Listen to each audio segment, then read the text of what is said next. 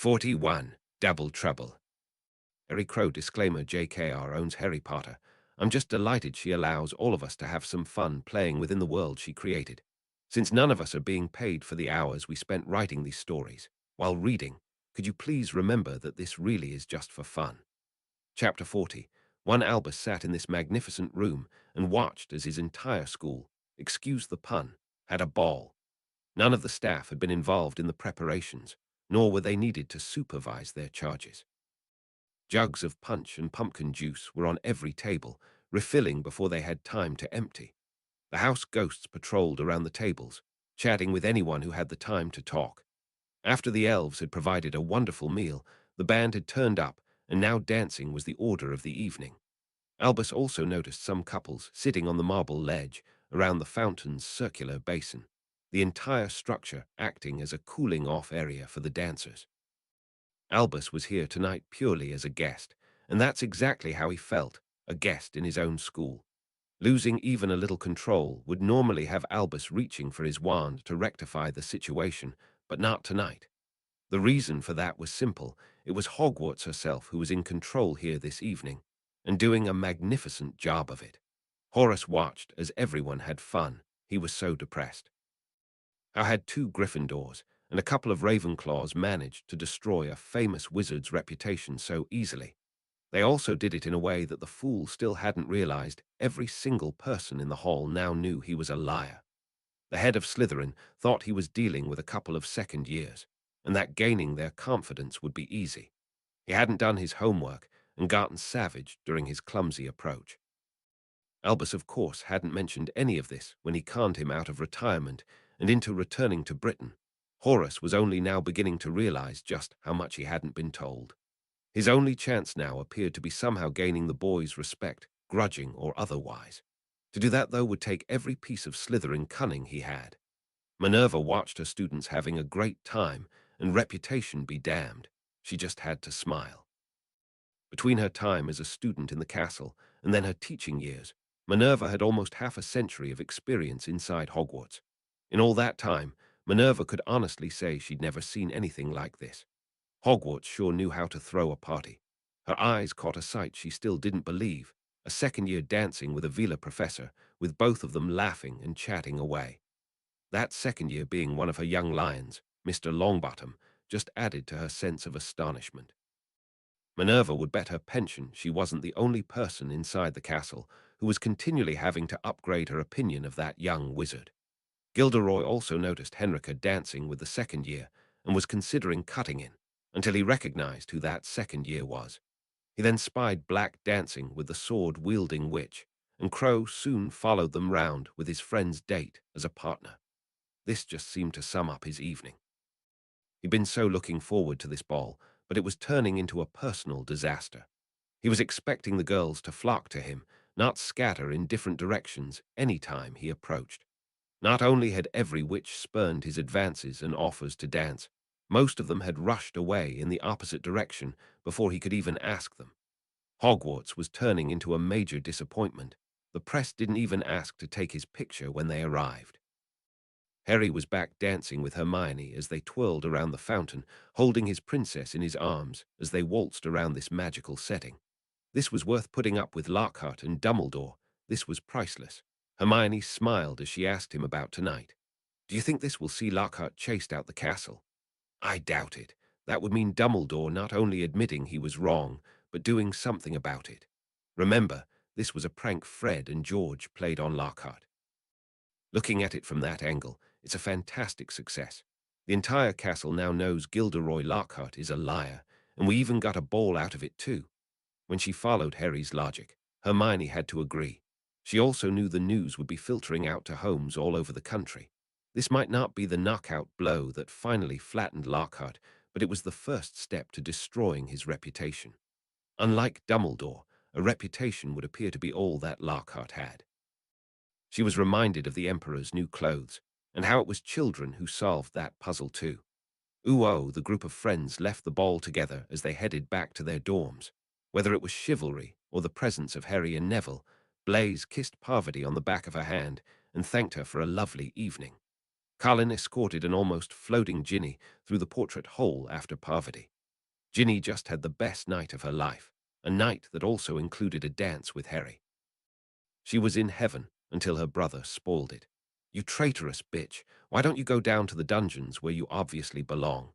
It was only when Parvati answered that Ginny realized Ron's tirade wasn't aimed at her. "Listen, Weasley, who cares what you think? Take your attitude out of my face before I decorate the common room with it." "Oh yeah, think Crow is going to come running to save you. He only does that for your sister." Padma had been outside saying good night to Neville when she heard the shouting. Discovering her sister was involved saw her head straight into the lion's den. Ron suddenly had double vision, with both Patel sisters now in his face. "Listen, Weasel, my sister doesn't need anyone to rescue her from the likes of you.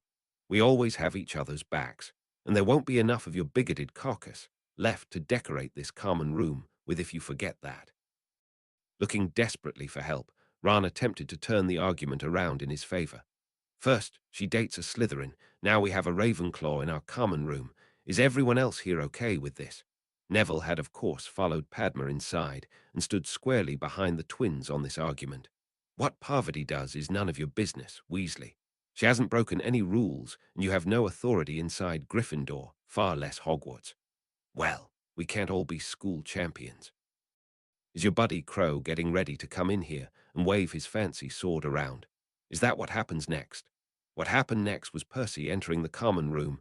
Ron grasped this fortuitous event and treated it almost as if the cavalry had arrived to save him from the circling savages.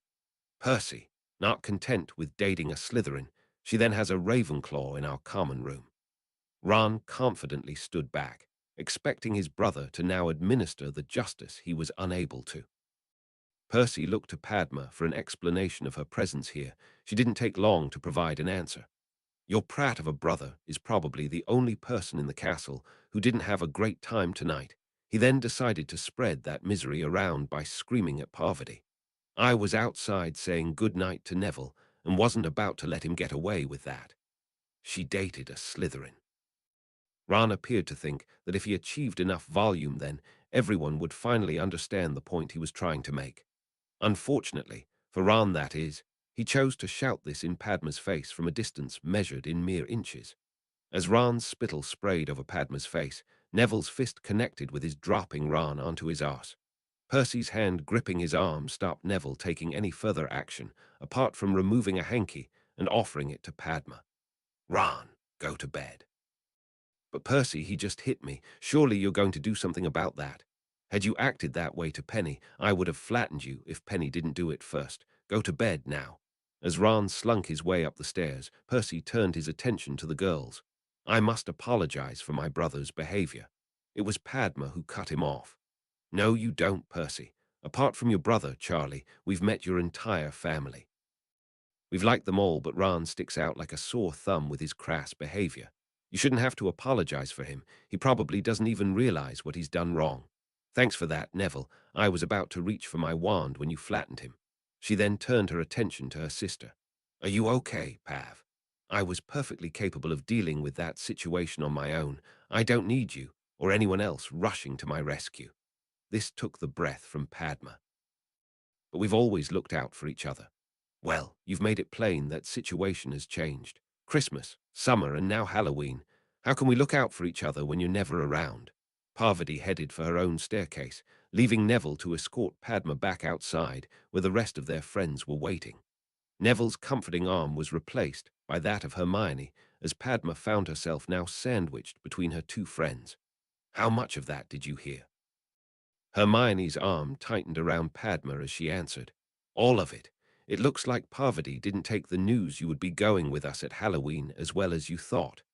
Christmas is nothing more than a break from school for us. Halloween is different. This will be the first one we've ever spent apart.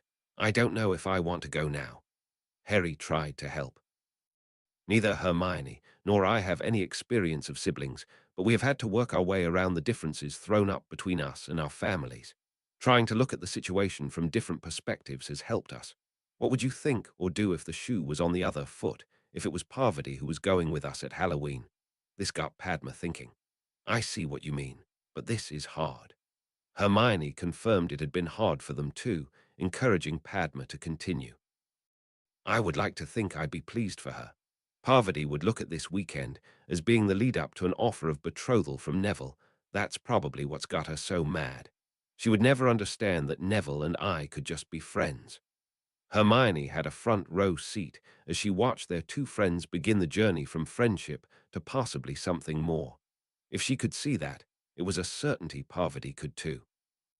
Padma herself had said that her sister was always the twin who drew the most attention. Watching Padma with Neville must be hard for Parvati to take. Her less popular sister appeared to effortlessly obtain what was Parvati's greatest wish, a boyfriend who had the potential to be so much more. That this was a boy Parvati had previously attempted to ensnare must be particularly rankling. Like the rest of their friends, the smartest witch in their year dismissed the problem as jealousy on Parvati's part. Padma herself had reached the same conclusion. It didn't hurt any less because of that. That morning's prophet pleased everyone except Lockhart. They had led with the headline, a celebration Merlin would be proud of, accompanied by a picture that showed lots of first and second years posed around the fountain. That his school was shown in such a positive light pleased Dumbledore no end. He was more than happy to bask in the reflected glory this story generated. The way things had been going lately, Albus was happy simply not being publicly berated for something. It made a pleasant change. Harry was also happy. Apart from there being some mention of the Order of Merlin winners in attendance, he didn't feature in the story.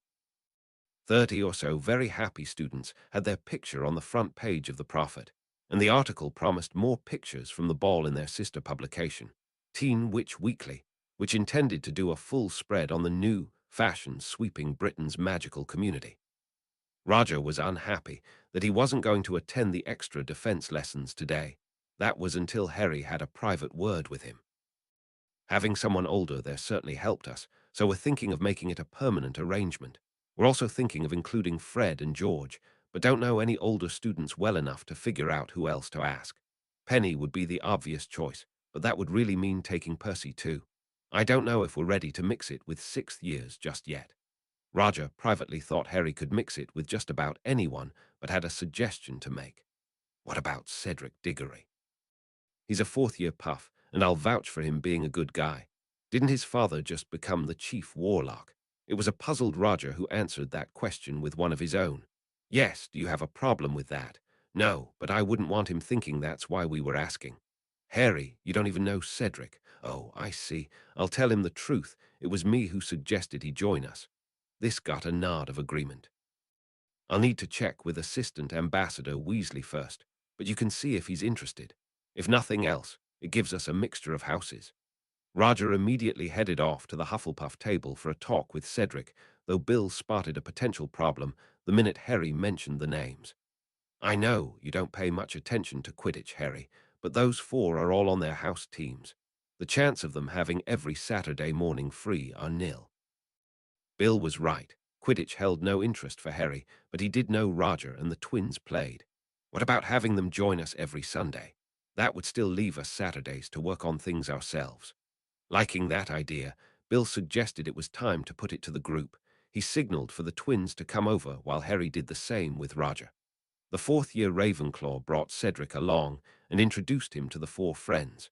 Bill then laid out their proposal. You four want extra tuition in defense, and I want to match this lot up against some older opponents. We're proposing to do both every Sunday morning, if you're up for it. The twins agreed at once while Roger had a question. Cedric mentioned Quidditch. Is that why you're offering Sundays? Yes, this lot might not bother with the game, but I knew you four had Quidditch commitments. Both Roger and Cedric confirmed they would be delighted to accept, only to quickly discover what they'd let themselves in for. Okay, we've already wasted 5 minutes standing here blethering. Let's move it. There was no hesitation amongst the four friends. They shot out of the hall, leaving the others to chase after them. That same quartet of second years sat showered and changed at lunch, while a certain four fourth years were conspicuous by their absence. A certain professor noticed this, and the esteem this gained the second years from the other students. It was time to try a different approach. Before they arrived for breakfast on Monday morning, Harry must have denied he was holding a dueling club at least a dozen times to excited questioners. Apparently notices for this club had appeared in all 4 houses. Padma attempted to look on the bright side. At least they're holding it tonight, and not in direct competition to Crow's marauders. I think I prefer the Order of the Avies. Harry's suggestion was instantly outvoted by his 3 friends and all the first years within hearing range. It seems he was stuck with that name. So, are we going to go along tonight? The other 3 thought over Neville's question and couldn't come up with any reason not to. Between the ball and now this club, morale in the castle had rarely been higher. Everyone left the great hall straight after dinner. There was no dawdling tonight. They understood the hall would need to be set up for the club, and on regaining entry, it certainly looked promising. The house tables had been removed, and a dueling platform now dominated the hall. All that early promise was for naught, though, with the discovery of just who was running this club. Gather round, gather round. Can everyone see me? Can you all hear me? Excellent. The loud groans that greeted Gilderoy's arrival told the professor he was the only one who thought this situation was excellent.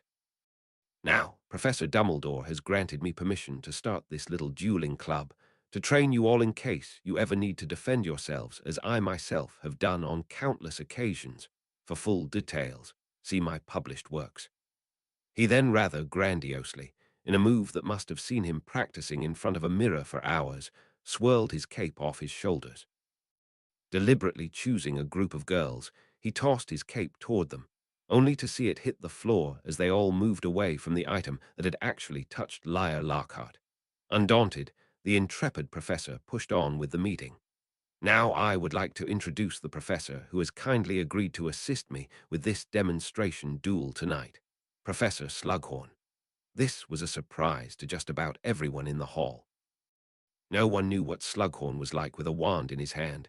The unanimous consensus, though, was that he couldn't possibly be worse than Lockhart. The blowhard counted down from 3, and then promptly ended up on his back, a simple disarming spell doing the damage.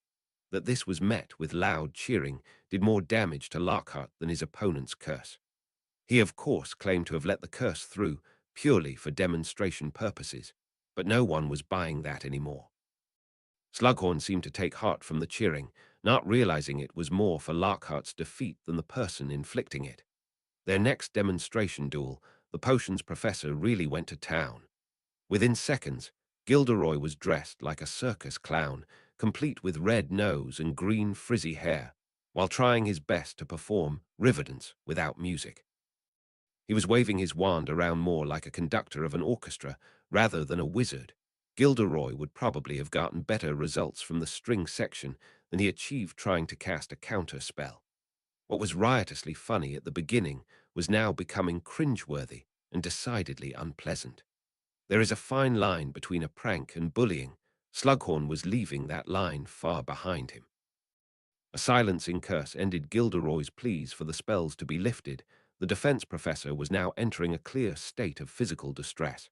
Horace was enjoying this, and now for phase 2 of his plan.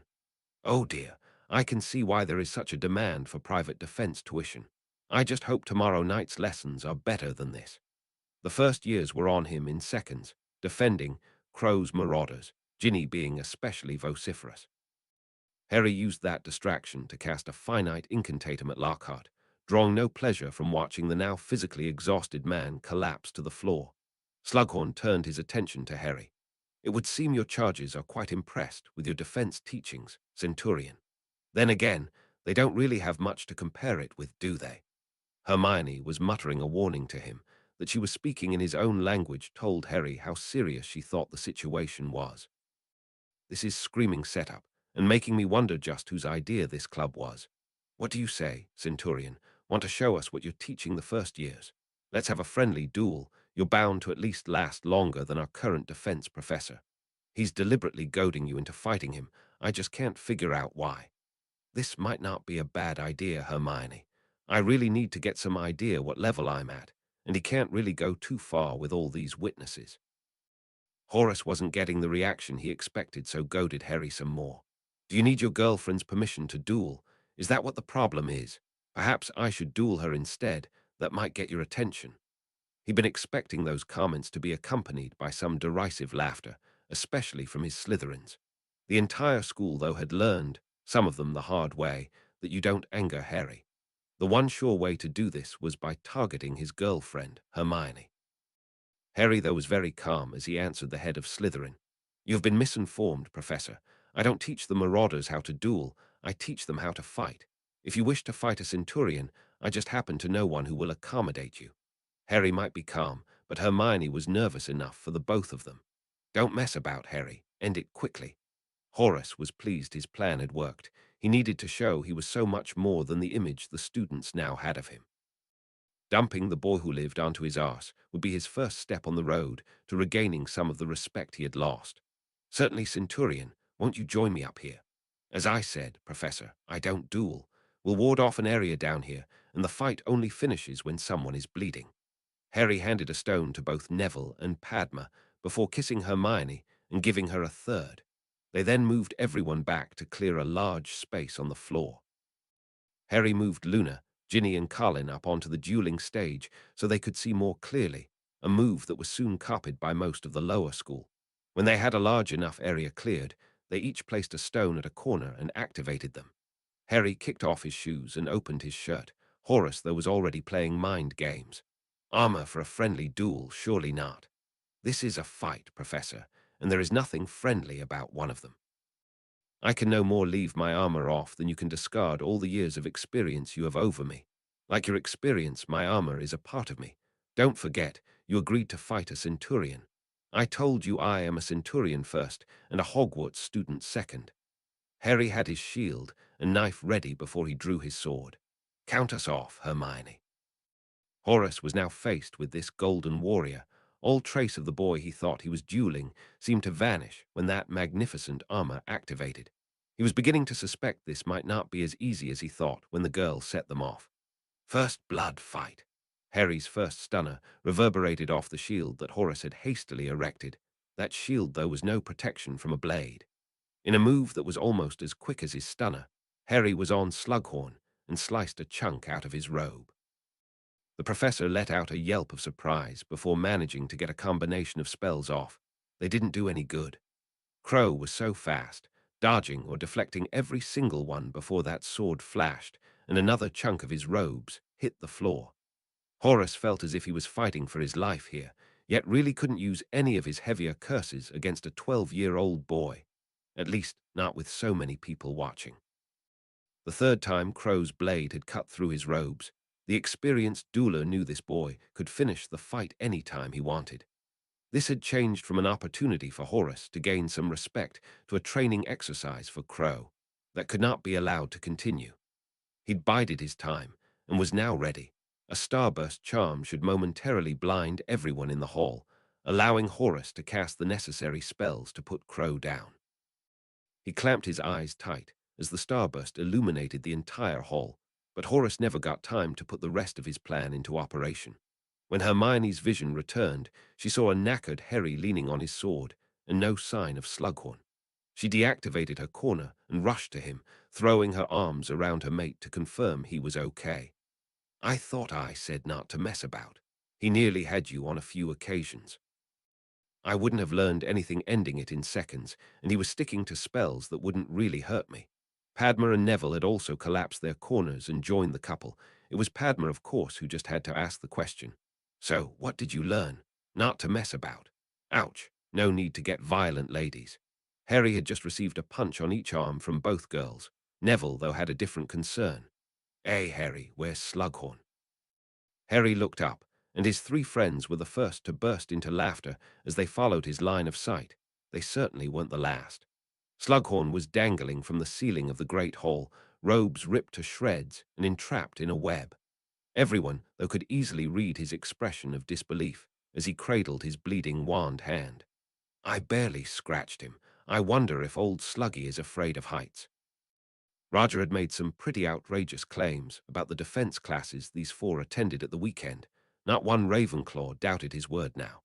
Cedric had also stated in Hufflepuff that any of the four would kick his arse in a fight, and Harry regularly fought the other three all at the same time. Susan and Hannah's claims that Harry and Hermione practiced every day, even on holiday, had also been taken with a pound of salt. These two were now being believed. Even the first-year Gryffindors knew not to believe a word Fred and George said, Their house did know a fighter when they saw one, though, and Harry was undoubtedly a fighter. The Slytherins didn't know what to think. Their head of house had deliberately goaded Crow into a fight, and then lost. Anyone who'd seen him use either of his blades knew Harry could have cut Slughorn with any of those strokes that sliced through his robes. This seemed to send a mixed message. There was certainly no love lost between Crow and Lockhart. It didn't escape their notice, though, that Harry had just dished out the same treatment their head of house gave Lockhart earlier. One thing was for sure, no one would openly challenge Crow after that display. The prefects had to step in and stop the Great Hall from descending into chaos. With Lockhart now sleeping from exhaustion, he snored too, and Slughorn hanging from the ceiling, they were forced to take charge. The ruckus Harry's victory had started was bound to attract staff attention, with McGonagall and Flitwick soon arriving and demanding some answers. There was no shortage of people willing to supply those answers, and soon McGonagall had only one question for Harry. "Centurion, how long do you intend to leave Professor Slughorn up there?" Professor Slughorn didn't seem in any hurry to remove his Tarantallegra from Professor Lockhart. "He left him dancing, so I see no reason not to leave the good professor dangling. Excuse us, Professor, but it's been a long and tiring day, with tomorrow probably being longer still since we have our defense club. I'm heading off to bed now." They walked out of the great hall, leaving both professors to restore order and also deal with a swinging Slughorn and snoring Lockhart. Neville and Hermione were practically carrying Harry by the time they reached Ravenclaw Tower. Good nights were said, as Neville then escorted Ginny and Colin back to their own dorm. Luna found herself sitting with Moonlight at Harry's feet. Padma and Hermione had plunked him between them on a sofa. Luna was delighted her friends trusted her enough to discuss what was going on in front of her. "I've never used my armor to enhance my speed for so long before. It really drained me. I think it's something that I might need to build up some endurance to." Padma agreed with his assessment. "Magic will always extract a price. Why didn't you end it sooner, though?"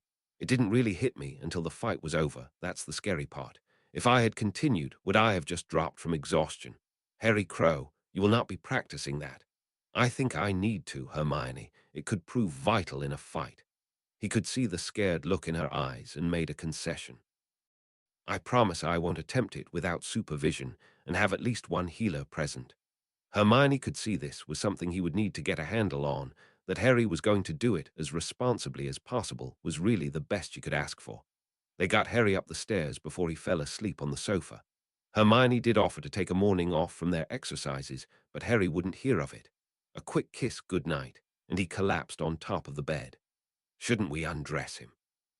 "Padma Patil, get your thoughts off my Harry. I'm throwing a cover on him that will keep him warm until morning." Padma was in full teasing mode now. "You could stay with him. No one would know." Hermione was pleased to see her friend returning to something like her normal self. Padma's relationship with her sister could currently be described at best as strained. "That's precisely why I won't be staying. When I spend the night with Harry, I at least like him to know I'm there." Padma had no answer to that, so both witches headed back down to the common room, stopping to watch as Luna attempted to teach Moonlight how to play hide and seek. Harry was almost back to normal next morning, though the couple did knock a few miles off their run. At breakfast, Harry found himself receiving vicious glares from the Hogwarts potions professor. It was almost as if something he'd been missing had returned. He much preferred the glares to the covetous stares Slughorn normally aimed at him. Breakfast also saw Harry face a barrage of questions, and even more requests for defense tutoring. He held up his hand to gain some quiet to be allowed a chance to answer. First off, Slughorn was holding back. He couldn't really go full power against a second-year student. In a real fight, I think you would see a different approach. This set the Ravenclaws thinking, though Harry knew they wouldn't like the next part. Working out lesson plans for the first years is taking nearly as long as teaching them, and they are all at the same level. To try and run another class couldn't fail, but have an impact on our own studies.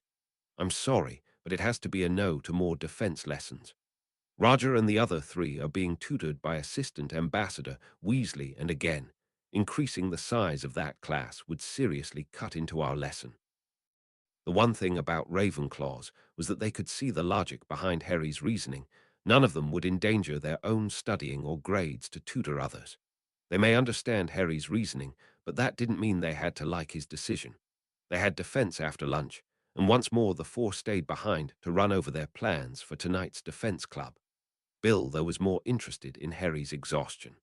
We all noticed you were knackered after fighting Master Sharpshard, but you were wounded too. This is something your father needs to hear about, and I really do think we need to find your limits. Bill headed Hermione's objections off with simple logic. It's much safer to discover what those limits are under test conditions than in a battle. None of them could really argue with that. Ooh, by the time they were due to meet Crow's marauders, Harry's exhaustion was nothing more than a memory, and the four friends were all raring to go. You all did really well last week, but tonight we're going to change it up a level. We noticed that some people weren't concentrating on their evasion, prepared to take a hit to get their own spell off. That is never the way to behave in a fight. The curse that you let hit might be the last thing you'll ever feel. Harry let the seriousness of this sink in before continuing. Because of this, we're going to learn a new spell tonight. It's called the Stinging Hex. Any idea why? Ginny was first with an answer. She'd seen her mum fire it at the twins for years, usually as they were running away from the mayhem they'd just created. That's because it stings when you get hit with it. Ginny's exactly right. It does sting people, but it won't do you any harm other than that. The secret will be not to let it hit you, and we want you to learn to treat all spells cast at you in the same manner. After having learned to cast the blob spell, no one had any trouble mastering the stinging hex. Then the real lesson began. Harry had asked the room for some protective headgear. A stinging curse to the face was not something they wanted any of the first years to experience. You are now going to take part in an exercise the four of us do all the time. Same teams as last week. One will be casting the stinging hex, while the other will be doing their best to evade. There will be a strict time limit of 1 minute. When we call time, you better stop casting. If you get hit, lie down on the floor and you will not be targeted again. There was a much more serious atmosphere about the lesson tonight. Even the ones doing the casting knew it would be their turn to evade next. Harry and Neville kept their eyes on the casting team, while Hermione, Padma and Henrika looked after those evaders who'd been hit. There was no cheering from the sidelines this time. Everyone was too busy watching for ideas that would see them come out of this without being stung. Hermione made sure to be the one who led Colin to the sidelines after his team's minute was up. He would probably have looked upon Padma having her arm around his shoulders as a price worth paying for taking a stinging hex. Once each team had their turn at both exercises, Harry reintroduced the format they had used last week, only this time using stinging hexes. All were pleased to see the battles this time were a lot more cagey. No one wanted to rush into a brace of stinging hexes. At the end of the lesson, they had all the marauders sit in a large circle, and the elves provided comforting mugs of hot chocolate for each of them. Harry then spoke to the class. Up until tonight, we've tried to make these lessons fun. The downside of that approach was some of you were treating it all as a game. I hope you now know it's not. We will still try and have some fun, but you have to understand that learning to defend yourselves is a very serious business. You are witches and wizards. A wand in your hand gives you the power to perform magic. The point of this club is to teach you how to do that properly and responsibly. We realize tonight might be a bit of a shock to the system and hope you'll still be back next week. They had worried that tonight's approach might scare a few of them off. Luna, though, seemed to speak for all of them. Why wouldn't we come back next week? This is stuff we need to learn, and who else is going to teach us it? Professor Lockhart. You're giving up your evening for us, and I know you'll be studying for Master Pitsley's class the minute you get back to our common room. I think what I'm trying to say is thanks to all of you. They weren't sure who started clapping, but soon all the first years were applauding their 4 tutors and staff sponsor. The first years had taken to wearing their Crow's Marauders badges on their robes, and Harry couldn't help but feel proud of what they were doing here. It was fear rather than pride that saw Lucius shoot up into a sitting position in bed. The nightmare had left him sweating. Draco and Pansy had been in the picture that appeared on the Prophet's front page, just 2 of many purebloods who were clearly having a good time. Lucius was the only person who knew that those good times were going to come to a crashing halt, and that the pictures he saw in his nightmare were of dead pureblood children. That Draco's face was amongst those dead children was the reason for his nightmare. That, and his inability to do anything about the situation. His son was just going to have to be left to take his chances, along with the rest of Hogwarts. N, thanks for reading. 42. Halloween 2. Harry Crow, can anyone tell me what's the point behind posting someone else's work as your own? I don't post my work anywhere else but here, and certainly not under any other name than RobSt. When a reader PM'd me with a link to my work posted elsewhere, under a different name, I immediately checked it out. This author had 24 stories posted, most of which I recognized. At least half a dozen are on my favorites list. I only managed to report 3 before the ARPs had him shut down. Kudos to Wattpad. The right action taken with a response time measured in minutes is very impressive. I make no claim to own Harry Potter, but Harry Crow and my 11 other stories were all written by me. Chapter 40, 2 September gave way to October as the school year marched on relentlessly. Adding the 4 older boys to their Sunday training was paying dividends all round. The 4th years were getting sick of ending up on the floor every time they fought, and continually pushed themselves harder to put a stop to this occurrence. Their efforts kept the 4 friends on their toes, and also working harder to maintain their current 100% record. As they were leaving the room of requirements, Harry had a question for the older wizards. How would you 4 like to give us a hand with the Marauders on Tuesday night? We're planning on trying to teach them how to cast a shield charm, and the smaller the group we can work with, the better it will be for them. Cedric was astonished at this. You're teaching first years the Protego charm. Padma seemed to think their teaching methods were being questioned here. What's wrong with that? We learned it last year when we were their age. Easy, Padma. Cedric didn't mean anything. Hermione then went on to explain their reasoning to the 4th years. The shield charm is one of the most important we learn at Hogwarts. We just don't see any reason to wait until 3rd or 4th year before tackling it. Professor Weasley taught it to us earlier than this last year. Harry confirmed what his girlfriend had just said. Hermione's right. It makes no sense.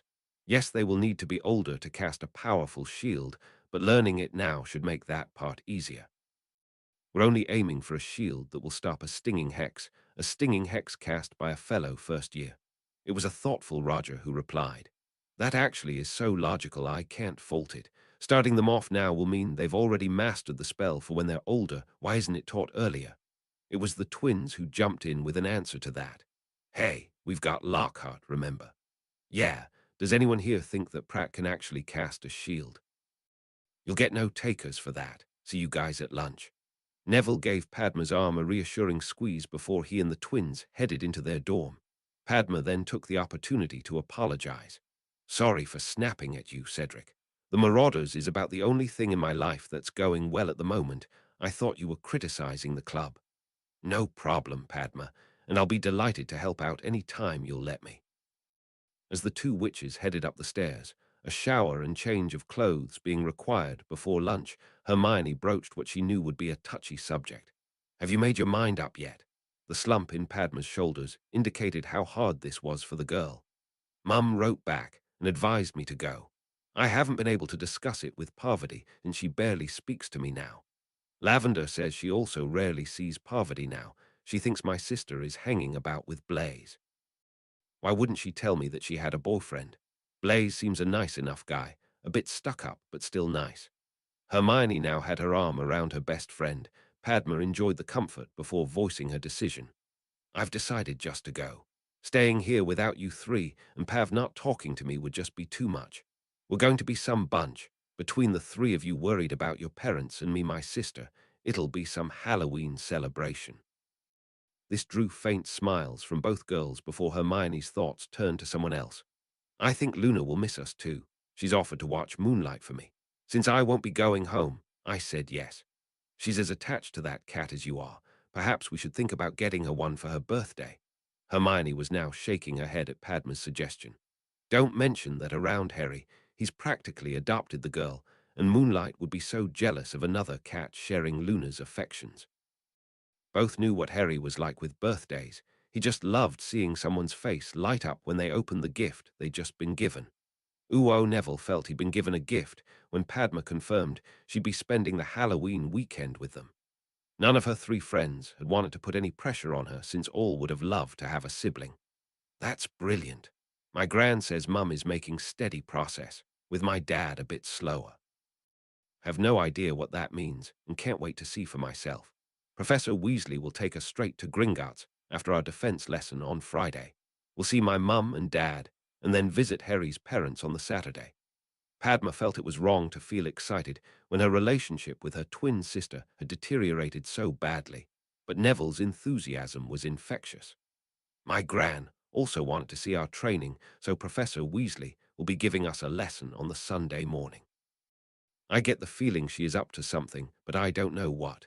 My father hasn't mentioned anything, but that means nothing. Goblins are unreadable, except to Hermione here. Padma made an effort to tease. Oh, I think it's just a specific goblin a Hermione can read. The witch in question now snaked her arm around Harry's waist. Trying to understand one goblin is more than enough for me. Minerva had decided she needed to check out the first-year defense club, otherwise known as Crow's Marauders. It was soon easy to see why they had that name. Henrika quickly welcomed them, taking time to introduce the quartet of fourth years who would be helping them tonight, before handing the club over to Harry and then standing next to Minerva as a spectator. The first-year students hung on Harry's every word as he clearly and concisely laid out exactly what would be happening during tonight's lesson. Minerva thought he was being hugely ambitious with his aims, but decided to keep that to herself. She would observe and make any comments after the lesson finished. The first years were then split into 4 groups. Minerva couldn't miss that they had deliberately avoided splitting them along house lines. Watching Fred Weasley work alongside Harry with his group was certainly an eye-opener for his head of house. Here was a seriousness and willingness to help that totally surprised Minerva. That it was matched by his twin working with Hermione was nothing short of astonishing. If these two weren't careful, they could find themselves in the running for a prefect badge at the summer. Now there was something Minerva couldn't have imagined, even this time last year. She also noticed Miss Pattle working seamlessly with Mr. Diggory. While most of the younger witches in Hogwarts might wish for the wizarding company she kept, Padma paid that part no notice and just got on with the job in hand. She was so focused that Mr. Diggory followed her orders without question, which would probably only widen the rift between her and Parvati when this got out. The pairing that pleased Minerva the most, though, was Neville and Mr. Davies. It was obvious that her lion was in charge, and again the older boy obeyed his instructions. The first years too were quick to obey any instructions given. 2 would be called forward, practice the spell a few times, and then return to their group, with words of encouragement ringing in their ears. Minerva was one of the few aware of what was happening with his parents.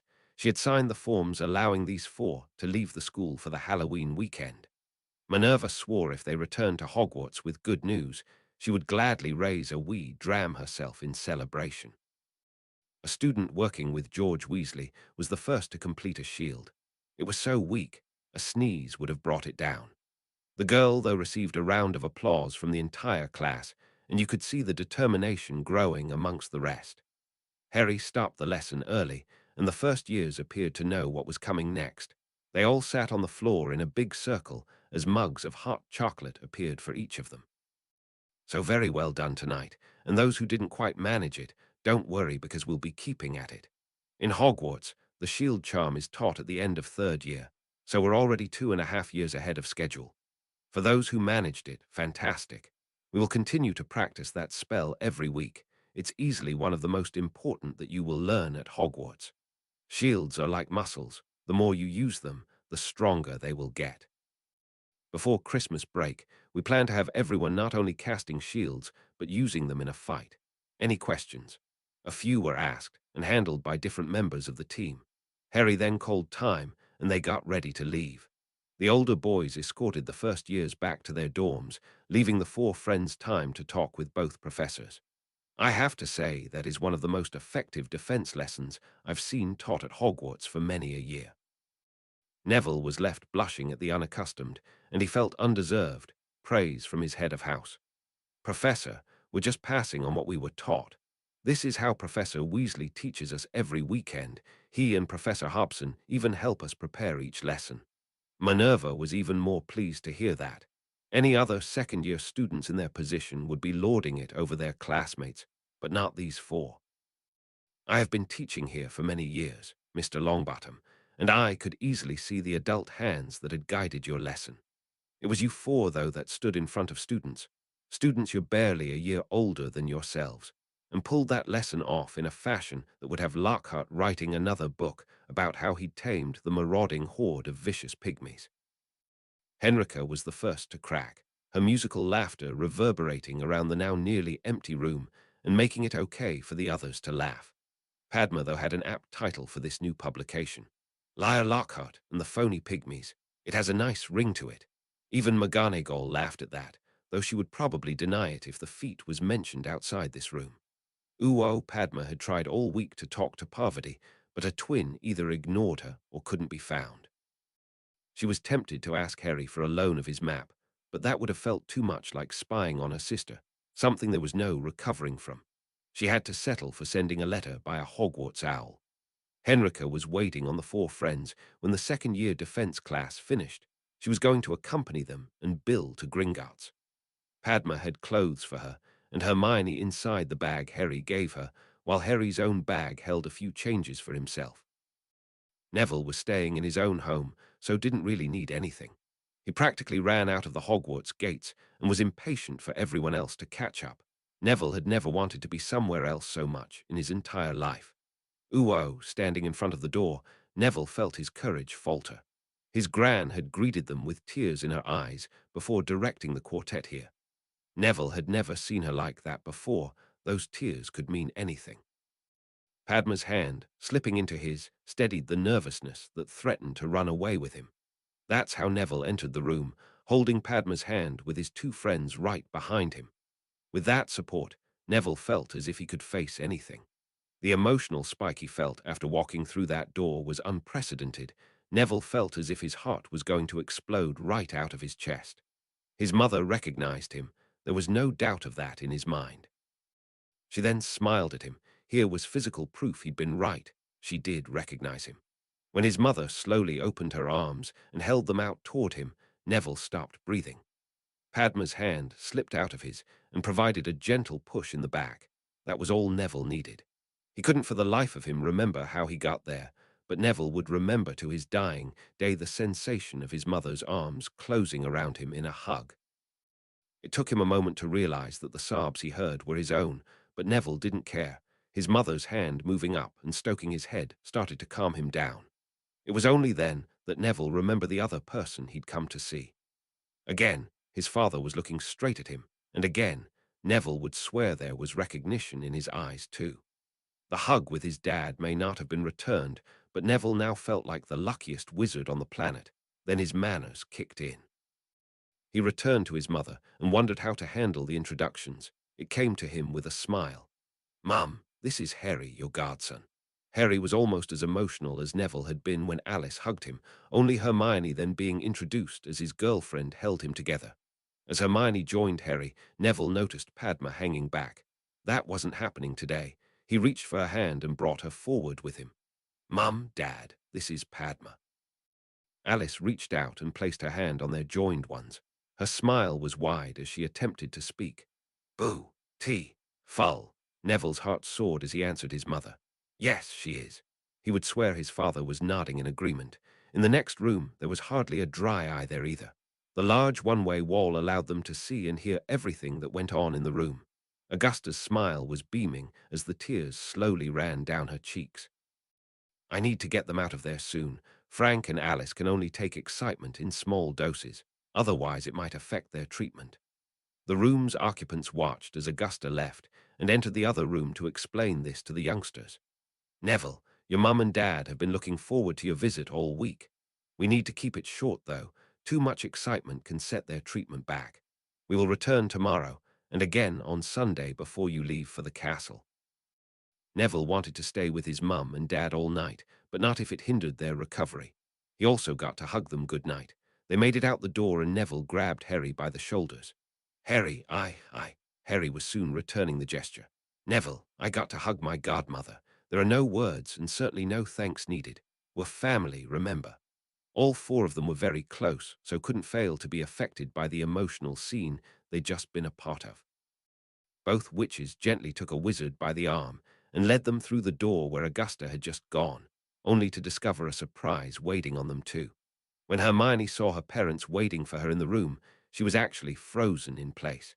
Padma, shooting past her into Smita's arms, soon saw Hermione repeating those actions as she almost bowled her parents over with the force of her desperate hug. A tearful Henrika soon had both boys wrapped in a hug too. "Neville, I am so happy for you." That was without a doubt the most heartwarming thing I have ever seen. Augusta then moved both boys over to the wall that allowed them to see into the room. "We can't go in there too often or for too long, but Barchok arranged this so I can visit whenever I want." Neville couldn't take his eyes off his parents. Just watching his mum sitting holding his dad's hand was like witnessing a miracle. Sirius and Henrika came up behind them. "I've booked a room at the Leaky Cauldron again, so we can all eat dinner together. There's no hurry, though. I could watch this all night." Padma was crying in her mother's arms. "Parvati won't even speak to me now. I don't know what else to do, Mum. I would have stayed in the castle if I thought it would help." Smita had Padma wrapped in a hug. Her daughters had little spats before, but nothing on a scale like this. I wrote to her and asked if she wanted to come home for the weekend, and even hinted that there were other things going on she wouldn't want to miss. She said she was happy to stay in the castle and enjoy the celebrations there. I got the distinct impression I wasn't being told the whole truth. Her date for the ball was Blaise Zabini, a Slytherin but a gentleman too. I don't know if she's still seeing him. We have hardly spoken since that night. Her dad then had some advice. "It's only 7 weeks until the holidays, and Parvati will certainly be coming home in December. We will sit down and discuss what's going on then. I promise we will get to the bottom of this." The Patils headed over to join their friends watching Frank and Alice. Hermione was also in tears, attempting to apologize to her father. Emma left the two for a moment, heading over to Harry and Neville. Harry felt the arms wrap around him from behind and knew instantly who it was. Emma then kissed him on the cheek. "Are you okay, Harry?" "I've rarely felt better, Emma. I have a godfather and a godmother."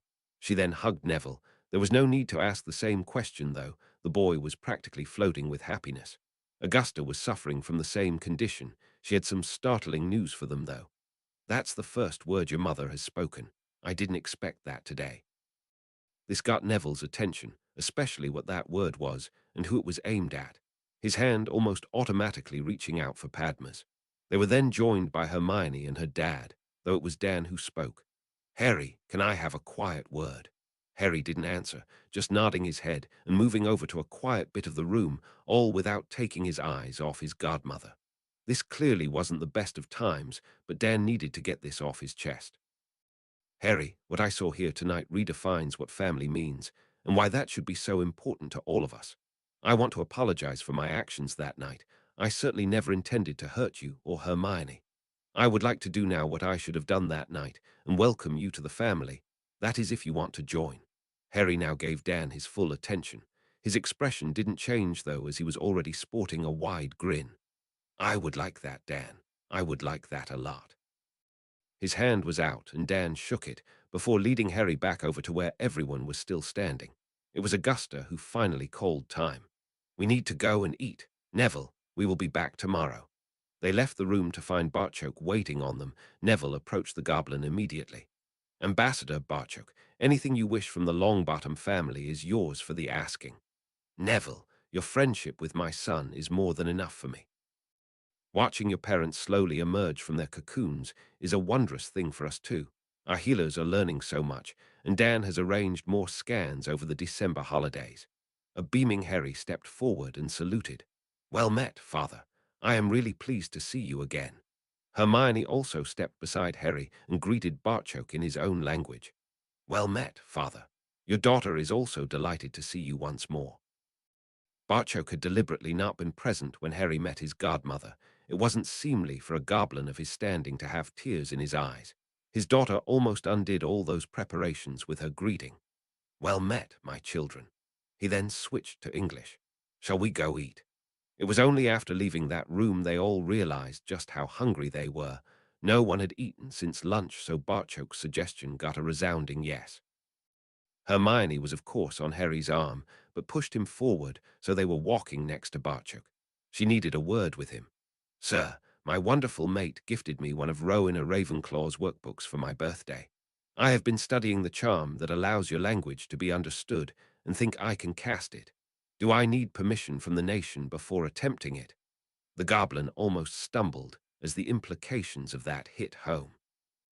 Master Flitwick had sworn on his honor to the Lady Ravenclaw he would cast the spell only once, and never pass it on to anyone else. Now his daughter not only had knowledge of the spell but could cast it. The implications of this would have to be taken to the director, though it would be prudent to ensure she was correct first. Who did you plan on testing this on? Padma, Neville, Henrika, Sirius, and Professor Weasley. I would like to add my mum and dad to that list, but don't know if it would work on people without magic. Those names were what Bartchoke would have predicted, and could easily justify them to the director as test cases. Henrika and my assistant ambassador would certainly benefit from understanding our language. I also see no problem with Sirius being included too. It would certainly give you four a tactical advantage if you could all speak a language your opponents couldn't. I would leave your parents until we could try it under test conditions, much like we'll need to do with Harry's exhaustion from magically enhancing his armor. Hermione didn't disagree with any of that, and Bartchoke's final suggestion made sense too. I will need to approach the director to discuss the implications of this, but I would advise you not to let anyone else know of that spell, and certainly not how to cast it.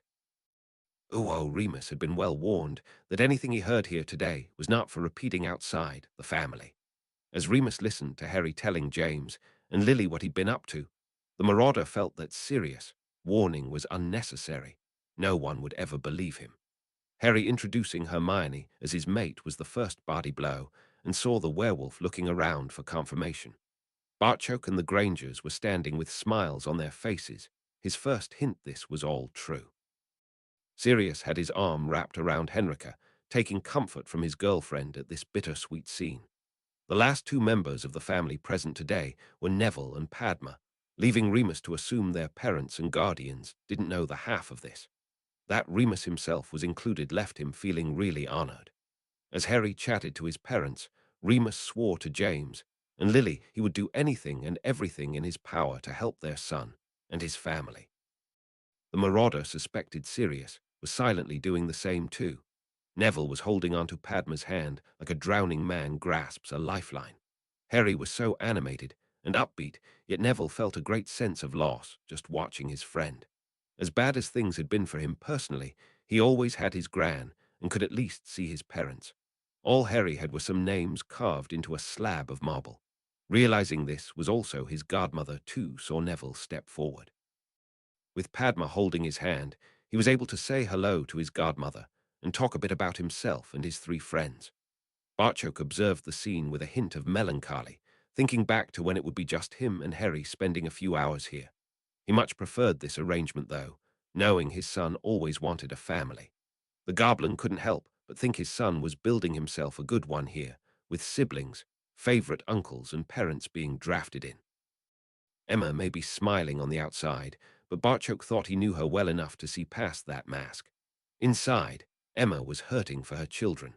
Augusta's party tonight would be a welcome break, and something everyone was looking forward to. As an avid observer of people, Bartchoke had watched as the barriers between their extended group had slowly eroded over time. Even the paddles had changed and become more relaxed around the company. Augusta herself had lost a lot of her straight-laced mannerisms when amongst this group. She'd been more animated and louder than Sirius at their dinner last night, a feat that was worthy of a celebration all to itself. Neville's second short visit with his parents acted as confirmation that his first hadn't been just a wonderful dream.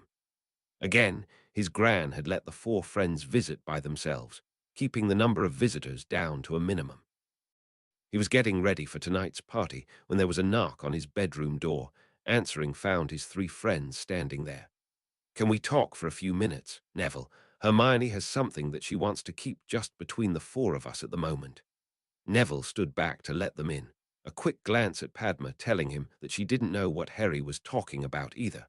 Hermione didn't keep them waiting for long. "I've been studying Rowena's workbook, especially the charm that translates the goblin language.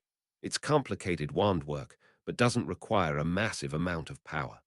I'm pretty sure I can cast it, and wondered if you two wanted the ability to understand and speak Goblin too. Padma caught on quickest. Is that why you were chatting to Barchok in Goblin? I don't know if it's just my nosy side showing, but the idea of being able to understand what's being said by the goblins appeals to me. Neville approached the thing from a whole different angle. Professor Weasley says when we're older, we'll learn silent casting so the opposition doesn't know what spells we cast. What if we cast them in Goblin? Will that even work? This led Hermione and Harry to look at one another, leading to a simultaneous shrugging of shoulders. Harry drew his knife and cast Lumos, first in English Latin, then his own language. The charm worked equally for both. Hermione was biting her bottom lip in deep though before offering an explanation. Professor Weasley is always telling us our magic is intent-based. Harry's magic obviously understands what he's trying to cast, so just does it. We could cast our spells, and no one would have a clue what was coming at them. This will seriously piss off our sparring partners next weekend. Hermione, I certainly want to have a go at this. Padma was putting her name at the top of the very short queue. Neville quickly agreed to join it too. It was a nervous Hermione who then got her book and wand out. It was now time to see if she could live up to her claim. Padma wasn't nervous in the least, knowing her friend would never have offered if she wasn't certain of success. A tense few moments was then followed by Harry asking Padma how she felt in Goblin. That she answered in the same language saw each witch's feet suddenly being lifted off the ground, Harry letting out a loud whoop as he twirled Hermione in the air. Hermione glanced down at the love, and pride reflected back from Harry before she noticed their two friends. Neville had Padma in a similar position, and the two were gazing happily at each other. The spell seemed to break, and Neville lowered her gently to the ground before turning to Hermione in an effort to hide his blush from Padma. I'm ready when you are, Hermione. She took a moment to center herself again. This was not a spell you could do in a hurry. It was only minutes later, though, that all four were chatting excitedly in Goblin. Oh, I can't wait to use this on Fred and George. This is better than a prank. The thought of getting one over on the biggest pranksters in the school had Neville almost drooling at the thought. Padma, though, had bigger fish to fry. Why settle for the copies when we'll have the two originals here tomorrow? Everyone is staying after the party, and tomorrow will be a fabulous opportunity for Robin, Dove, Owl, and Swift of Crow's marauders to match up to Padfoot and Moony. This idea made Hermione nervous. Hey, Padma, you do know that Remus is a master in defense, and Sirius is no slouch either. It's like Harry and Slughorn, Hermione. There's no way they will be using anything too powerful against us. Embarrassing, most definitely. We need a better measure of where we are. It actually wouldn't be a bad thing if we got our arses kicked. That's the result everyone will expect anyway, so we've nothing to lose. Harry agreed with Padma. You have to fight people better than you to improve. Roger, Cedric and the twins are just beginning to get the idea of fighting against us as a team. Sirius and Remus will have that down pat. Casting our spells in Goblin might give us a bit of a shock advantage, but we would have to take it quickly. It was Neville who brought up another problem. How do we con them into fighting us in the first place? That saw the four of them put their heads together. Uo running around the Longbottom estate was a pleasant change for Harry and Hermione. Last night's party had been great, but just the two of them running alongside the estate's boundaries on a sharp November morning was wonderful in a whole different way. I take it you noticed how much closer Neville and Padma are getting. Hermione knew Harry missed very little. Her mate confirmed that view.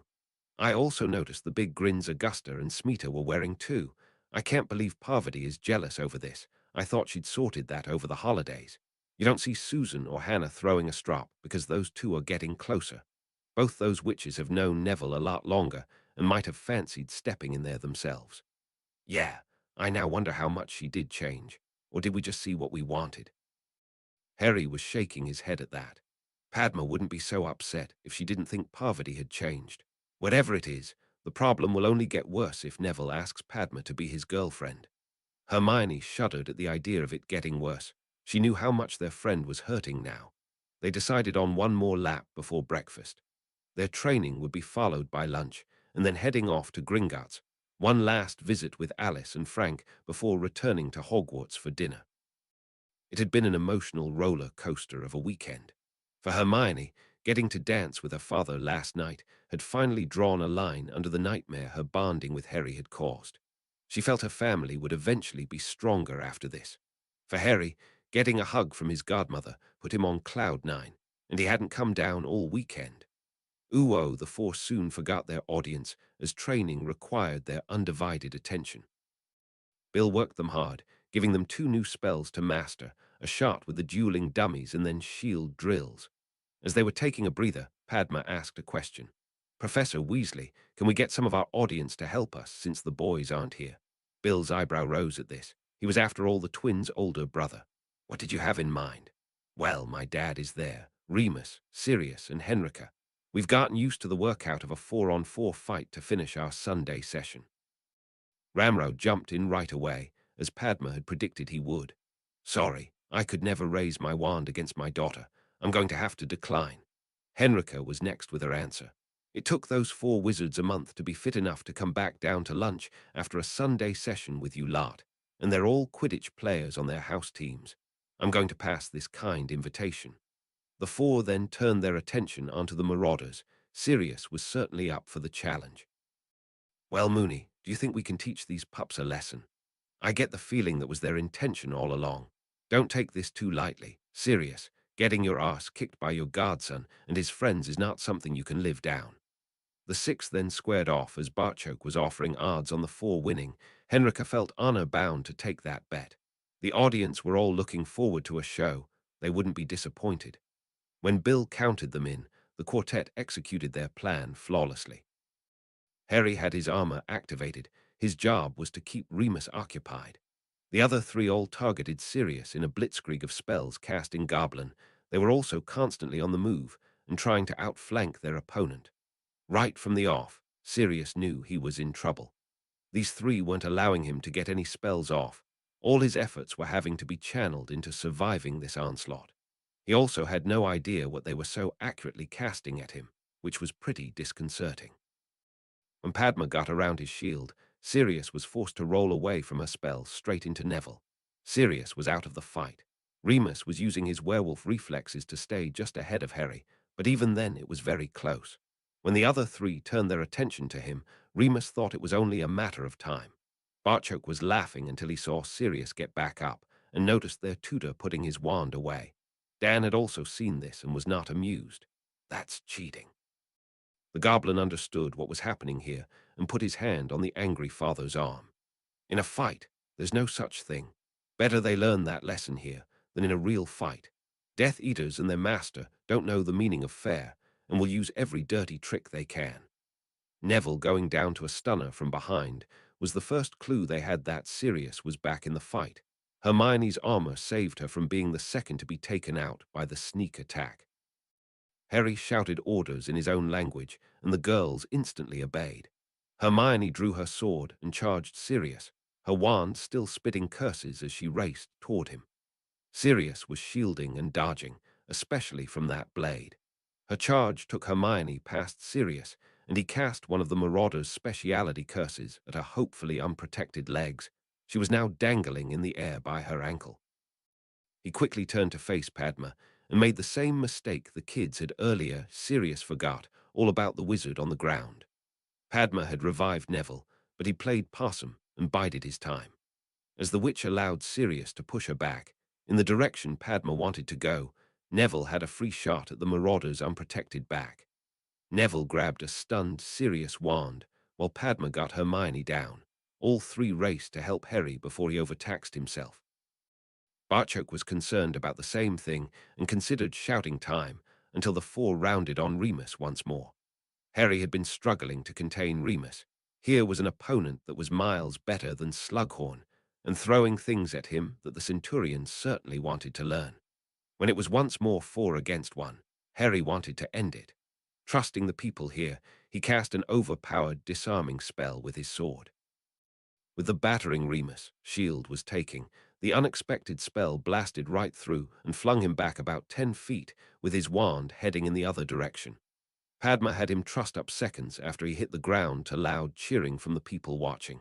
Henrika revived her boyfriend and Sirius released a groan. He wasn't in pain, though. They beat us, didn't they? Yes, and I should know better than to bet against a goblin. I lost 10 galleons on you, Black, and I'm back to Hogwarts later, so I can't even make you pay for it." There were congratulations being handed out, and the ribbing had already started against the marauders, but Bill's lesson wasn't over yet. "Okay, you four, where did we go wrong?" Neville was first to hold his hand up. "I should have taken Sirius, wand off him the first time, then it wouldn't have mattered if he'd been revived." Bill then turned his attention to Harry. He had no idea what their tutor was after, though. It was soon spelled out to the Centurion by the angry redhead. What the hell was that all about? Using Hermione as some kind of sacrificial goat so Sirius wouldn't see what Padma was up to. "I thought better of you than that, risking one of your own to win a fight. In a real fight, you could have gotten her killed." It was his job to push Harry into being ready to face Voldemort. For an instant, Bill thought he'd pushed too far. Harry appeared ready to attack him. "That was our godfather she was up against, someone we knew would never hurt her. If you think I would try that in a real fight, then we need a new tutor. This was an elaborate ruse to take down the marauders. We worked out our tactics last night. Yes, we counted heavily on them holding back, but so were we." At that, Harry drew his sword in one smooth motion, and a powerful curse left the blade. They had been practicing in a walled area of garden behind Longbottom Manor. Harry had fired at the most distant wall over 30 yards away, and his spell obliterated a section about 15 feet across. In the shocked silence that followed the loud blast, Dan's words were easily heard, though barely understood. "Shit, that's not a rifle, it's a bloody cannon." The sword of Gryffindor returned to its sheath as Harry spoke again. "I know what I have to do, which is why Halloween is the only day of the year I don't train. Balls and parties are nice, but if they affected my training, I wouldn't be there. These three have known the danger being my friend brought since the first week we met. They not only accepted it, but wanted to train alongside me. I swear to everyone here that I will do everything I can to keep them safe. Anyone trying to get to them is going to have to kill me first." Having just got their family back together, Harry didn't want there to be the slightest doubt in anyone's mind that he'd deliberately endangered Hermione. Emma and Dan smiling at him showed they understood that. Only one more thing to do. "I'm really sorry about your wall, Augusta. I shouldn't have lost my temper." The old witch was much more interested in what she'd seen here today. "Walls can be repaired, Harry. I know you four will look out for each other. That's the important thing here. Can I just say I'm so proud of you, all four of you." This was a sentiment shared by the extended family. Bill had taught them to own up to their shortcomings and mistakes. It was time for the tutor to do the same. "Harry, guys, I'm sorry too. I saw tactics there that were reckless and downright callous. What I should have seen were calculated risks in an encounter that had set boundaries. This was my idea from the start, Professor Weasley. I thought it would be fun to get one over on the marauders. We knew exactly what we were doing from the moment you counted us off. He should have figured Padma would be the one to instigate a stunt like this." Bill had one more question, though. "And just when did you lot learn to cast spells in Goblin?" He'd known what language they were using, but not what they were casting. The praise practically gushed from Padma as she answered that one. "Oh, that was Neville's brilliant idea. We don't know how to cast silently, but using Goblin has the same effect. Neither Sirius or Remus knew what we were casting at them. It was a disgruntled Sirius who had the last words on the matter. Moony, we were stitched up. Uwo, after their final visit to Neville's parents, their spirits were soaring again as Henrika led them back to Hogwarts. That all changed when they saw the spirit waiting on them at the main doors. The Lady Ravenclaw appeared worried. "Harry, you need to go to the infirmary at once." This time, Harry was accompanied in his mad dash to the infirmary by Hermione running at his side, these two leaving the other three trailing. They burst into the infirmary to see the furthest away bed with screens around it. Helena, appearing through the floor beside them, confirmed this was where they were meant to go. Pulling back, the screen saw both of them gasp in shock. Luna was sitting up on the bed, her legs curled under her, and Moonlight resting comfortably on her lap. Both were looking away from them, but the pair also appeared to have been transfigured into stone. N, thanks for reading. 43. Elvis has left the building. Harry Crow disclaimer. I do not own Harry Potter, and have never claimed to do so. Since JKR is the only person who can possibly write Harry Potter as canon, My work should, of course, be considered AU Chapter 43. Amelia was used to late-night flu calls. It unfortunately went with the job, but the one from Arthur Weasley certainly surprised her. What can have gone wrong with our goblin friends that would see you contacting me at this time of night? We have a problem, Amelia, a really big problem. Did you know a first-year student was attacked inside Hogwarts on Halloween? The witch was attacked in such a way that left her, and the cat she was holding, petrified. No, I bloody didn't. What happened, and how does it involve the goblins? Amelia could clearly see the despair on Arthur's green features in her fireplace. Nobody knows what happened, and the student was attending Hogwarts on a Potter scholarship. It was Luna Lovegood. Harry apparently hit the roof when he returned to the castle, mainly at the fact no one appeared to be doing anything about it.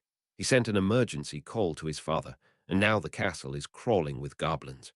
Bartchoke wants a meeting as soon as possible, in the Ministry or Gringotts. Luna is now in the Goblin Medical Facility. They had no treatment for her at Hogwarts. That last statement confused Amelia. If Hogwarts couldn't treat her, why wasn't she sent to St. Mungo's? That's not quite true. Hogwarts would be able to cure her, but not until May or June. What? That's 7 or 8 months away. Yes, I know. I think it was then that Harry hit the roof. Dumbledore appears to be trying to keep the whole incident quiet. His excuse was that this information getting out might lead to a panic. Amelia wasn't buying that. What he means is news of this getting out could cost him his job. I intend to see it does. I'll head for Gringotts and meet you there. I better alert the minister we might have a problem before I leave. Amelia was led through some winding corridors to the medical facility, discovering that Arthur and Bill Weasley had arrived before her. She also soon discovered why Harry had blown his top. Luna Lovegood was as stiff as any statue with Hermione's cat petrified on her knee. Bartchoke didn't waste any time on preliminaries, but got right to the point. Luna and Moonlight were discovered like this after the Halloween feast. They had been sitting in a windowed alcove, probably looking out at the world. Have you any idea what's wrong with them?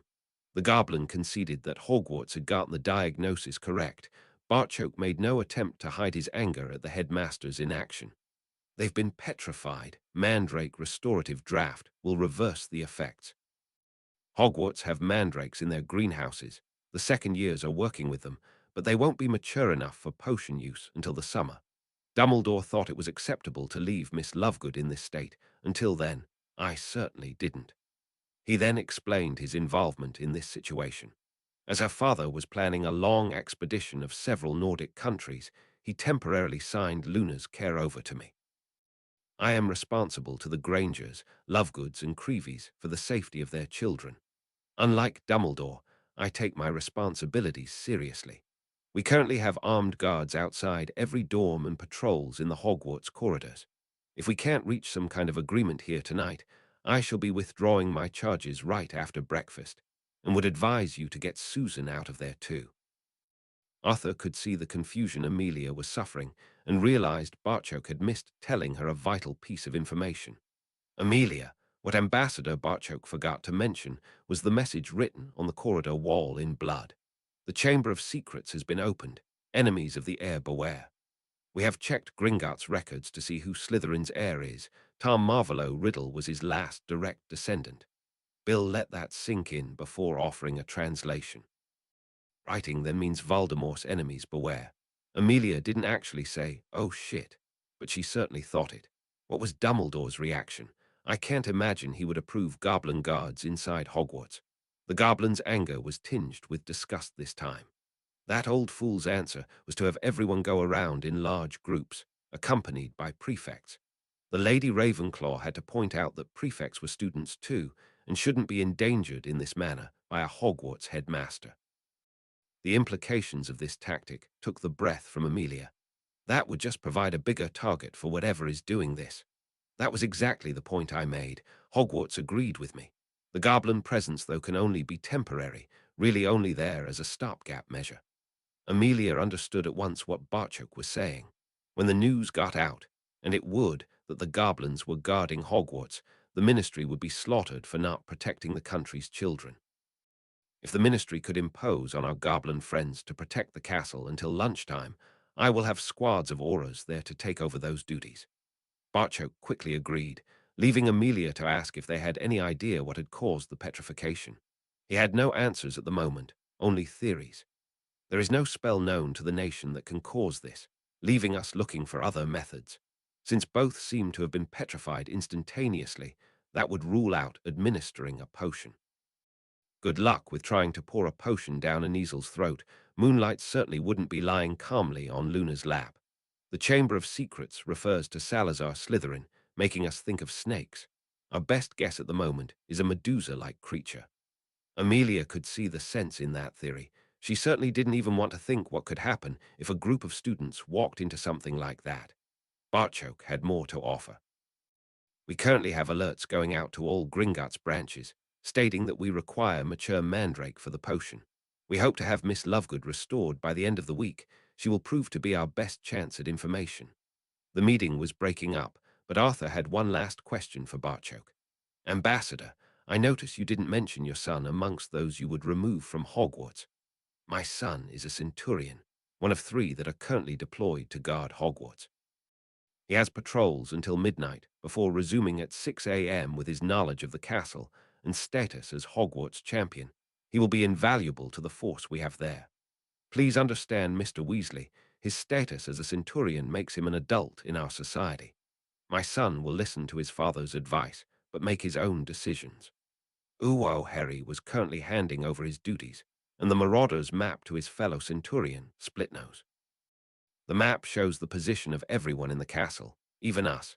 If you need me, speak to one of the ghosts or portraits. They will soon get a message through.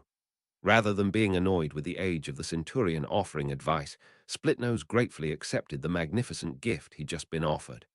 This is a work of art, and offers a great strategic advantage to whoever holds it. Who made this? The Marauders were a group of students that included my dad, Godfather, and Remus Lupin. My father is working on the idea of getting the 2 remaining Marauders involved with Master Flitwick to produce something similar for Gringotts. This will see right through invisibility cloaks, disguises, and even Polyjuice potion. That would indeed be a welcome addition to Gringotts' security. Good night, Centurion. I shall see you at 6. Harry entered the Ravenclaw common room to find 3 witches had waited up for him. Hermione and Padma he'd half expected. An upset Penny was a complete surprise. The prefect immediately offered an apology. I'm so sorry, Harry. We're all so used to seeing Luna with you guys that I never noticed she was missing. It's okay, Penny. You are at least concerned for her. Dumbledore's lack of the same response was sickening. Imagine thinking it would be acceptable to leave Luna like that until summer. Harry slumped down on the sofa in the space Hermione and Padma had left for him. It had been a long day, and Harry had been on duty since they had returned to Hogwarts. Seeing him in his tunic, as he patrolled the castle with a squad of goblin warriors, would certainly reinforce the idea he was a centurion first, and a Hogwarts student second. Hermione gave him a moment before asking the question they were all dying to know the answer to. Did you find out any more? The Chamber of Secrets was apparently built by Salazar Slytherin and rumored to contain something that would cleanse the school. I don't think we're talking about a new mop and bucket for Filch here. Penny listened to this with horror. Knowing the Slytherins, cleanse would mean getting rid of those whose blood was supposedly tainted. Isn't Luna a pureblood, though? A nod from Harry told her she was right. There was also more to come. That chamber was supposedly opened before, funnily enough when Tom Riddle was a student here. That time, though, a student died. We know her as Moaning Myrtle. She died in her toilet after hearing a boy's voice. She strode out to complain he shouldn't be there, and a big pair of golden eyes is the last thing she remembers. Padma was trying to work out the implications of that. So Luna being a pureblood and still alive means we could be dealing with something completely different here. While her question was a valid one, Harry didn't think so.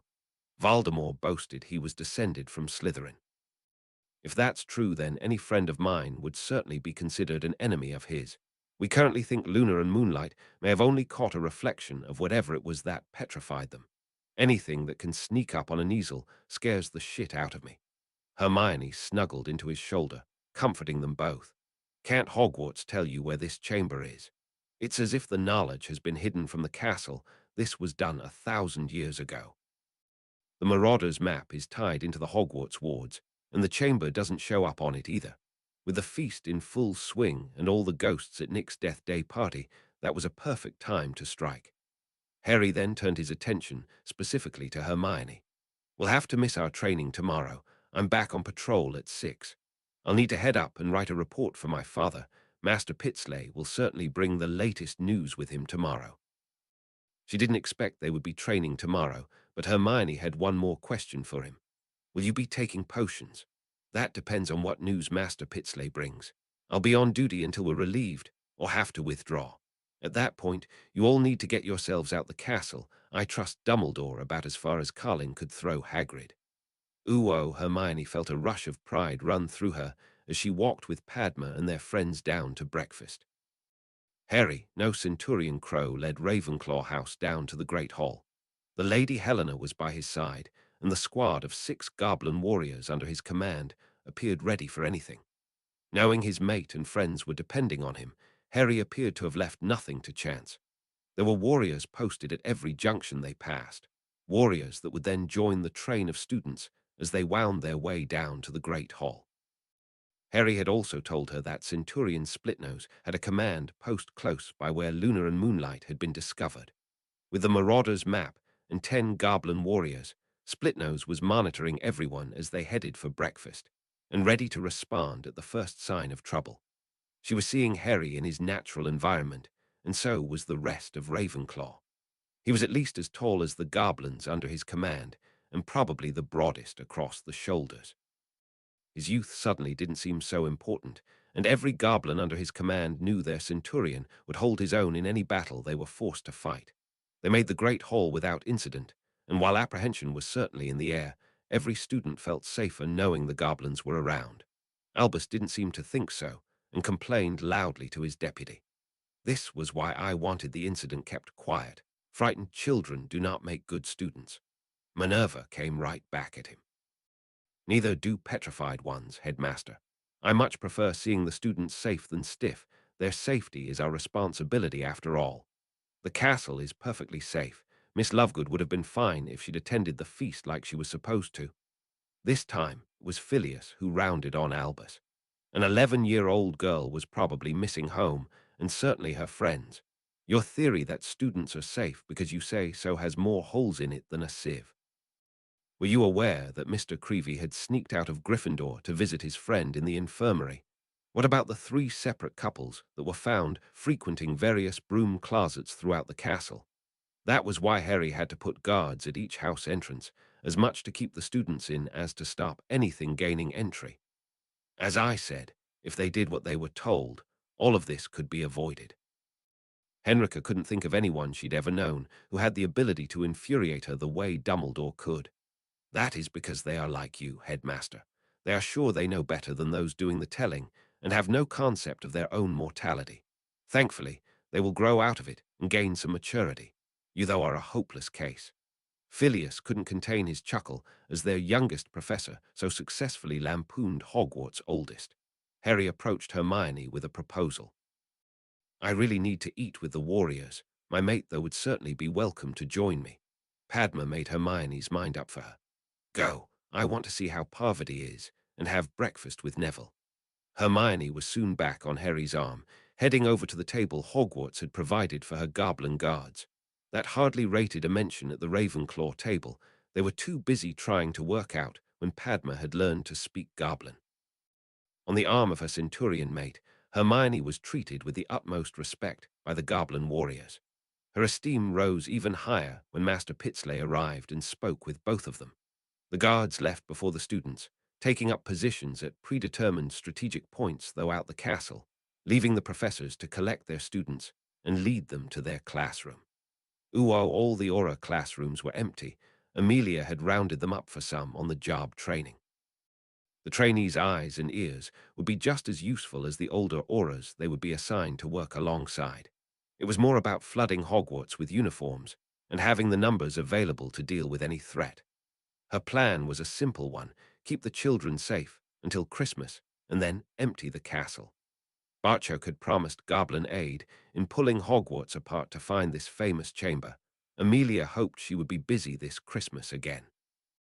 Her reason for that was simple: it would mean all the children were safely at home, and not petrified or in the morgue. She led 50 auras into the great hall at lunchtime, with a goblin ambassador on one side and the minister of magic on the other. The trio in front approached the staff table as Dumbledore stood to greet them. "Cornelius, is this really necessary?" Amelia cut right across him. "Headmaster Dumbledore, did you knowingly fail in your duty to inform a parent or guardian that their child was injured?" "No." This rocked Amelia back for a second. "You didn't inform Miss Lovegood's parent or guardian that she had been attacked. Technically, Miss Lovegood hadn't been harmed. She would have made a complete recovery when we administered the mandrake potion." Barchoke then proved that a goblin's sense of humor was an acquired taste. "Technically, Headmaster, should I plunge my knife through your ribcage, you would suffer a heart attack and die. The point being, though, whatever term you call it, you would still be dead." This saw Harry and the rest of the goblins roaring with laughter, while Hermione just looked skyward for some divine intervention. Nothing else had helped her with goblin humor. The minister then proved he wasn't here because he enjoyed visiting the Scottish Highlands in November.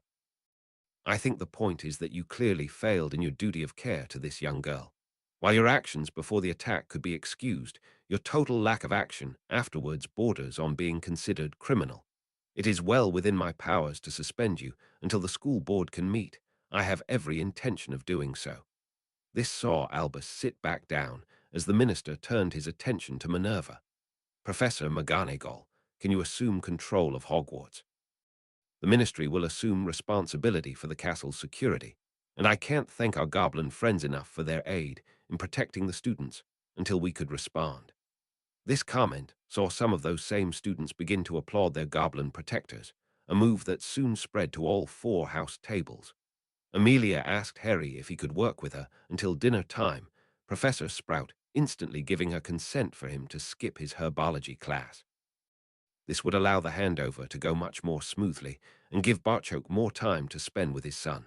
He had a meeting tonight that was unavoidable, though he certainly hoped another meltdown would be. Uo, the goblin ambassador, used his diplomacy by including Sirius in his visit to Crawley. Barchoke needed all the help he could get. This became apparent the instant Dan answered the door to them. "What's happened? We just saw them yesterday." Dan's loud outburst saw Emma come running as Barchoke offered both his reassurance. "Dan, Emma, I saw them just before they sat down to eat dinner together.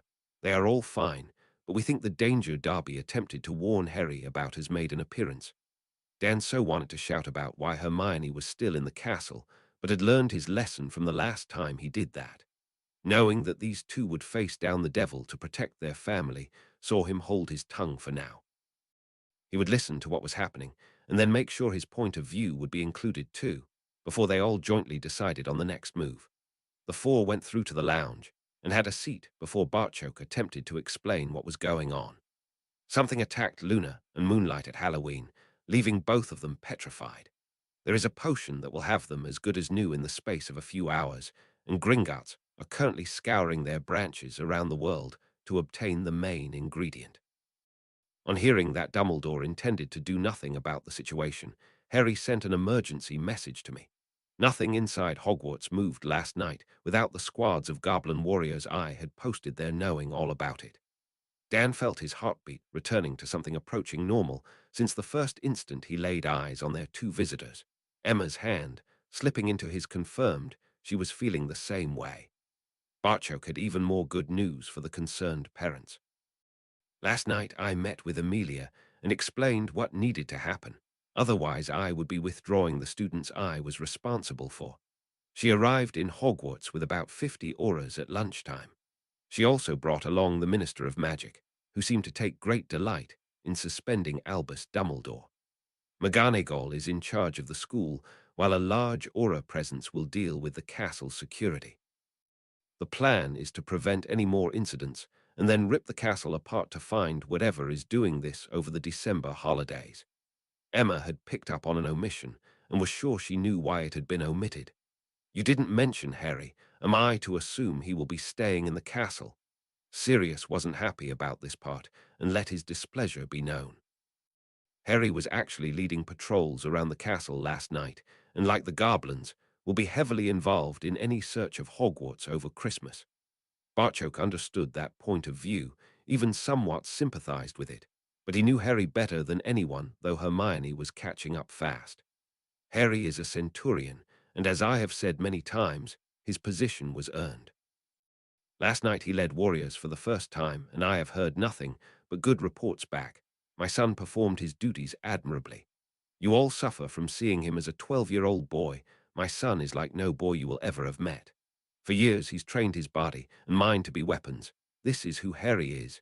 You have to trust he knows what he's doing.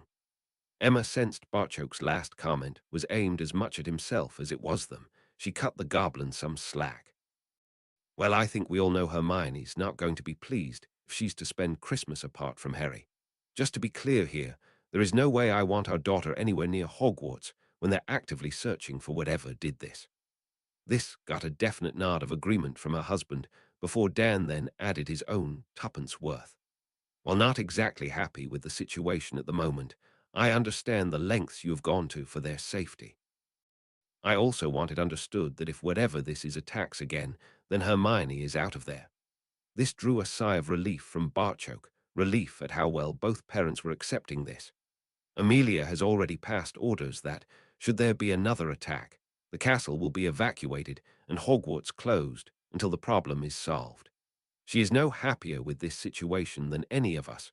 Susan is in that castle too. Those plans may change if Luna can give us more information after we get our hands on some mature mandrake. If the situation proves more dangerous than we thought, she'll close the school at once. While the idea of getting Hermione out of there earlier initially appealed to Dan and Emma, the thought that their daughter might be in real danger was not a pleasant one. Their daughter had just finished her dinner and was telling her mate what they should do next. Harry, we need to head to the library. This generated a blank look until she explained. Somewhere in there might be information that will help us identify what's doing this. I want to help stop it and get a bit of revenge for Luna and Moonlight. Roger hated bursting her bubble of enthusiasm, but he attempted to convey the scale of the problem they would be tackling. Hermione, while I agree the library could have that information, it would be like looking for a needle in a haystack. Well, we know it wasn't a spell or a potion that caused them to be petrified. That leaves the most logical explanation as a magical creature. Add in Salazar Slytherin's involvement, and a snake-like creature would seem the most obvious choice. We now have a snake-like creature whose gaze from its golden eyes kills, though seeing a reflection appears to petrify its victims. I would say that information makes our search more like looking for a pretty large needle in a rather small haystack, wouldn't you? Roger, like the rest of Ravenclaw that was within hearing distance, couldn't answer. He just stared at Hermione with his jaw slack. She hadn't spouted any information that was new. Hermione had just neatly assembled the known knowledge to form a theory that was hard to refute. It was a proud Harry who offered Hermione his arm as the two of them set off for the library, leaving Roger shaking his head and muttering to himself, "Those two are something else." Padma had been sitting quietly, preoccupied with staring at her twin. Parvati appeared as if she hadn't slept for a week and was as skittish as a kitten. Padma then shifted her gaze to Blaise, silently promising to use some of the nastier curses she had learned on the wizard if he caused this with Parvati. The Slytherin didn't look in either Patal's direction, leaving Padma even more confused. Hearing Roger mutter, she gave him an answer he wasn't expecting. "Roger, you don't know the half of it." She left to join her friends in the library, knowing Neville wouldn't be letting Colin out if his sight. She wasn't doing any good sitting here, and a research project might be exactly what she needed to take her mind of her troubles. Lucius didn't have his troubles to seek, and absolutely furious Narcissa was all the trouble he could handle. His wife had just thrown today's profit at him, ruining any appetite for breakfast. There was no comfort to be had in seeing he'd achieved one of his goals. Dumbledore was finished at Hogwarts. Tell me you didn't have a hand in this. Lucius had no answer for his wife. Our son is in that castle. Tell me he's in no danger. Again, he didn't know how to answer Narcissa. Stop this. I demand you put a stop to whatever this is at once. This time he did have an answer for his wife. Unfortunately, it was one Lucius knew she wasn't going to like. I can't. It's out of my control now. Believe me, I've tried, but it can't be done.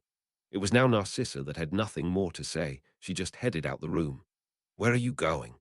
We can't say or do anything. I could end up in Azkaban, and the Malfoys would be left without a nut." The furious witch spun around to face her husband. "Do you think I give a shit about any of that when Draco's life could be at stake? Understand this, Lucius. I gave birth to that boy and will protect him with my life. Even if it means crossing you, I won't hesitate. Do you want to try and start me heading to Hogwarts?" The fury displayed in her eyes, and the wand now in her hand, convinced Lucius that this was a situation where discretion was the better part of valor. He just shook his head, which was probably the smartest answer he'd given all morning. Uo Minerva stood after breakfast to talk with the students, her first time as acting headmistress.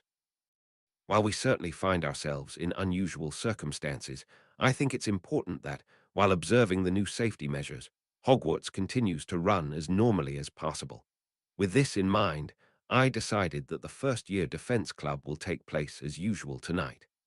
Minerva was forced to pause, as all the first years had broken into cheering at that news.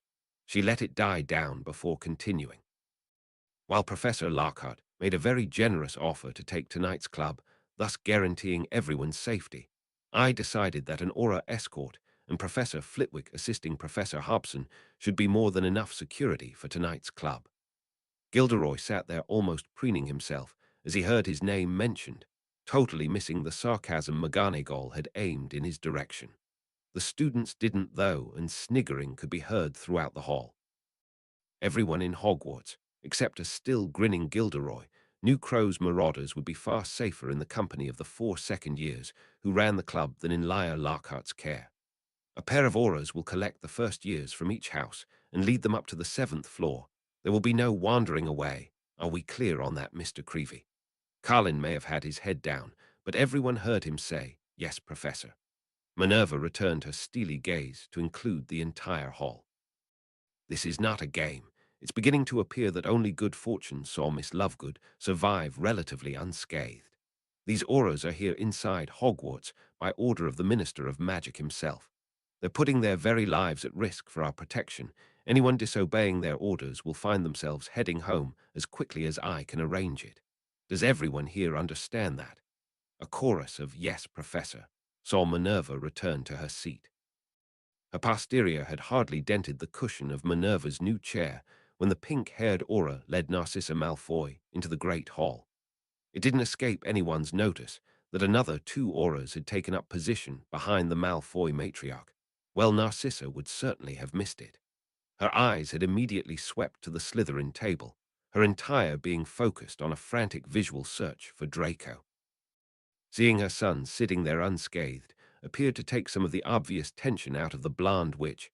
She continued walking toward the staff table. "Mrs. Malfoy, this is an unexpected pleasure. What can Hogwarts do for you?" Minerva was polite, though knowing any Malfoy involvement would not bode well for the school. Narcissa wanted to get both Draco and herself out of the castle as quickly as possible. There was no time to waste on social politeness. "My apologies for interrupting your breakfast, Professor, but today's prophet ruined mine. Placing our children in danger may be acceptable to you, but I have no intention of leaving my son inside a castle where attacks of this nature are taking place. I intend to take Draco home with me at once." "That is your right, Mrs. Malfoy, after you have signed the appropriate parchment. I resent your implication, though, that I am placing my students in danger. The Ministry have taken responsibility for the castle's security, and I think they are doing an excellent job." Minerva was already bristling with indignation. This certainly was not helped when Narcissa cut right across her. "I'm afraid I have no faith in the Ministry, and certainly have no intention of entrusting my son's safety to the likes of this." Narcissa made certain everyone knew she was talking about the pink-haired aura who had never left her side since she approached the castle. Tonks, though, was not about to stand there and docilely accept these insults. She also knew just how to hit back. "Why, Aunt, I didn't know you recognized me. Did you hear Sirius restored my mother to the Black family? He kicked both of her sisters out too, didn't like the choices they had made. Don't worry, though, Aunt Sissy, I'll still talk to you." Narcissa was left fuming that family business was divulged in front of so many people. She turned her attention to her son. "Come, Draco, it's time to go home." "But Mother, do I need to? What about my things?" "Yes, Draco, you need to. Darby will collect your things." That was like an explosion in Padma's head, as her keen mind was busily connecting the darts Darby being the Malfoy's house elf presented. Her gasp of astonishment died in her throat, though, well before it could pass her lips. Padma was suddenly far more concerned with the strong hand that had just clamped down on her thigh.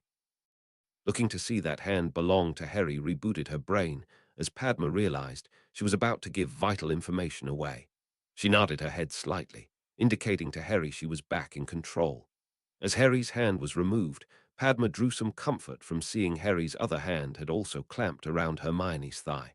Draco was also beginning to decipher what his mother was not actually saying. He didn't like it one bit. What about Pansy? Can she come too? Narcissa felt she was giving more information away here than she'd intended. There was nothing else for it, though. Draco, only her parents can sign the necessary parchment. Now let's go complete this process and head home. The message that Draco's body language conveyed to Pansy was read by all of Slytherin and a good portion of the rest of the school. Her slight nod meant that no one would be surprised when the Parkinsons arrived to collect their daughter. One would depend on how soon Pansy could get to the owlery. As McGonagall led the Malfoys to her new office, the rest of the students were getting ready for their first period class. As the Ravenclaw trio were preparing to follow their head of house to Charms, they were joined by Neville. Harry, making a move on Padma too. Parvati certainly spotted what was going on, so you'll be the talk of the school by lunchtime. Sorry about that. I needed some way of distracting these two from blurting out things we don't want anyone else to know. It certainly worked, and if people are talking about that, it will take their minds of other things. Oh, so now I'm just a distraction, Crow. I feel so used. Neville, I think you should challenge this scoundrel to a duel. My honor is at stake here. Padma, he beats both of us together, along with Hermione, every week. I think I'll give that a miss. All three of her friends appreciated Padma's attempts at humor and her determination to stay positive as her relationship with her twin crashed and burned. Neville had some news that might raise a chuckle. Well, Malfoy leaving destroyed Ron's theory that Draco was the heir of Slytherin and the one causing the attacks. This left Hermione shaking her head. I think hearing he actually had a theory is more shocking than what that theory was. This raised a laugh amongst the group, but Neville had more for them. Oh, he had a lot more than a theory. Ron had an entire plan worked out to prove he was right. Noticing he had his friends' attention now, Neville told them the rest. He had somehow heard rumors that Harry possessed an invisibility cloak. I was supposed to ask if Ron could borrow it. He was sure getting into the Slytherin common room would see Malfoy revealing all, proving his theory. Hermione poured scorn all over that idea. And did he think an invisibility cloak was going to protect him from whatever was attacking the students? Actually, he did. Ron argued that if this thing couldn't see you, then its eyes couldn't possibly affect you. Neville presented the argument evenly, he himself not knowing the truth of the matter. This left Hermione floundering. That's either the most idiotic thing I've ever heard or sheer genius. She looked toward Harry for help in making her mind up. He could only shrug his shoulders. I'll pass it along to my father with the rest of the news. We always hang behind in defense class anyway. You have news? The hope in Susan's voice hurt that they couldn't really tell her more. Sorry, Susan. It's just anything we hear gets passed on to my father. I'm certain anything important will soon make its way to your aunt. She was nodding at that. It's just hard, feeling so helpless. Padma had a suggestion for Susan and Hannah. We've got the marauders tonight, but tomorrow we're back to researching in the library. We're trying to discover what could be causing this. You're both welcome to join us. The two girls quickly accepted that invitation before Hannah asked another question. Is there any more news on Luna? They all could see the barely contained fury that Harry displayed at the mention of the young girl's name. We'll find out the latest in defense. Last I heard, my father was still hopeful that Luna would join us by the weekend. Hermione slipped her arm around Harry to offer some comfort, knowing how much the attack on Luna had affected him. She herself was now facing a miserable Christmas without him. She wouldn't complain, though. This is who Harry was. With Padma already in the doldrums, and both Smeeta and Ramrau determined to get their twin daughters together to discover just what was wrong, this could be a miserable Christmas all round. Uo Albus Dumbledore stood outside the village of Hogsmeade and gazed up at the majesty that was Hogwarts Castle. It was exactly 100 years ago this September that an 11-year-old Albus first set foot in its hallowed halls, an anniversary that was marked by the release of that book of Skeeters that started all his troubles. That wasn't strictly true, though. His troubles had really started the year before, with Harry's arrival at the castle. Now that Albus had left Hogwarts, he found himself able to look back at his final year and identify the glaring mistakes he'd made. The biggest was underestimating the caliber of the opponents he faced, a mistake he never really recovered from. Albus knew, without a doubt, that the Hogwarts board would dismiss him as headmaster as soon as they convened. He had no intention of hanging about to give them that pleasure. His reputation might be in tatters, and his decision-making had lately been questionable at best. He was still Albus Dumbledore, though, one of the most powerful and knowledgeable wizards in the world. It was time to make a new future for himself. Albus understood better than anyone that his destiny was irrevocably intertwined with that of Hogwarts and her chosen champion, Harry Potter. That would of course have to be factored into any future plans, plans that would hopefully see him make a triumphant return to Britain and Hogwarts. With one last longing look at the castle, Albus proclaimed, "I'll be back," before he disapparated away to whatever the future held for him. And thanks for reading RN2 while looking ahead. I've hit a bit of a conundrum. How do you physically alter something that isn't physically there? Specifically, how did the basilisk affect Sir Nicholas, and how the hell do you administer the mandrake potion to a ghost? Any good ideas might find their way into the story, credited of course. 44. The Writings on the Wall. Harry Crow, a massive thank you to all the readers who took the time to send me their solutions for the conundrum I had hit. I read every single one, and they all played their part in developing the answer I finally used. To name everyone who responded here would take at least half a chapter. I was simply overwhelmed with the awesome response. I am placing a cliffhanger warning right at the start of this chapter. To be honest, the chapter would need to be about 20,000 words to avoid leaving a cliffhanger. I could do that, but you wouldn't get a chapter for about 3 weeks. Instead, I've placed a warning here. You can choose whether to read it now or wait for the next few chapters to be written and posted. Chapter 44, like students the world over, those of Hogwarts School of Witchcraft and Wizardry quickly adapted to the new situation they found themselves in. While they may wish to spend time in a broom closet with their boyfriend, none of the students thought it was worth risking death for.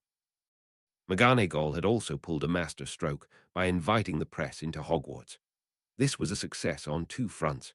It reassured the parents their children were safe and showed Hogwarts had nothing to hide.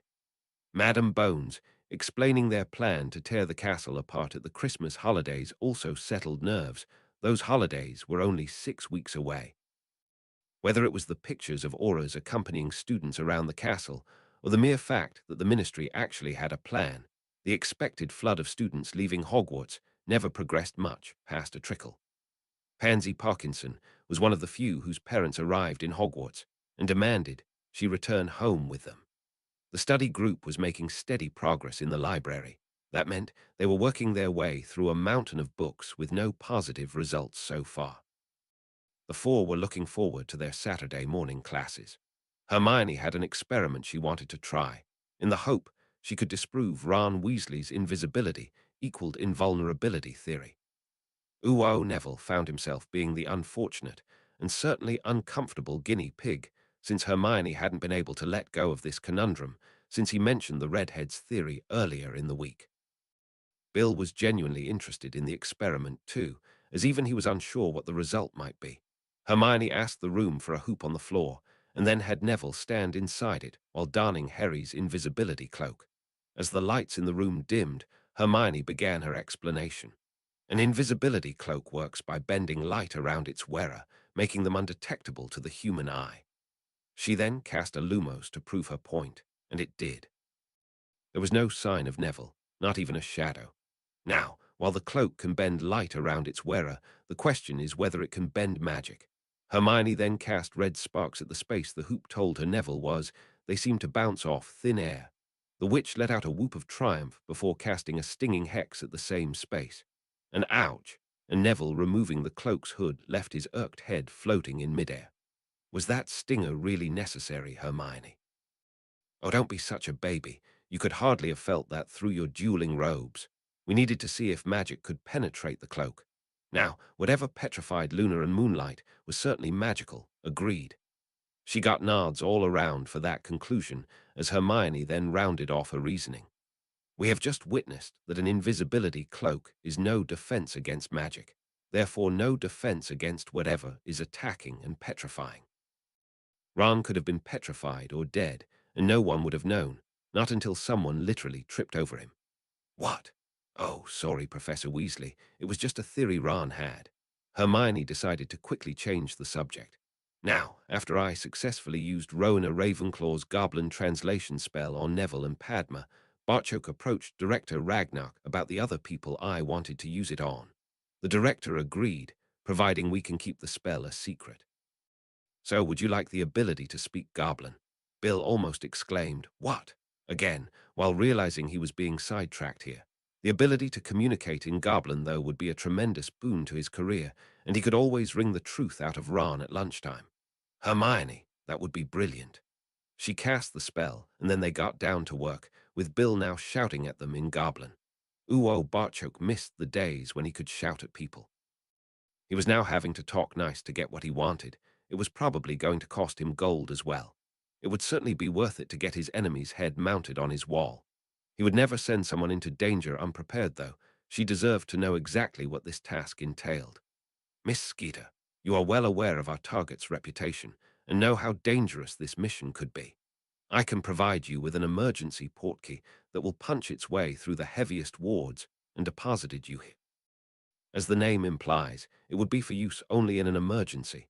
Your target would certainly know if it was used. Rita certainly understood the danger, and that portkey would be a godsend if she was discovered, but it was now time to talk business. As you rightly said, I would be putting myself in great danger. This leads us to the question, what's in it for me? With only her ambition matching Rita's greed, Barchok was sure they could come to some arrangement. When it came to his family's safety, money was no object as far as Barchok was concerned. Lucius Malfoy had certainly endangered his family, and the goblin was willing to part with gold to ensure the bastard paid for it. We have quite a few options available, depending on which you preferred. You could work for a fee, with a generous bonus if we achieve our ultimate aims. Any story you wish to write after that would of course be yours to sell, providing you kept any goblin involvement out of it. You may also wish to write another book. We would certainly offer very favorable terms for publishing it. Testing the waters, Rita posed a question. What sort of fee would we be talking about for this? Barchok laid it out for the ex-reporter. If you can provide me with the information that sees Lucius Malfoy shipped off to Azkaban, my delight and gratitude would be in the region of 10,000 galleons. The number mentioned almost had Rita swooning, but she asked for clarification. Lucius Malfoy is as slippery as they come. What happens if I get the information, yet he manages to talk his way out of it? Will I still get paid? You get the information, and the rest will be up to me. Malfoy has previously used his position and money to avoid justice. He now has neither of those options available to him. As an ambassador, I have a direct line into the ministry. I also have the ear of Madame Bones and the gratitude of the minister for assisting with guarding Hogwarts. You just need enough proof to get Malfoy arrested and fed truth serum. The rest will be easy. Rita was never going to say no to a deal like that, though left her final financial options open for the moment. There was always the prospect of a better deal if she got the goods on good old Lucius. Uo, the Ravenclaw table, were not alone in wondering what the deal was with the quartet of second years who arrived for lunch, still dressed in dragon's skin. Hermione provided what was a quiet, simple answer. Professor Weasley wants us to wear them all the time until this problem is solved. He didn't see the point of our dueling robes lying in our rooms when there was something dangerous sulking around the castle. We didn't really have an answer to refute that, so the robes stay. It was Harry who saw her first, the little blonde nervously holding onto Sirius' arm as they entered the great hall together. His wide smile of welcome saw a tearful Luna start to run toward him. Harry shot up, soon having her wrapped in his arms and Luna's feet swinging off the floor as he spun her around. The delight in both their faces was clearly displayed for all to see. That was before everyone else crowded around, desperate to check that Luna was indeed all right. Hermione had Luna wrapped in a hug by the time Sirius squeezed his way through the crowd with another returnee, this one in a wicker carrying case. There's someone else here that wants to say hello. Moonlight. Hermione had been managing to hold back the tears as she greeted Luna, but there was something about her pet being returned that saw her resolve break. The Kneazle purred in satisfaction at being once more in his witch's arms. Sirius had a warning for all those crowding around the little Bland. Luna's already had a meeting with the head of the DMLE and answered all Madam Bones' question. She doesn't need to be interrogated again. Lay off the questions, people. Harry led Luna to the Ravenclaw table before turning to her friends who had followed her there. Carlin, Ginny, don't let Luna out of your sight until we get back. Hermione then approached, with her familiar cradled in her arms. Luna, could you take care of Moonlight for me? The little Bland's eyes seemed to get even wider at that request. Are you sure, Hermione? Her smile said it all. Yes, I'm sure, Luna. The four left with Sirius and Henrika, but not before noticing their friends had gathered around Luna to make sure Sirius' instructions would be obeyed. No one was going to hassle her today. Sirius, meanwhile, gave the group the bad news. Luna remembered even less than Myrtle. The golden eyes she did remember, though, confirmed their suspicion. Both she and Moonlight were lucky to survive. Ooh, it was really the next morning, while exercising before Hermione had a chance to talk with Harry alone. It wasn't your fault, Harry. Luna was just in the wrong place at the wrong time. He didn't answer for a moment, but when he did, Harry's reasoning surprised his mate. This is a massive castle, Hermione, and Luna was stationary. What are the chances of this creature just happening to pick that particular window Luna was sitting in? There must be over 100 little windowed alcoves like that spread around Hogwarts. I remember spending a lovely afternoon with you sitting in one about this time last year. Odds like that make me think this was no coincidence, but a deliberate attack on someone close to me. It was now Hermione's turn for quiet contemplation as they ran around the track Hogwarts had provided them within her oh-so-special room. I never thought of looking at it from that angle. You make a pretty compelling case. What do we do now? Keep everyone close and safe for the next 36 days, and then I can go hunting. The instant the Hogwarts School Board officially kicked Dumbledore out, Father will approach McGonagall about rebuilding the wards around Hogwarts during the holidays too. That will also give us more warriors on site, just in case we need them. The search teams needing to call for reinforcements was not something Hermione even wanted to think about, knowing full well Harry would be right in the thick of it. We need to research more, so you will have at least some idea what you will be up against. Hermione, at the rate we're going, will have covered every book on creatures the library has within the next 2 weeks. It's better to keep the research at the pace we've set, rather than speed it up and maybe miss something.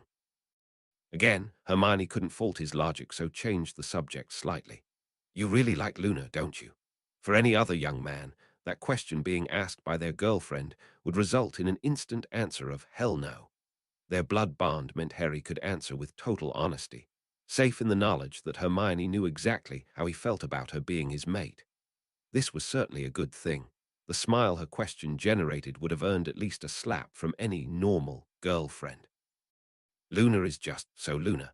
She looks at me and sees Harry, not Centurion Crow, Lord Potter, or any boy who lived rubbish. She just sees me. You of all people must know how refreshingly different that is for me. Padma and Neville are the same, but they took a little while to get there. Harry's smile waned as he continued.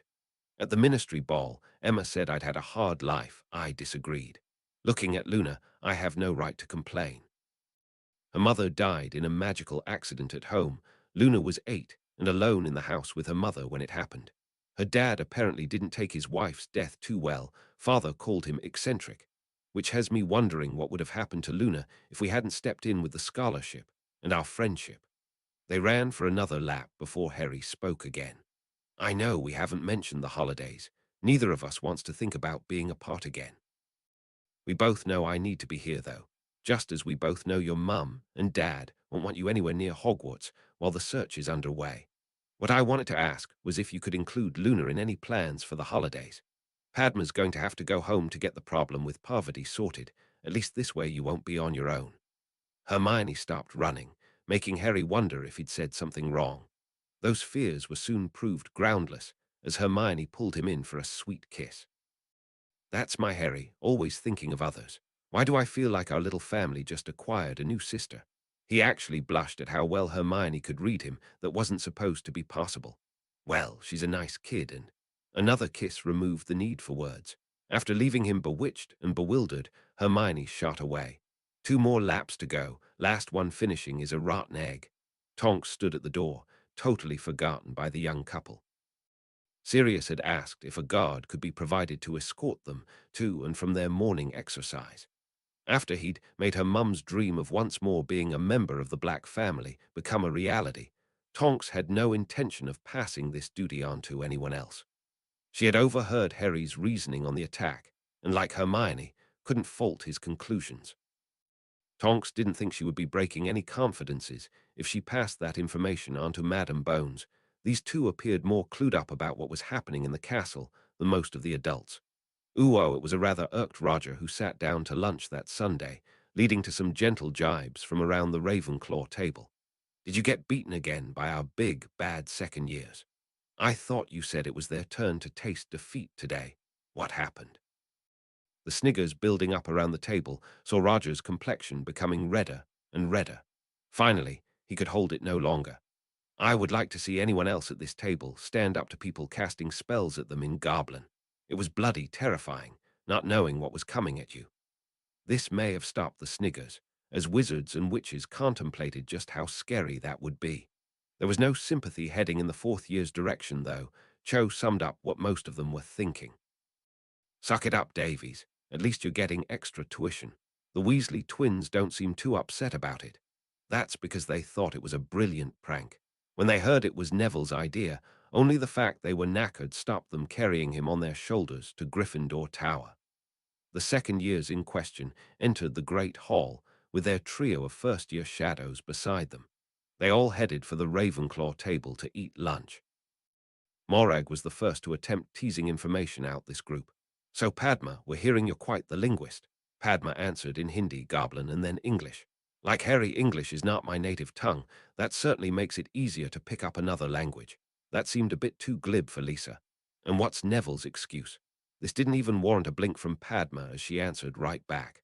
Oh, Neville is just a natural. Either that, or he likes my reward method of teaching.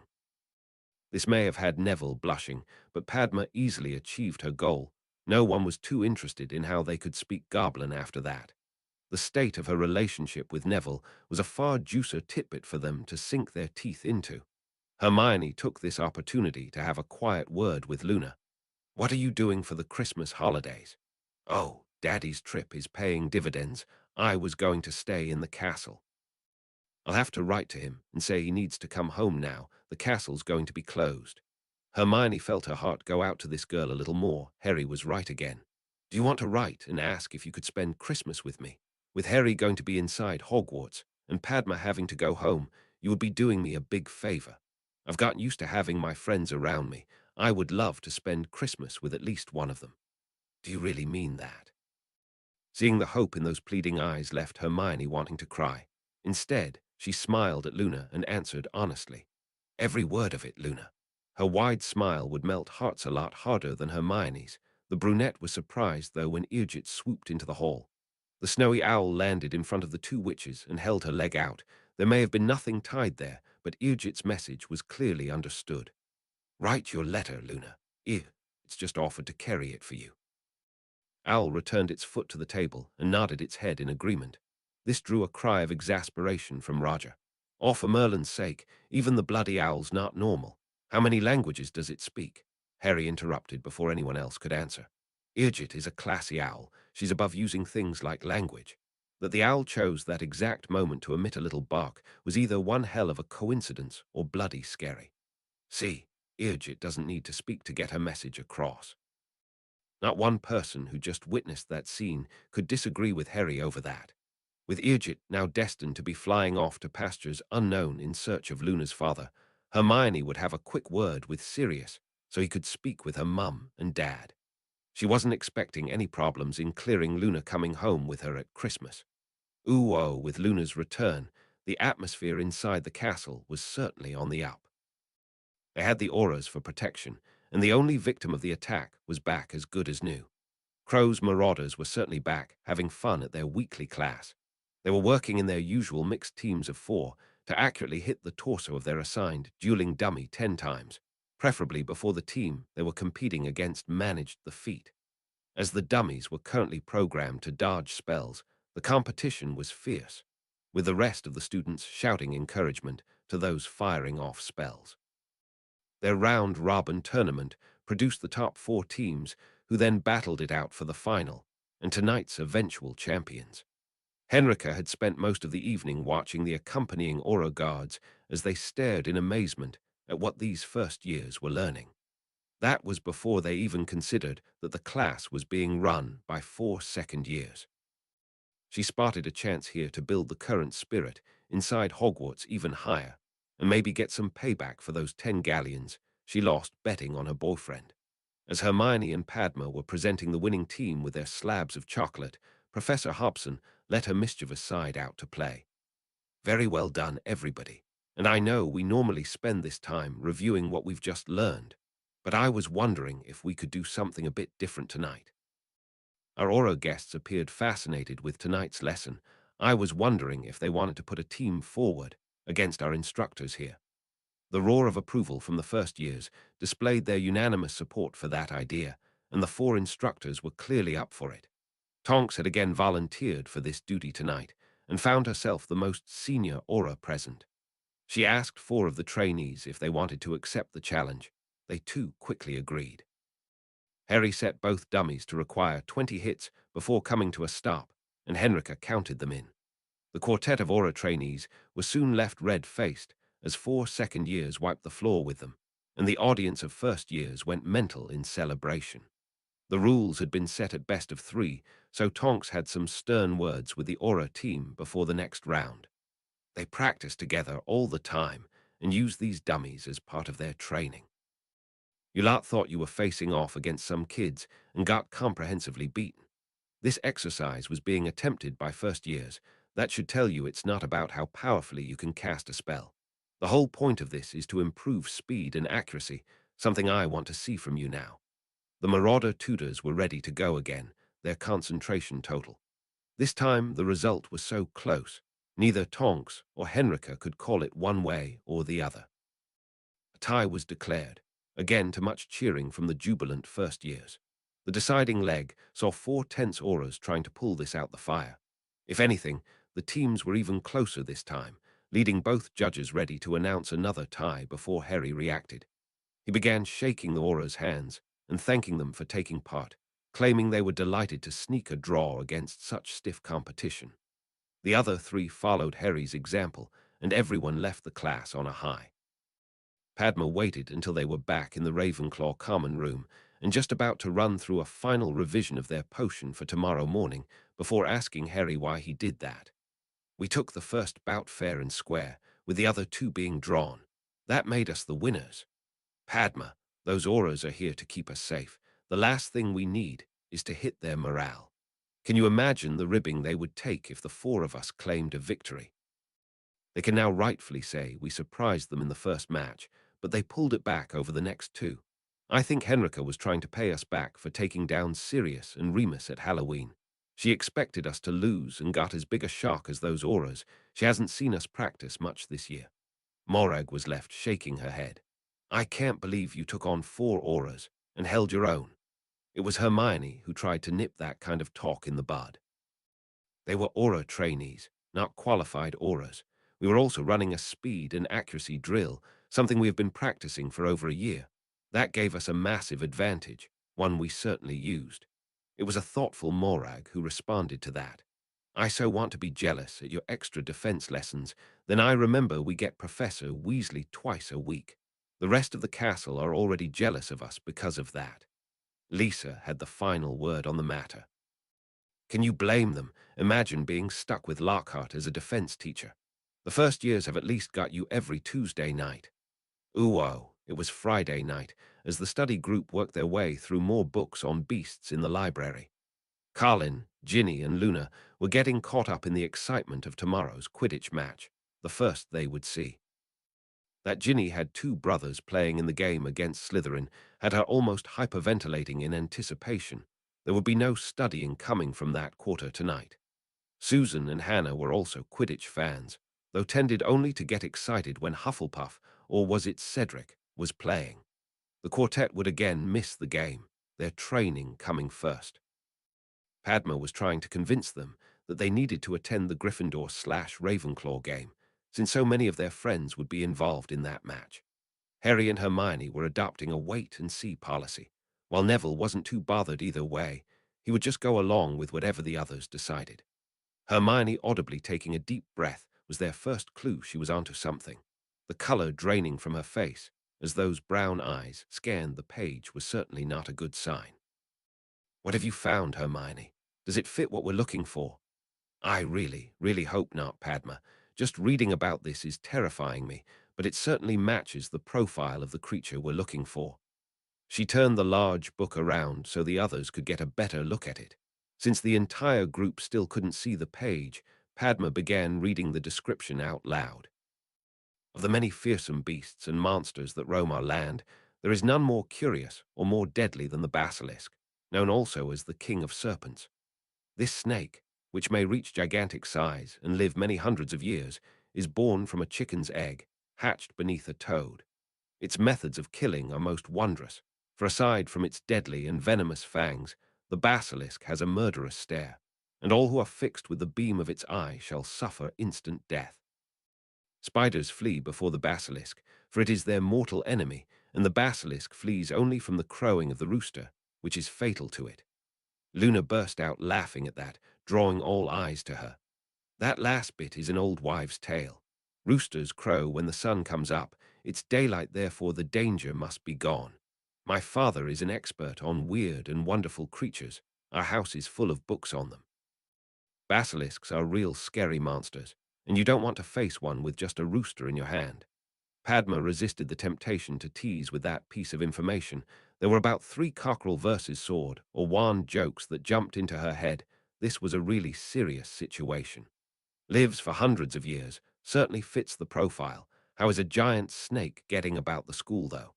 Someone is leading it. Just like Luna a moment ago, Harry now had every eye on him, waiting on an explanation.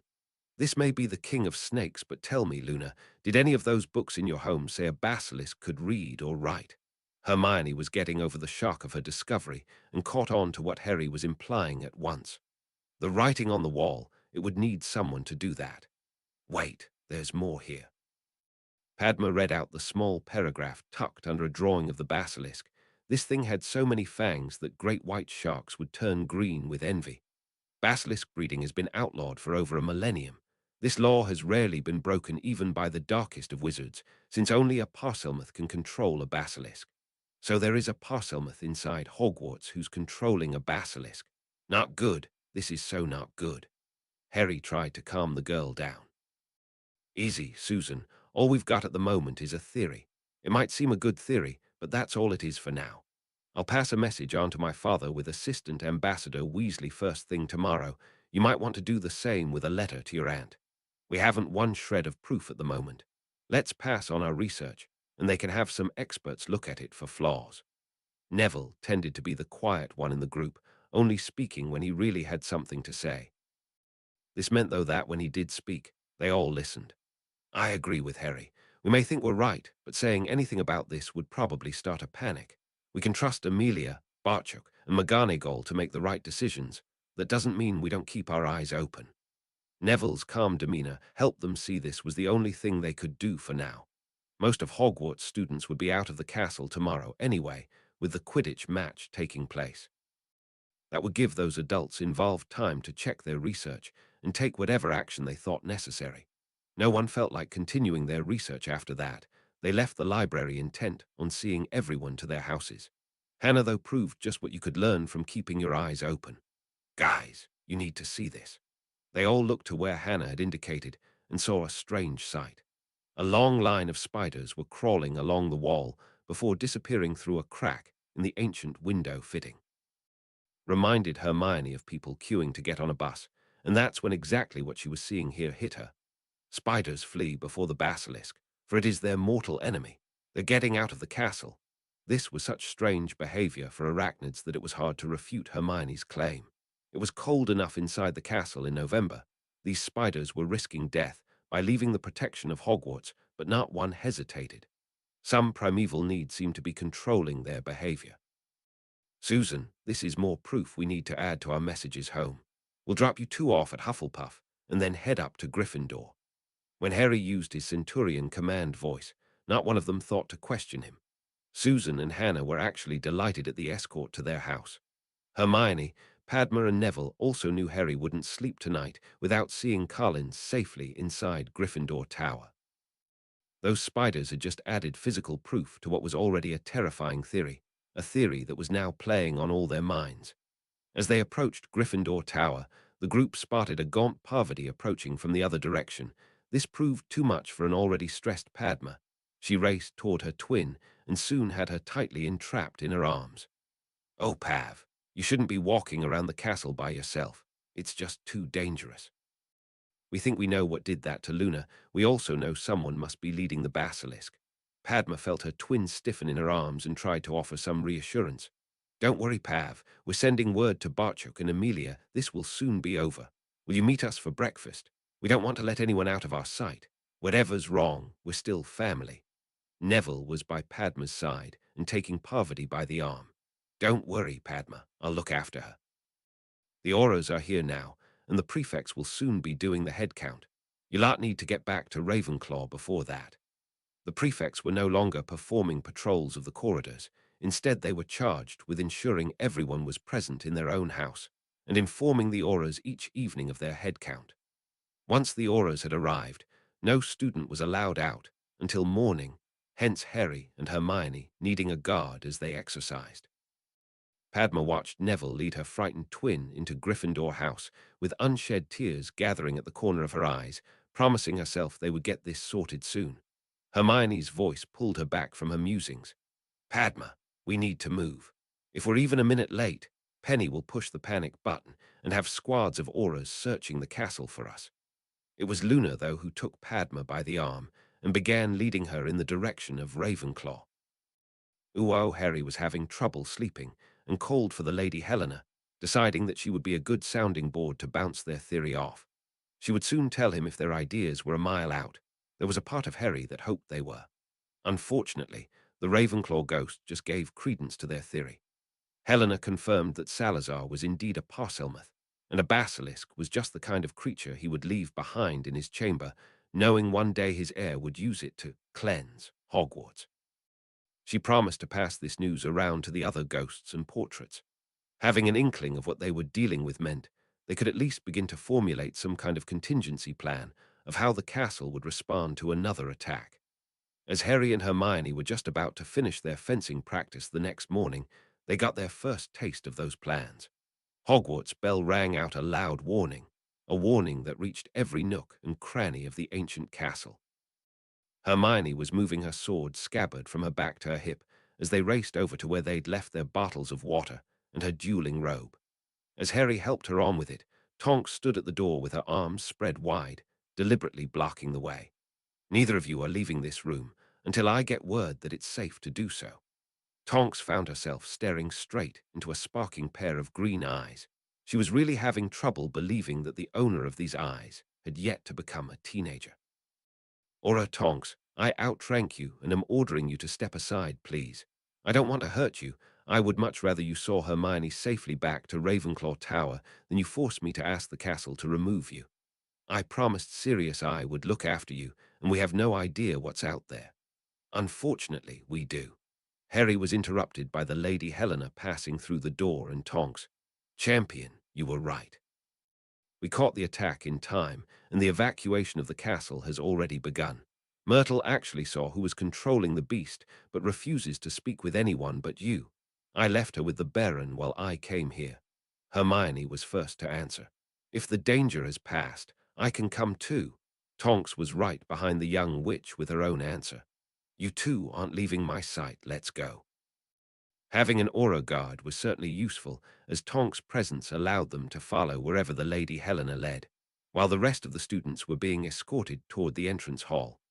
They turned a corner and came upon a scene of utter carnage. Stiff bodies of students, and even a few auras, littered the corridor floor. The group must have walked right into the basilisk. They were being carefully removed by a squad of very nervous auras, with the space above their heads occupied by a multitude of ghosts floating lifelessly and aimlessly.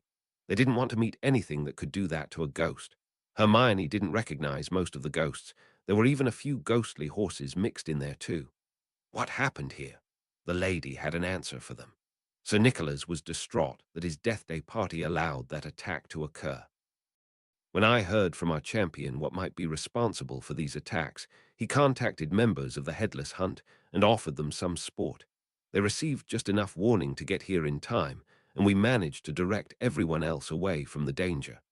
It was time to ask the question Tonks wasn't sure she wanted to know the answer to. Are they dead? Yes, Aura, that's why they're ghosts.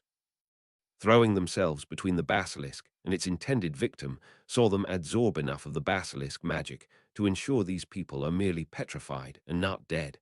As they pushed through this macabre scene, Hermione noticed Sir Nicholas and the friar. Like the other ghosts, both appeared to be filled with smoke, almost as if they had been burned. How could the basilisk affect them? They're already dead, Hermione, so can't die again. We all absorb a trickle of magic just from being in the castle. We need that trickle of magic to maintain our forms. That amount of concentrated magic all at once will overload their forms, making them lose what you would consider consciousness, until the foreign magic can slowly leak back out of them. Most should be fine by the time Christmas comes around. A matter of weeks is nothing to a ghost. Helena trailed off, noticing Harry had knelt beside a pair of stiff bodies. Harry was extremely relieved to see that Hannah and Susan were petrified and not dead. He stood with his anger tightly controlled, though silently promising that someone was going to pay for this. The auras who approached to move the two students also knew who this young witch was, and were certain the wrath of their boss would soon descend on Hogwarts. The Hufflepuff students had been making their way down to breakfast, excited about today's game, when the attack happened. 9 students and 3 auras would have certainly died, if not for the swift actions of the ghosts. The message on the wall, again written in blood, had halted both Hermione and Tonks in their tracks. Harry came up behind them, reading the macabre message too. Her skeleton will lie in the chamber forever. They needed more information before they could hope to make any sense of that. We need to talk with Myrtle right away and find out what she knows. On entering her bathroom, Harry would swear he saw relief on the ghostly face of the Slytherin house ghost. He didn't think the Baron was exactly comfortable dealing with the emotional spirit that was once a crying teenage witch. Helena's voice was a lot more soothing. Myrtle, Harry has raced through the castle to talk with you. He's here now, won't you come out? Harry kept his features composed when faced with the sight of a crying Myrtle slowly emerging from the toilet bowl. Hermione squeezing his arm was the only sign she felt as creeped out as he was. Neither would look upon a visit to the loo in quite the same way ever again. Oh, Harry, it was horrible, simply horrible. This declaration was followed by more sobbing from the distraught spirit. I understand it will be hard for you, Myrtle, but I really need to know what we're facing here. Harry offered the young ghost his most enigmatic smile. It seemed to be working. I don't know, Harry, I'm frightened. You may hate me once I tell you, and I don't think I could cope with that. You might not have noticed, but I don't exactly have a lot of friends. More crying followed that declaration. Hiding his bemusement in favor of a smile, Harry gave the ghost the answer he hoped would get them some answers of their own. Myrtle, I promise whatever you tell me here, I will still be your friend. Myrtle was considering this when the door barged open and Henrika rushed in. Harry, Hermione, the school is being evacuated. The portraits told us where you were. I need to get the 4 of you out of here. As Neville and Padma filed in behind Henrika, a tortured shriek came from Myrtle. It's her, she's the one. They all followed the direction Myrtle was indicating. Her ghostly finger was pointing straight at a bemused Padma. And thanks for reading. 45. Enter the Basilisk. Harry Crow, this is now the longest chapter of Harry Crow, and possibly my longest ever. I simply didn't want to end with a cliffhanger 2 weeks in a row, so kept on writing until I could safely finish the chapter without one. I would like to dedicate this chapter to Richard Griffiths Obe, who sadly died this week, after complications set in following heart surgery. An immense acting talent who managed to infuse humanity into a character who didn't possess any Vernon Dursley. Chapter 45. The stately elegance and sheer opulence of the room the young witch was inviting the wizard into was currently being totally ignored by the couple. This was more about the subject matter they were discussing claiming all of their attention, rather than any form of indifference or complacency. I was beginning to think you weren't going to be allowed to flew over. I really miss seeing you every day. I'm really glad of a break from the manor. Things are pretty intense at home right now. Mother and father are both furious at each other. Kinda makes me wish I was back at Hogwarts too. Pansy was shaking her head at that idea as she led Draco to the sofa. Not if it could get us killed. My mother and father are furious that this thing can attack purebloods, and the fact your father never warned anyone of what he was doing. The same rules still apply, Pansy. If my father gets caught, anyone who knew about whatever scheme he's up to will find at the very least their Gringotts vaults closed. Trust me, you wouldn't want to be in the same situation as us. So, you still don't know what he's done. Draco remained adamant in his opinion. No, and I don't want to either. Even Mother doesn't know what he'd been up to, just that we were in the same danger as everyone else. That's why she came to Hogwarts and dragged me out of there. I think my parents are frightened that, if your father gets caught, he might pull others down with him. I will, of course, truthfully claim I simply didn't want to be at Hogwarts without you. That's why I sent a letter home asking my parents to collect me. It was then Draco dropped the bombshell. My father had no intention of getting me out of there. Mother had to draw her wand so he wouldn't stop her heading for Hogwarts. He's absolutely livid that she might have pointed the ministry in his direction, while she is furious that he put me in such danger. It's quite a shock to discover your father places some form of revenge over the value of his only child's life. Pansy didn't know how to answer that. Who would? Draco took her silence as a sign to continue. He was speaking his recent thoughts out loud for the first time, showing just how concerned Draco was at the current situation. I am starting to question everything my father has taught me. He claims Malfoys bow to no one, yet he then sullied our ancestry by calling a man with a muggle father his master. He projects an image of power, yet last year an 11-year-old Harry Crow destroyed him before his goblin father finished the job. He preaches nothing is more important than family, then leaves his own son in a deadly situation, a situation which he deliberately created. I just don't know which way is up at the moment, Pansy.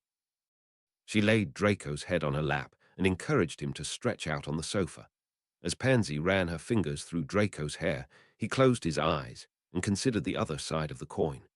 Crow is supposed to be my enemy, yet he confuses the hell out of me.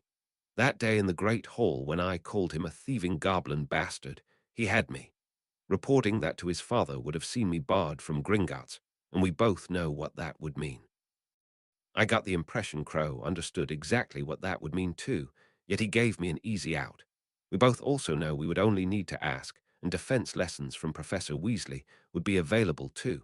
It was our choice to give it a miss. Then there was the Merlin Ball. Pansy held her silence, knowing Draco needed to get this off his chest. We both know I wouldn't have stood an earthly of receiving any new dress robes from home, while Ron Weasley would probably been able to afford a set now. Crow provided tailoring for all of us so everyone was the same, and must have paid out a fortune to do so. Pansy, that was one of the best parties I've ever attended. Everyone had a great time. Blaze even managed to bag a seat at Crow's table, and he was welcomed there. All the Slytherins had noticed the changes in the castle this year, and not all of them were against those changes. Draco appeared to be slowly coming around to that point of view. Everyone who has gone up against Crow has come off worse. My father, Slughorn, that massive goblin with the axe, even Dumbledore has seen his reputation destroyed. Kicked out of the Wisengamot and now Hogwarts. Crow has an untouchable power base and could easily lord it over Hogwarts, yet he seems to have no interest in doing so. All he does is train, and that worries me. He needed a moment to consider how far he wanted to take this. Since he'd started unburdening his soul, Draco was actually feeling better. This step, though, was tantamount to blasphemy, the kind of sin that could see you burned at the stake or tortured to death. We have been taught that the Dark Lord is all-powerful. All the evidence we've learned lately points to that not being true. It's now an established fact his father was a muggle, and not even my father disputes a 15-month-old Harry Potter defeated Voldemort. The confused wizard needed a moment before continuing. Crow can do things with those blades of his that scares the shit out of me, and I certainly believe him when he says the goblins and the Ministry will back him in his fight against the Dark Lord. What if he wins? I don't understand Draco. If he defeats the Dark Lord for a second time, they will probably make him king or something. Whatever they do, he would certainly not be someone you wanted as an enemy. Father thinks he's being so clever, yet the people Crow has behind him destroyed Dumbledore, something neither Voldemort or Grindelwald were able to do at the height of their powers. This just confused Pansy even more. I still don't understand what you're getting at, Draco. Whatever Father has done, I believe he's going to be caught. Between the more efficient ministry and this new alliance with the goblins, everything points to that outcome, with only my father not being able to recognize this. I also think Mother and I have to give him the same support he gave me at Hogwarts over this scheme of his nun. He left me to face whatever he's unleashed in that castle. We'll need to leave him to face the backlash of those actions alone. I just hope Mother and I can survive it and then choose the right side. Rita had followed her instincts, as well as Draco through the flu. Those instincts were now paying dividends. With the two senior Malfoys barely speaking to each other, there was nothing for her to overhear.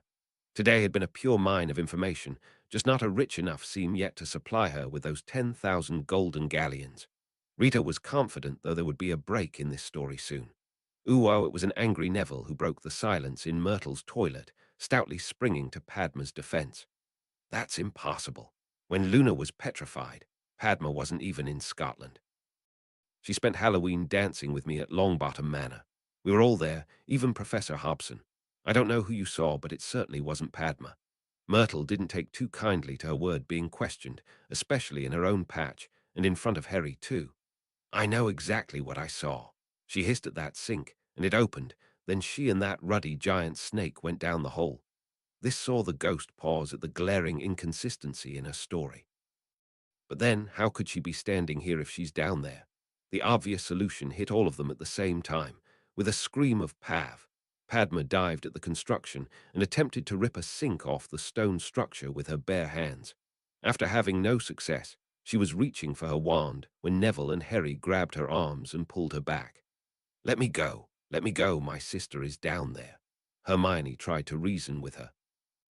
We know, Padma, but what does Professor Weasley always say is our most powerful weapon, our minds? We're going to need all our weapons if we're to get Parvati out of there. Padma looked at her friends and asked the question. You're going to help?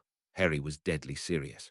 I count you as family, Padma, and Parvati is your sister. That makes her family too. Whatever or whoever is controlling her has also attacked Luna, Susan, and Hannah.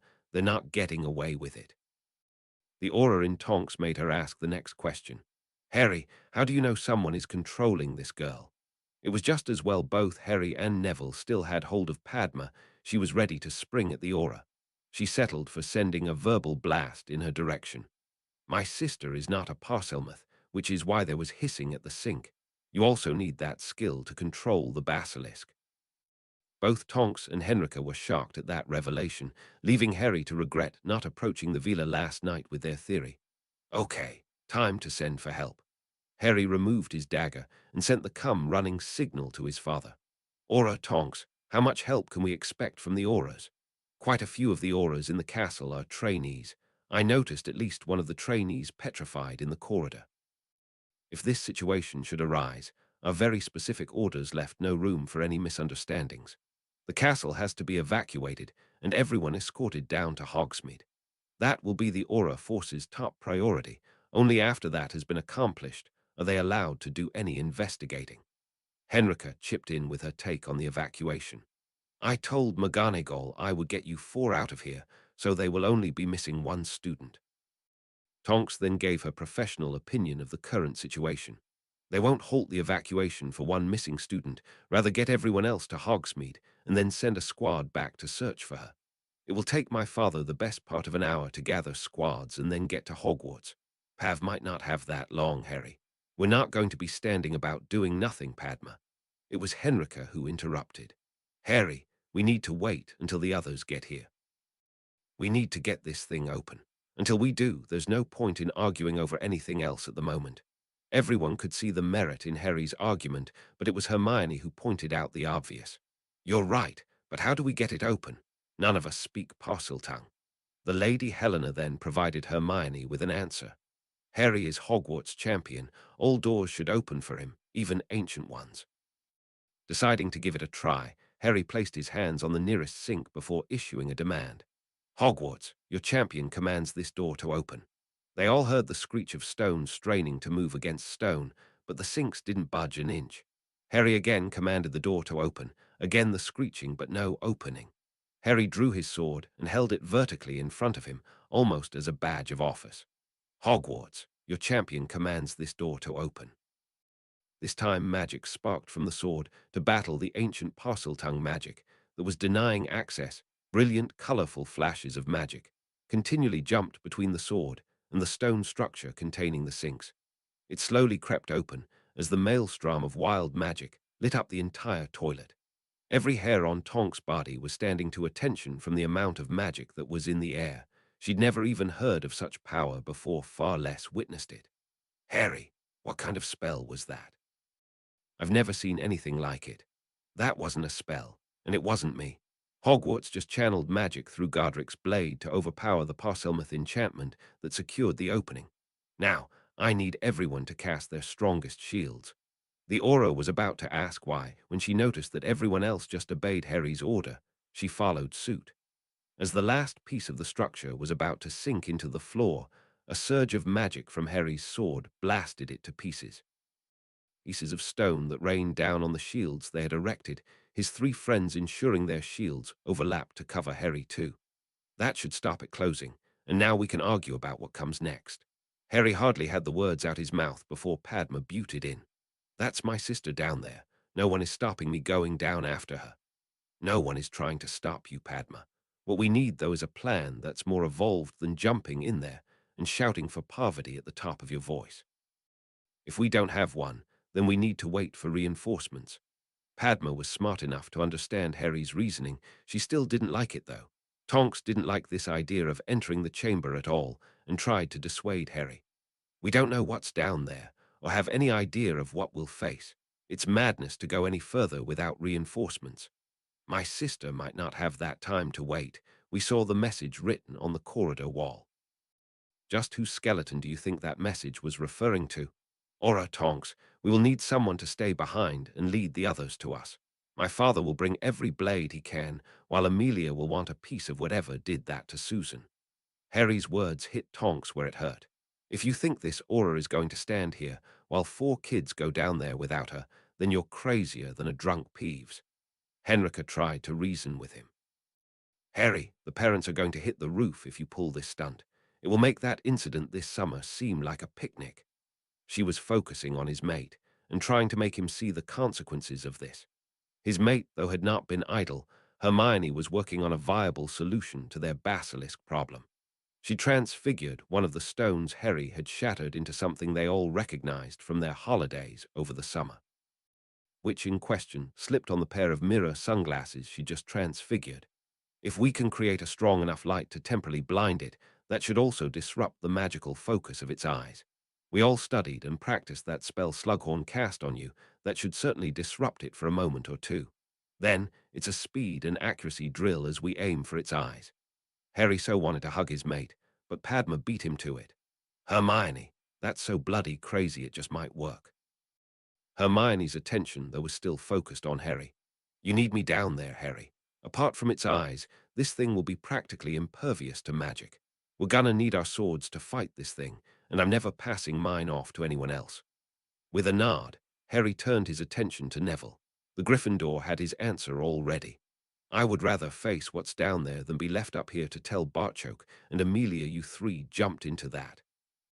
Henrika didn't even give Harry time to attempt to sideline her. This is Hogwarts, and I am a professor, technically in charge of you lot. I may not be able to stop you going, but I can at least go with you to help keep you 4 out of trouble down there, and when we come back up. All 4 appreciated that. They knew the trouble that would await when their parents caught up with the group. The Lady Ravenclaw solved their other problem. The Baron will lead the rescue parties here, while I will accompany you. Since the basilisk cannot kill me, I shall take the lead and hope to supply you with at least a warning." Hermione was dishing out the pairs of mirror sunglasses she'd transfigured, and as they got ready to slide down the chute, even Tonks had to admit they had a plan of action that was better than anything she could come up with on the spur of the moment. With the Ravenclaw ghost taking the lead, Tonks was going to bring up the rear, hoping to ensure they didn't get ambushed from behind. She understood what Henrika was doing by talking about the trouble they would be in when they came back up. Personally, the Auror thought it would be a miracle if they all came out of this alive.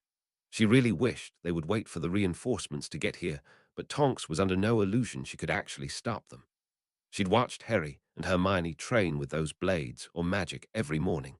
Add in their two friends and Henrika, and Tonks knew she would be quickly overpowered. The best she could do was try and keep them safe, and hope the help got here as quickly as possible. Ooh-oh, the mass goblin arrival outside Hogwarts was actually greeted with cheers from the students who were being led down to Hogsmeade. The 70 goblins Bartchoke had brought with him were in full armor, and ready for battle. They were indeed a stirring sight. The sight that stopped this force in their tracks was the petrified children being levitated toward the village. Bartchoke couldn't fail to notice Susan and Hannah amongst the victims.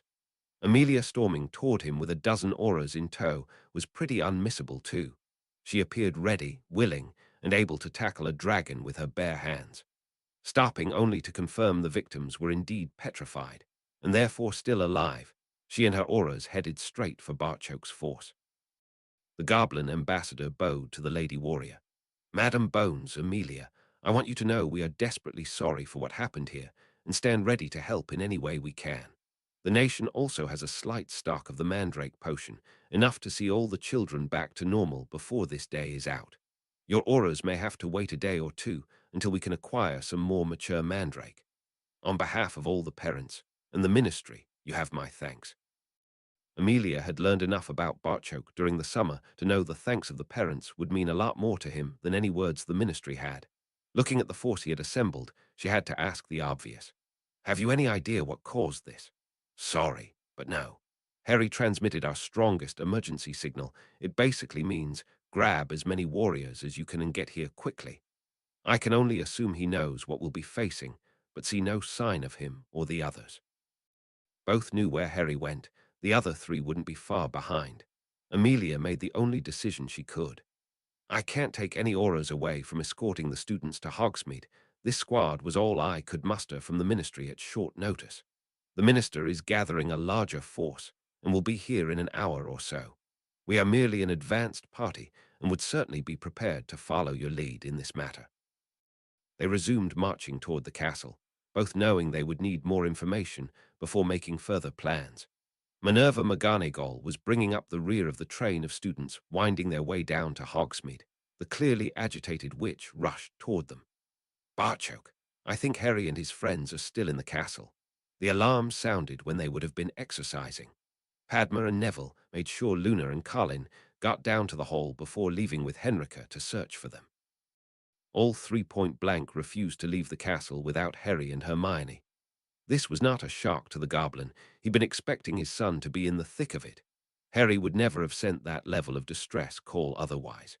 Professor Sirius arranged with Auror Tonks that she would accompany the pair to and from their morning training. Wherever they are, they have Henrika and the Auror for company. Is there anyone else missing?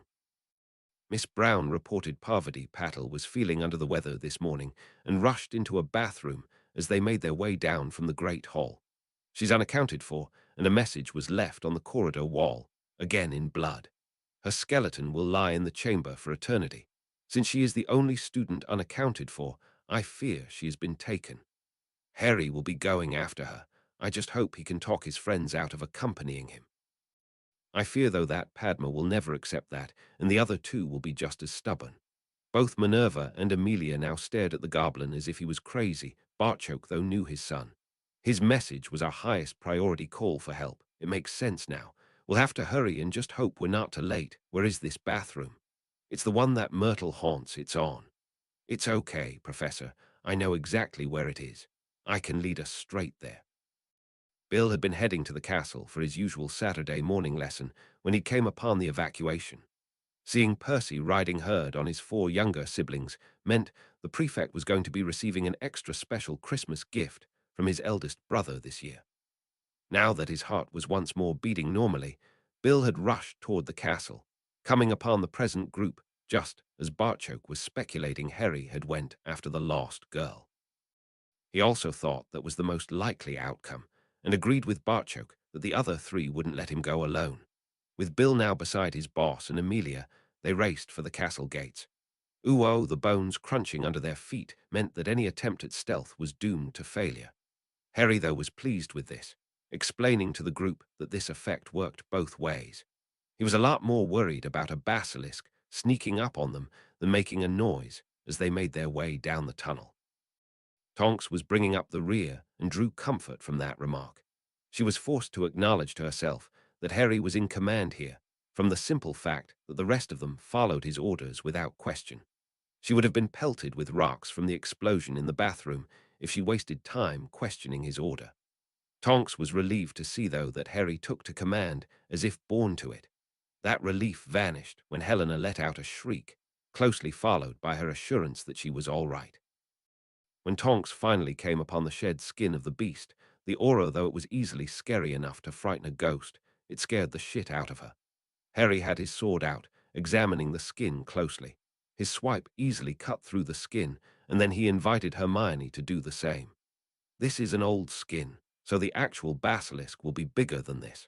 Once we take out its eyes, we need to stay away from its head. One scratch from those fangs, and it's all over. This is going to be brutal. We'll need to take this down a piece at a time. Attack and withdraw until blood loss slows it down enough and allows us the opportunity to administer a killing stroke. Hermione knew Harry was basically asking her if she had the stomach for this. She took out her blade and sliced at the skin. It certainly took more effort than practicing with the dummies, and she was sure this would give her nightmares for years, but she had every intention of fighting at Harry's side today. This was why Hermione trained so hard. She never wanted to stand there helpless again while Harry was forced to fight for their lives. "I can do this, Harry." Padma then added her 2 nuts worth. "We can act as decoys, get it chasing after us, and then you can attack it." "That's too dangerous, Padma. This thing is a killing machine." Which is going to forget all about annoying little old me the moment one of you 2 sticks their sword into its gut. You will then need us again to pull it off you before the other one stabs the bugger again. Like Hermione said, we can do this, Harry. Harry's nod of agreement to Padma saw Tonks lose her temper. This is bloody crazy. It's one thing to cut up a chunk of dead skin. You're going to be taking on a deadly creature in its own home. We know that, Aura Tonks. We are also aware a plan rarely survives past the initial contact.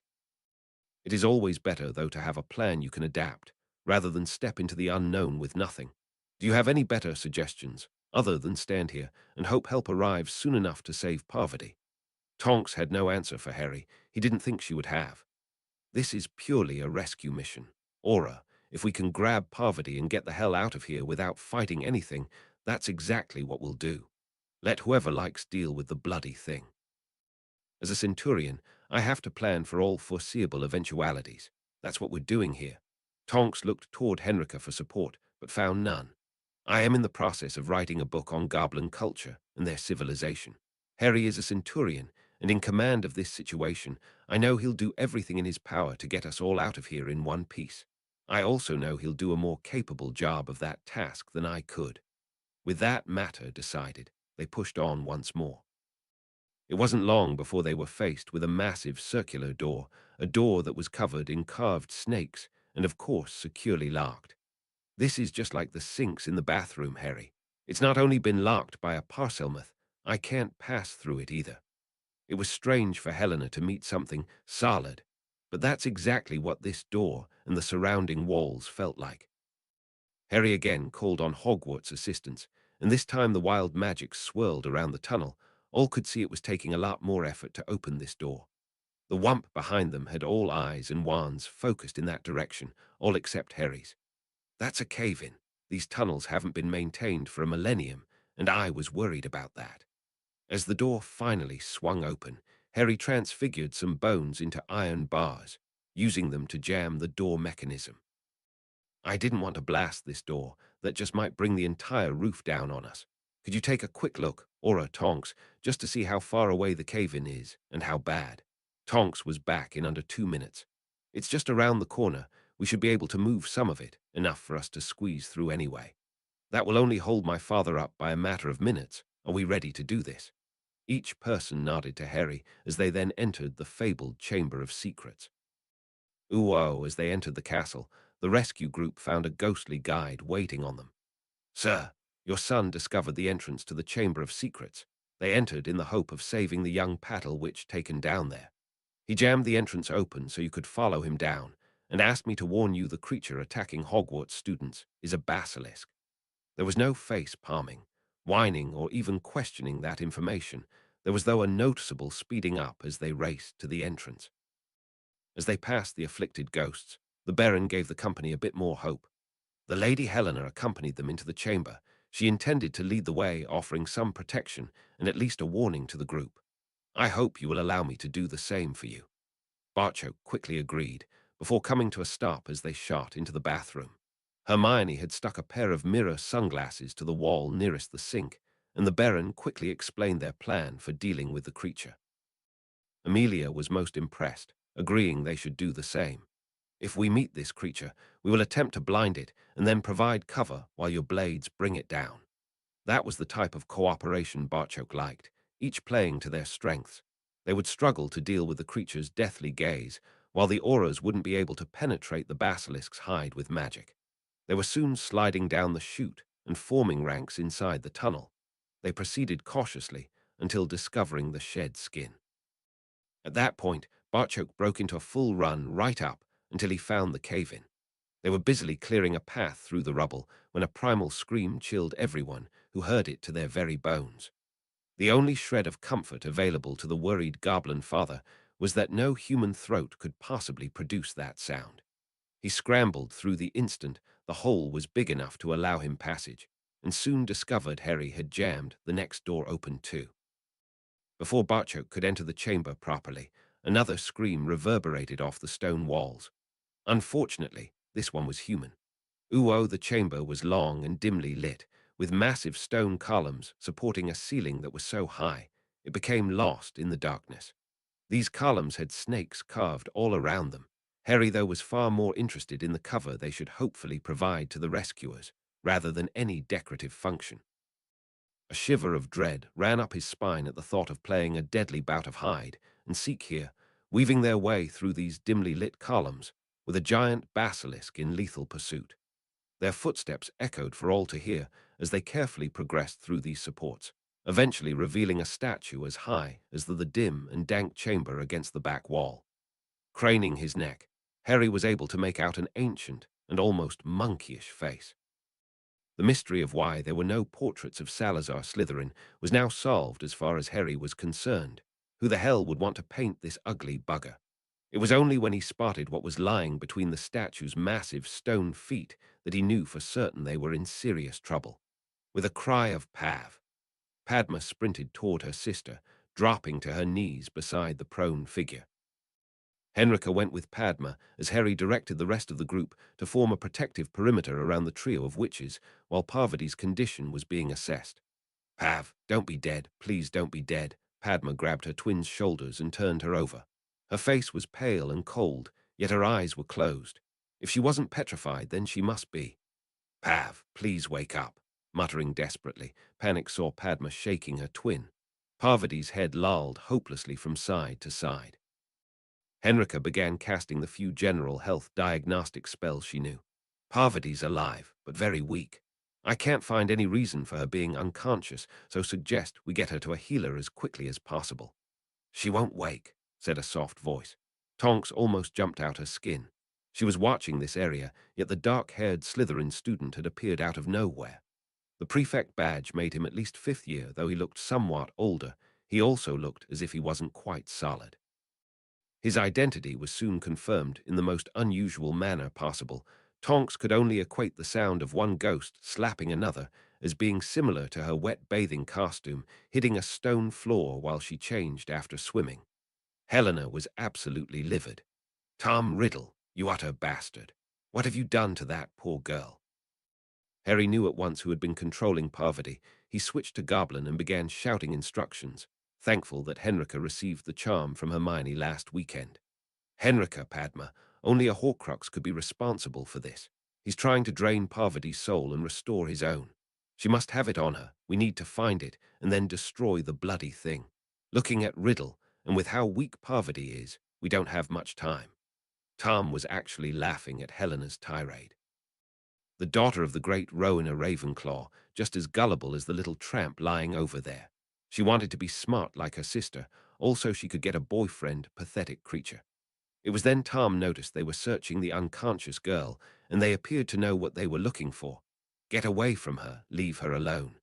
He had drawn Parvati's wand, and that was the signal for Harry to spring into action. "Stupid boy, your sword can't hurt me, Potter." Harry's blade swished through the air and proved Tom right. Tom, though, wasn't the blade's intended target. Parvati would be requiring a new wand, as Harry just cut straight through hers. He privately swore to replace it, but they would all need to come through this in one piece first. A shout from Padma alerted him they'd found something. "We have an old black book here that certainly didn't belong to Pav." Both she and Henrika cast spells at it, without doing any damage. "This must be it. Not a bloody scratch on the thing. How are we going to destroy it?" Hermione offered a frightening solution. "Basilisk venom is one of the most deadly substances known. It will kill anything." Tom could clearly see what they were attempting to do, but couldn't understand a word they were saying. He threw the now useless bit of wand away. The heir of Slytherin had intended to gloat for a while yet, inform these people of his brilliance before watching them die. They left him no choice, though, but to proceed directly to the main event. "Now, Harry, just for that, I'm going to teach you a little lesson.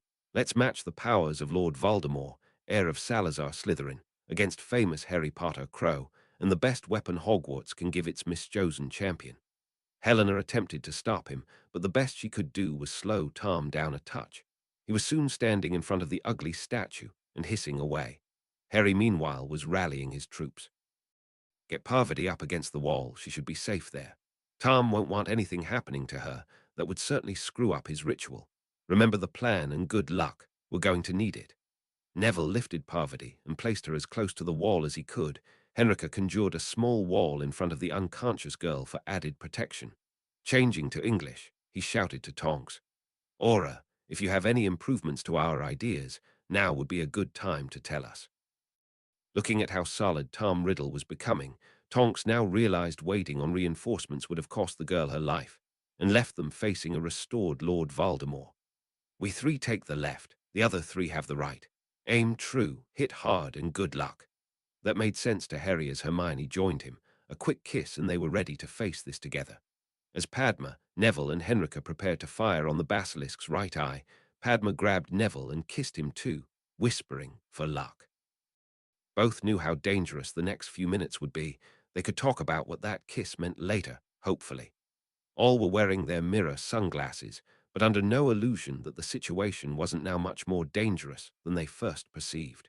Should they fail to take out these eyes and end up petrified, a revitalized Lord Voldemort would soon be joining them in the chamber. None of them would be leaving here alive if that happened. Harry at least had the consolation of knowing his father was on his way here and would certainly make a concerted effort to avenge him. As the stone mouth of the ugly statue creaked open, they could hear the creature making its way out of its lair. Harry steadied his troops. "Hold on, people. We're only going to get one shot at this. Wait for my command. Wait, wait, now." Just as its snout began to appear from the mouth, 6 starburst charms exploded right in front of the basilisk's face. That part of their plan worked to perfection. The rest of it, though, quickly fell apart. The basilisk was thrashing about in agony, throwing its head about far quicker than any dummy they had ever practiced on. With more luck than skill, the group managed to burst the left eye. They could all see the basilisk recovering, though, and rather hopefully cast more starburst spells. Henrika decided it was time for a different approach. She just hoped her protective mirror sunglasses transfigured along with her. She transformed into her Vela avian form and shot toward the basilisk, her scaly wings soon bringing her level with the basilisk's head. Using her claws to latch on to the giant creature, a fireball left her clawed hand directly into the as yet undamaged eye. Unfortunately, having to be this close meant Henrika couldn't avoid looking into the large yellow eye. She lost consciousness, and her grip as the now blinded basilisk violently thrashed its head from side to side in severe pain. Harry barely had time to scream, "Cease fire," as Henrika in her Vila form launched herself at the basilisk, and Tonks was reacting before anyone needed to tell her. She caught Henrika before the still transformed Vila could hit the stone floor and quickly levitated her over beside Parvati. Tom was incensed, and Helena wasn't slow to push his buttons. "Your powers don't seem that great now, do they, Tom? I think our chosen champion and his friends have just acquitted themselves rather well." An enraged Tom Riddle began screaming at the basilisk, and you didn't need to speak Puckletongue to understand the message being sent. "Kill them." The four friends received a jolt of positive emotion when Tonks shouted her discovery across the chamber. "Henrika's petrified, but alive." Harry shouted reply also contained an order. "Aura, Tonks, stay there and protect those two. We'll handle the rest. You are our new plan B for Tom." Hoping the Aura was quick enough to decipher his cryptic message, he then switched to Goblin. "Padma, you're with me. Neville, your job is to pull the basilisk off Hermione." Harry hated handing his mate's safety over to anyone else, but was left with no other choice. They needed to work as a team now more than ever. The four made a lot of noise as they entered the pillars, making sure the creature knew where they were and would follow them. Helena was doing her best to antagonize Riddle, distracting him from offering any directions or instructions to the beast. Their first trap was almost their last. This creature was amazingly quick. Only Harry's armor-enhanced speed saw his blade bite into the creature's side before its jaws would have snapped on Neville.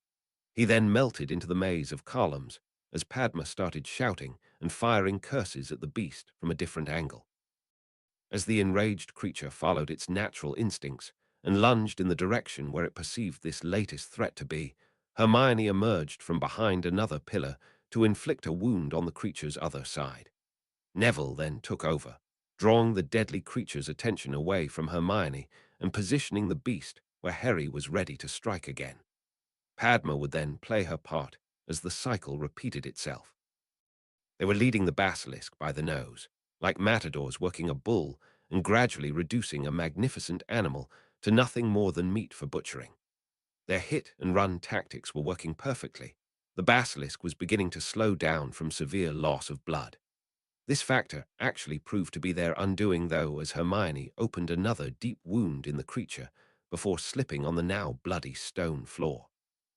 Great Fanged Head turned around to face her, and neither Padma nor Neville could convince it to change direction once the ancient creature had locked on to its now vulnerable prey. Hermione was rather inelegantly parked on her bum, trying to push herself backwards and away from the approaching basilisk, with her flailing legs and arms finding little purchase on the now slippery floor. Harry was forced to act. He raced forward and embedded the sword of Gryffindor into the beast right up to the blade's hilt. He then used this fabled sword to cast his most powerful blasting curse. The basilisk may have skin that was incredibly resistant to magic, but the sword was actually inside its body. A horrible scream was emitted from the beast as internal organs were reduced to mush, but Harry didn't hear it. When he used this attack on the dummies, by bracing himself, it was the dummies that ended up flying across the room. Here, the sheer mass of the basilisk meant it was always going to be Harry who received the backlash from his spell. This backlash blew a large hole in the creature and saw him thrown right along the chamber. He smacked into the floor with an almighty clatter, his body being twisted into unnatural shapes as it skimmed and skidded along. Only crashing heavily into the wall finally halted his momentum. The blast that killed the basilisk saw its head shoot forward in its death throes, unfortunately landing on the still prone Hermione's legs, crushing both and pinning her under the creature. Tom was jubilant. The basilisk may be dead, but he had still won, and that was all that mattered. He walked over as Harry fought a losing battle to remain conscious. "I'm going to stand here and watch you die, Harry Potter. Take your time. I'm in no hurry. Your last thought will be that I, as we all knew I would, have won. You and all your friends will soon be dead. Hey, Tom, you don't have to talk a load of shit." Tom spun around to see the long-bottom boy had used that little witch's sword to hack a fang out of the basilisk's jaw and was now removing a certain black book from his pocket. You should know that Harry doesn't stand alone against you. His friends always have his back covered. This one's for both of our parents. Stay dead, you murdering bastard. Tom managed to shout stop, but Neville paid him no mind, slamming the point of the basilisk fang into the diary. There was a long, dreadful, piercing scream. Ink spurted out of the diary in torrents, running all over Neville's hands and forming a large puddle on the floor. Tom was writhing and twisting, screaming and flailing, and then silence. Neville dropped the fang and raced over to Harry. He was kneeling beside his friend as he muttered the question Neville knew was coming. Hermione. The basilisk landed on her legs, probably breaking both of them. Padma's with her now and Hermione's far more worried about you. Harry managed, and I'm fine, before passing out. Helena couldn't miss the worry on Neville's face and offered up some reassurance. That magnificent armor our champion possesses has just saved his life. He'll certainly need to visit the infirmary, but both he and his mate will be ready to dance again by this time next week. Knowing both girls would be desperate to hear from him, Neville shouted the news over since the body of the basilisk was hiding them from his line of sight. Harry's battered and bruised, possibly a few broken bones, but his armor protected him from more serious injury. He's just passed out. Hermione's head was now being gently cradled on Padma's lap as her friend also held onto her hand. While Padma was doing her best to offer some comfort, Hermione understood that not knowing her sister's fate must be eating away at the witch. Go and check on Parvati. I'll still be here when you get back. Hey, Granger, I do the jokes. You slice up the massive, deadly beasts. That's the deal, remember? Tonk's voice then rang around the chamber. Parvati's beginning to wake up. I think she's going to be okay. This proved to be the trigger for both girls to release their tears. Hermione might be in a lot of pain, but the tears flowing down her cheeks were those of relief. They may not all be walking out of here, but they were all alive. None of them really believed that outcome was likely, or even if it was remotely possible. She found her other hand now being held by Bartchoke, the goblin making no attempt to hide his own tears. Well met, Father. I can't tell you how happy I am to see you again. Please check on our Harry. I can't see him from here and it's driving me crazy. With extreme care, the goblin very gently traded places with Padma, releasing her to race over and check on her twin. I'm staying right here, my oh-so-brave daughter. There are 2 healers currently checking on him. Amelia is also here with her auras, so everyone will be okay. The healers will be with you soon. We just need to work out the best way to get this thing off of you first. Harry was then carried over on a stretcher by 4 centurions and placed beside his still trapped mate. This was a heartfelt tribute of respect by their comrades, saluting their courage for tackling and then defeating a beast such as this. Both the centurion and his mate were covered in the residue of what must have been a titanic battle, and their bloody swords were respectfully positioned between them. The looks of appreciation and even awe heading in the direction of the father and his 2 children from those in the chamber were something that should have been savored. Bartchoke, though, never took his gaze from his son and daughter as solutions were being feverishly discussed on how to move the biggest bloody basilisk in recorded history off Hermione. Harry was still unconscious, but just seeing he was alive settled Hermione. None of the people urgently milling around them mattered now. Harry was back where he belonged, beside her. Their father had brought enough goblins along to physically lift this bloody thing off her if they had to. Now all she and Harry needed to worry about was telling their mum and dad. And thanks for reading. 46. Heroes of Hogwarts. Harry Crow disclaimer. I would like to think that Harry Potter belongs to all of us who spend our time keeping the boy who lived alive. Providing we're not making any money from Jo Rowling's creation, her lawyers would appear to be quite happy indulging us in this fantasy. I wouldn't want to upset those lawyers, especially since I can't afford to hire one of my own. Chapter 46. A pleasant Saturday morning spent shopping was instantly forgotten about as the Grangers entered their home, only to find Sirius impatiently waiting on them. Where the hell have you been? Seeing how distressed Sirius was immediately alerted both parents something had to be seriously wrong. Dan didn't mess about with any pleasantries either. Has there been another attack? Yes. Between the attack and the aftermath, Hermione, Harry, and Henrica are all in the Hogwarts infirmary. None of them are critical, and the problem has been dealt with. That's all the information I was given, and I've been going nuts waiting on you two arriving home. We need to head to Hogwarts right away. Emma was too shocked at that news to say anything. She actually felt her head beginning to spin. Dan soon had an arm around his wife, offering his support as their shopping now lay forgotten around them. We both obviously want to go, but how are we supposed to do that? I thought we couldn't even see Hogwarts. Sirius was already slipping a bracelet onto Emma's wrist before handing one to Dan. These will neutralize the muggle-repelling wards and allow you inside the castle. I also have a portkey here that will take us to the edge of the wards. Bill Weasley passed me these through the flu, along with telling me to get you two to Hogwarts as quickly as possible. Apparently it was pandemonium there when he called. Bill didn't have time to tell me any more. Are you ready? Since they hadn't even taken their coats off, both Grangers quickly agreed. It seemed only a moment later that they were picking themselves up off the grass on a Scottish hillside and staring at a magnificent castle that could only be Hogwarts. A small, silvery, dog-shaped wisp left Sirius' wand and shot toward the castle. That was a message spell. Bartchoke wanted to know the moment we arrived. Sirius noticed the place was crawling with auras and even saw a squad of fully armored goblins in the courtyard as they entered the castle gates. Whatever the trouble was appears to really be over. If the amount of people now guarding Hogwarts is any indication, whatever happened must have been really big. Would you like to bet that our lot were right in the bloody middle of whatever happened? Dan got no takers for that. Both Sirius and Emma thought he was probably right. They entered the main doors to find Bartchoke heading toward them. How are they? Can we see them? Emma, they're all going to be fine and will probably be back training by next weekend. We need to have a quick private chat before you go in to see them. You need to know what you'll be walking into. Dan wanted to see Hermione, and he wanted to see her now. Can't we just see them first and talk later? There are things you really need to know first. You're all just going to have to trust me for now. We can and will go through what happened in much greater detail later, but there are changes you need to be aware of before entering the infirmary.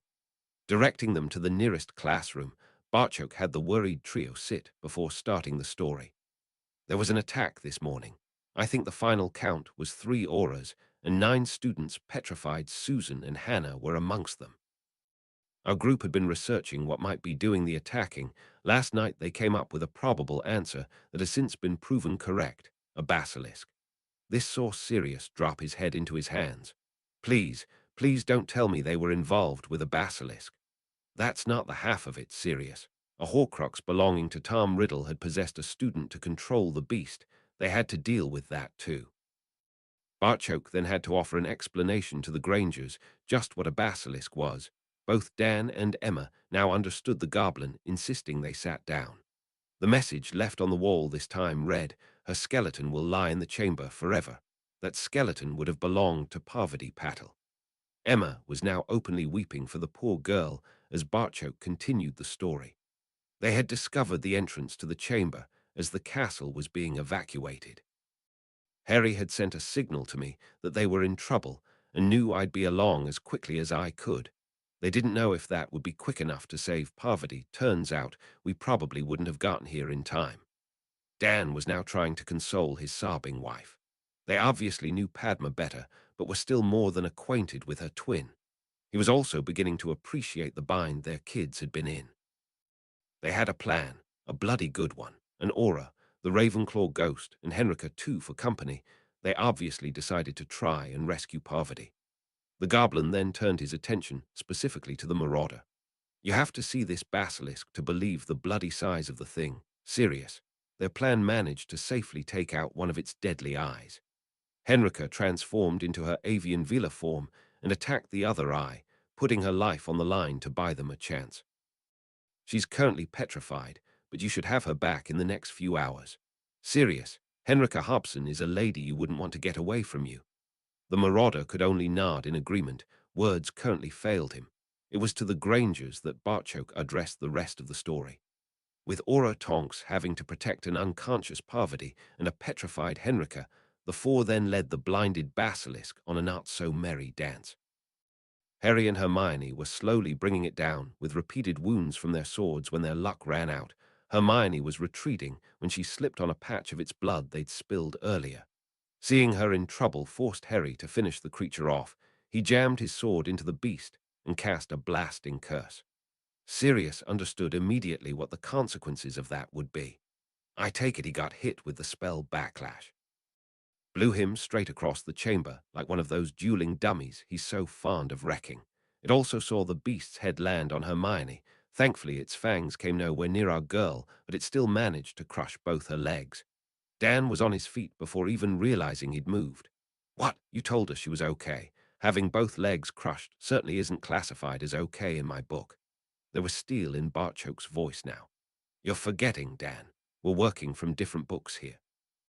The shattered bones have already been vanished from her legs, and a potion is currently repairing the soft tissue damage. Tonight, she'll drink another potion that will regrow all the bones in her legs. Hermione will be up and walking within 48 hours. This took the wind out of Dan's sails, and he sat back down. Barchoke never let up, though.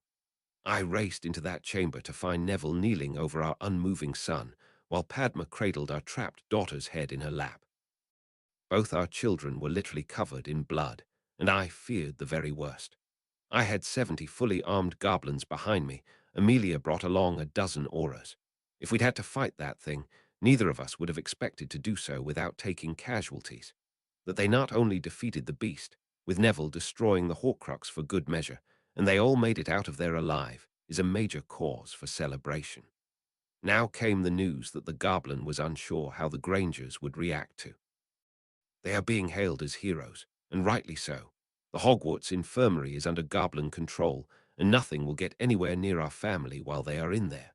My nation places great value on bravery and honor, and they have taken our courageous daughter to their hearts. So much so that she currently has a Centurion Guard of Honor in the infirmary, guards who will react instantly to any form of threat. Something about the way Barchoke said that last sentence bothered Dan. I am delighted Hermione is protected. What exactly did you mean by that last remark? The Goblin Ambassador left no room for ambiguity. Dan needed to understand exactly what was being said here. Should anyone begin shouting at Hermione, they will treat that as at least insulting, and at worst threatening. She is the mate of a centurion, a friend of our nation, and a heroine in her own right. Harry's fellow centurions will protect her until he is once more able to do so himself. As Barchoke expected, Dan appeared shocked by that. Better shock, though, than having a goblin blade at his throat. Emma nodded to Barchoke that she understood and would have a tight rein on Dan. There was also something she wanted to ask. How is Harry? It may actually be easier to list the bones he hasn't broken. He's still unconscious, but should awaken shortly. He too should be healed within 48 hours. Barchoke then offered Dan an olive branch. The Minister of Magic is already in the castle, with the Director making his way here later. There will be a party going down to the chamber to see exactly what happened. I'm inviting you and Sirius to be part of that party. Perhaps seeing it for yourself will give you a better appreciation of exactly what our children have gone through. Dan then turned sheepishly to his wife. Am I really that bad? Reaching for her husband's hand, Emma tried her best to allay Dan's fears of being a poor father. Bad is totally the wrong word to use here, Dan. Our daughter is now part of a different world. Adjust how you express your genuine concern for her safety, and you'll be fine. With Parvati already down there and in grave danger, nothing short of physical restraints would have stopped Padma trying to save her sister. We all know Harry wouldn't have wanted to take any of them into the chamber with him, just as we know Hermione would have pushed to be included. No one could disagree with Emma's assessment, though the mother wasn't finished displaying her insight quite yet. Hermione will be lying up there, worried about Harry and our reaction to this. I say we wait until everyone has had a chance to cool down and they've had a chance to heal before we sit down as a family and discuss exactly what happened. They're all still with us, and I'll settle for that at the moment. I just want to see them now. This outcome delighted Barchoke. While it could be considered cruel to keep a father apart from his daughter, an enraged Dan couldn't be allowed anywhere near Hermione under the current situation. He rose to lead them to the infirmary. Neville and Padma are being treated for battle fatigue, while our mind healers are working with Parvati, mainly to ensure that Horcrux left no permanent damage. Ramrau, Smita and Augusta are already here. Their reactions to this are pretty similar to our own. We may want to include them in our family discussion. Sirius, I already count Henrika as family. She more than earned that right today. A final decision has yet to be reached, but the ministry will have to prove Hogwarts is safe before students can return. That won't happen today. Once these two are fit to travel, they will be heading home. All knew they would discuss exactly where home was later. Dan noticed the stares from everyone they passed, be they Aura or Goblin. He asked Bartchok about it. They all know who you are. The pictures in the prophet of the ministry's ball made sure of that. They also now know what 4 second-year students accomplished. That is why they stare. The increased security told them they were approaching the infirmary, and the stares were now accompanied by respectful nods or salutes. Emma felt as if she was taking a step back into the health service of the 50s. The infirmary so reminded her of an NHS hospital ward from that period, especially the proliferation of portable screens that cordoned areas off. It was to one of these areas, guarded by a pair of centurions, Bartchok led them. Laying eyes on her daughter saw everything else pushed to the back of her mind as she dived to Hermione's bed. Dan was left to stand and watch as both his girls were in floods of tears while holding each other tightly. He couldn't go around to the other side of his daughter's bed for the simple reason that Harry's was jammed tightly up against it. Hermione had been holding his hand as they entered the infirmary. Any residual anger Dan had toward Harry for placing his daughter in danger vanished with his first glance at the unconscious boy. Harry appeared as if he'd been run over by a bus in his efforts to save Hermione. If magical medicine could get Harry back on his feet in 48 hours, then Dan would be really impressed. Bartchok nudged Sirius. Henrika is in the next section to this. Hermione's going to be busy for a while and Harry's still out. She needs to see a friendly face when she becomes unpetrified. The last thing she saw wouldn't have been exactly pleasant. Nodding, Sirius left. Neville couldn't stand the silence any longer. Gran, if you want to shout at me, then go ahead. I knew I would be in trouble, but went anyway. They needed me down there. Neville, part of me wants to rant, rave and ground you until you're of age. Another part of me wants to stand proud and shout your achievements to the entire world. I'll make that stupid brother of mine eat those squib comments. Algie will not be the only one swallowing their words now. The biggest part of me, though, is simply terrified with the thought I could have lost you. We're slowly getting your mum and dad back. To lose you now would kill me. Watching the tears run down his Gran's cheeks as she sat beside his bed, saw Neville rise and take his grandmother in his arms. Augusta felt as if she was cast adrift in the sea of uncertainty. The fixed points she'd steered their lives by were shifting to different orbits. Every safe harbor of familiarity and truth had been dragged below the waves by cataclysmic events in the lives of the Longbottoms. Ever since her grandson had boarded the Hogwarts Express, their lives had been undergoing dramatic changes. Amelia had spoken to her before she'd entered the infirmary, having received a report from her Aura who'd been down there fighting alongside her grandson. Part of that information was so unbelievable to Augusta, it was eating away at the old witch, so she just had to ask if it was true. Neville, did you really face down you-know-who, and then destroy him? His name is Tom Riddle, Gran, and that's who was responsible for all this. He was standing over Harry and gloating, forgetting all about the rest of us. He'll remember the Longbottom name from now on. The stoic Augusta Longbottom broke at that. She was sobbing in a mixture of relief and pride as she clung to her godson. Frank and Alice, there would need to be a lot further on in their recovery before this incident would ever be mentioned in their presence. Ramra was sitting beside his daughter's bed, chatting with Padma about nonsensical and inconsequential things. This was a clear case of talking about anything, rather than mention the elephant in the room, or, in this situation, on the other side of the privacy screens. The goblin mind healers were checking Parvati over to ensure there was no lasting damage from her possession by the Horcrux. Smita was in there with her, with both father and twin sister anxiously awaiting Parvati's results. Smita entered with tears in her eyes. Neither drew any meaning from that Smita had been in tears since arriving in the infirmary. The healers say she'll be fine. All we need to do now is get her to open up about the whole experience. That was Padma's cue. She was out her bed and out of there before either parent could say another word. Ramrao drew his wife into his arms. Let her go. If anyone can handle Parvati in this situation, it's Padma. We'll just have to listen in. She found her sister curled up in the fetal position and facing away from her. Pav, stop being a bed hog and bunch over. This floor is bloody freezing, and you know where I'll put my feet to heat them up. She budged over but still kept her back turned, even when Padma tried to provoke a reaction by running her cold feet down the back of Parvati's legs. She settled for snuggling into her twin, waiting on Parvati speaking first. After all, Padma was supposed to be the quiet one. It took a few minutes, but there was finally a response. How can you stand to be close to me after what I've done?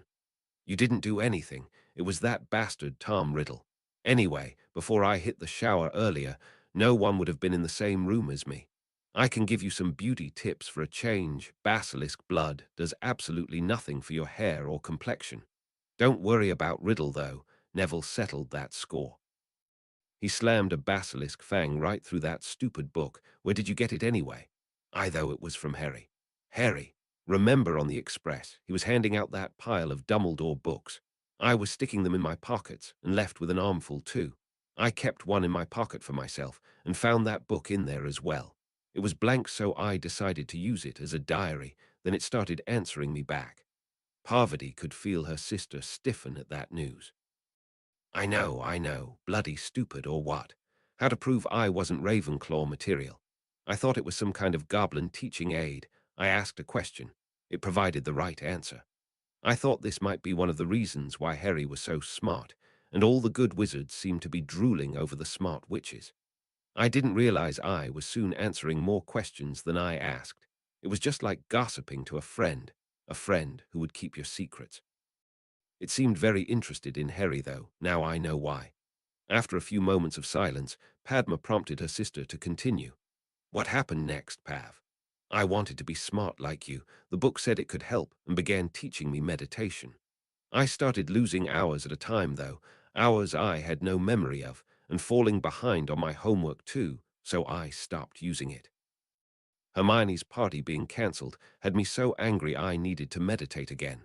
I was almost sick with nerves, but had actually approached a boy and asked him for a date to that party. A comforting squeeze from her twin gave Parvati the courage to continue her tale. Fortunately, Blaise was very good about it and asked me to the Merlin Ball as his date. We both know how that night ended. When you left at Halloween, I meditated for most of the day and later discovered what happened to Luna. I felt ill and had my suspicions, but by that time, though it was as if I was under some sort of incredibly strong compulsion charm, I just couldn't put the book down. I know exactly how that feels, Pav. I've come across one of them before. This saw Parvati turn around and stare right into her twin's eyes. You wouldn't lie to me, Padma. Not about this, please. Last year, the four of us, with Professor Weasley and Henrika, went searching for one we knew was inside Hogwarts. It was Ravenclaw's diadem. The instant I saw it, I wanted to rush forward and put it on. Neville had to drag me away while Professor Weasley put it in a container and took the thing to Gringotts. They have a way to kill the Horcrux that doesn't involve fighting a bloody basilisk. I can't believe you came down there after me. You're my sister. Of course I was coming after you. Harry simply said you were family. I think we both know you never, ever want to mess with any of his family. How am I going to face them after what happened? Again, Pav, I know exactly how you feel. We were waiting on that basilisk making an appearance, and I didn't know if I would ever get another chance, so I just grabbed Neville and kissed his socks off. You didn't? Well, I never actually checked to see if his socks were still on his feet, but I certainly kissed him. A moment's silence followed before the inevitable question was asked. What was it like? At that, Smita pulled Ramrao away.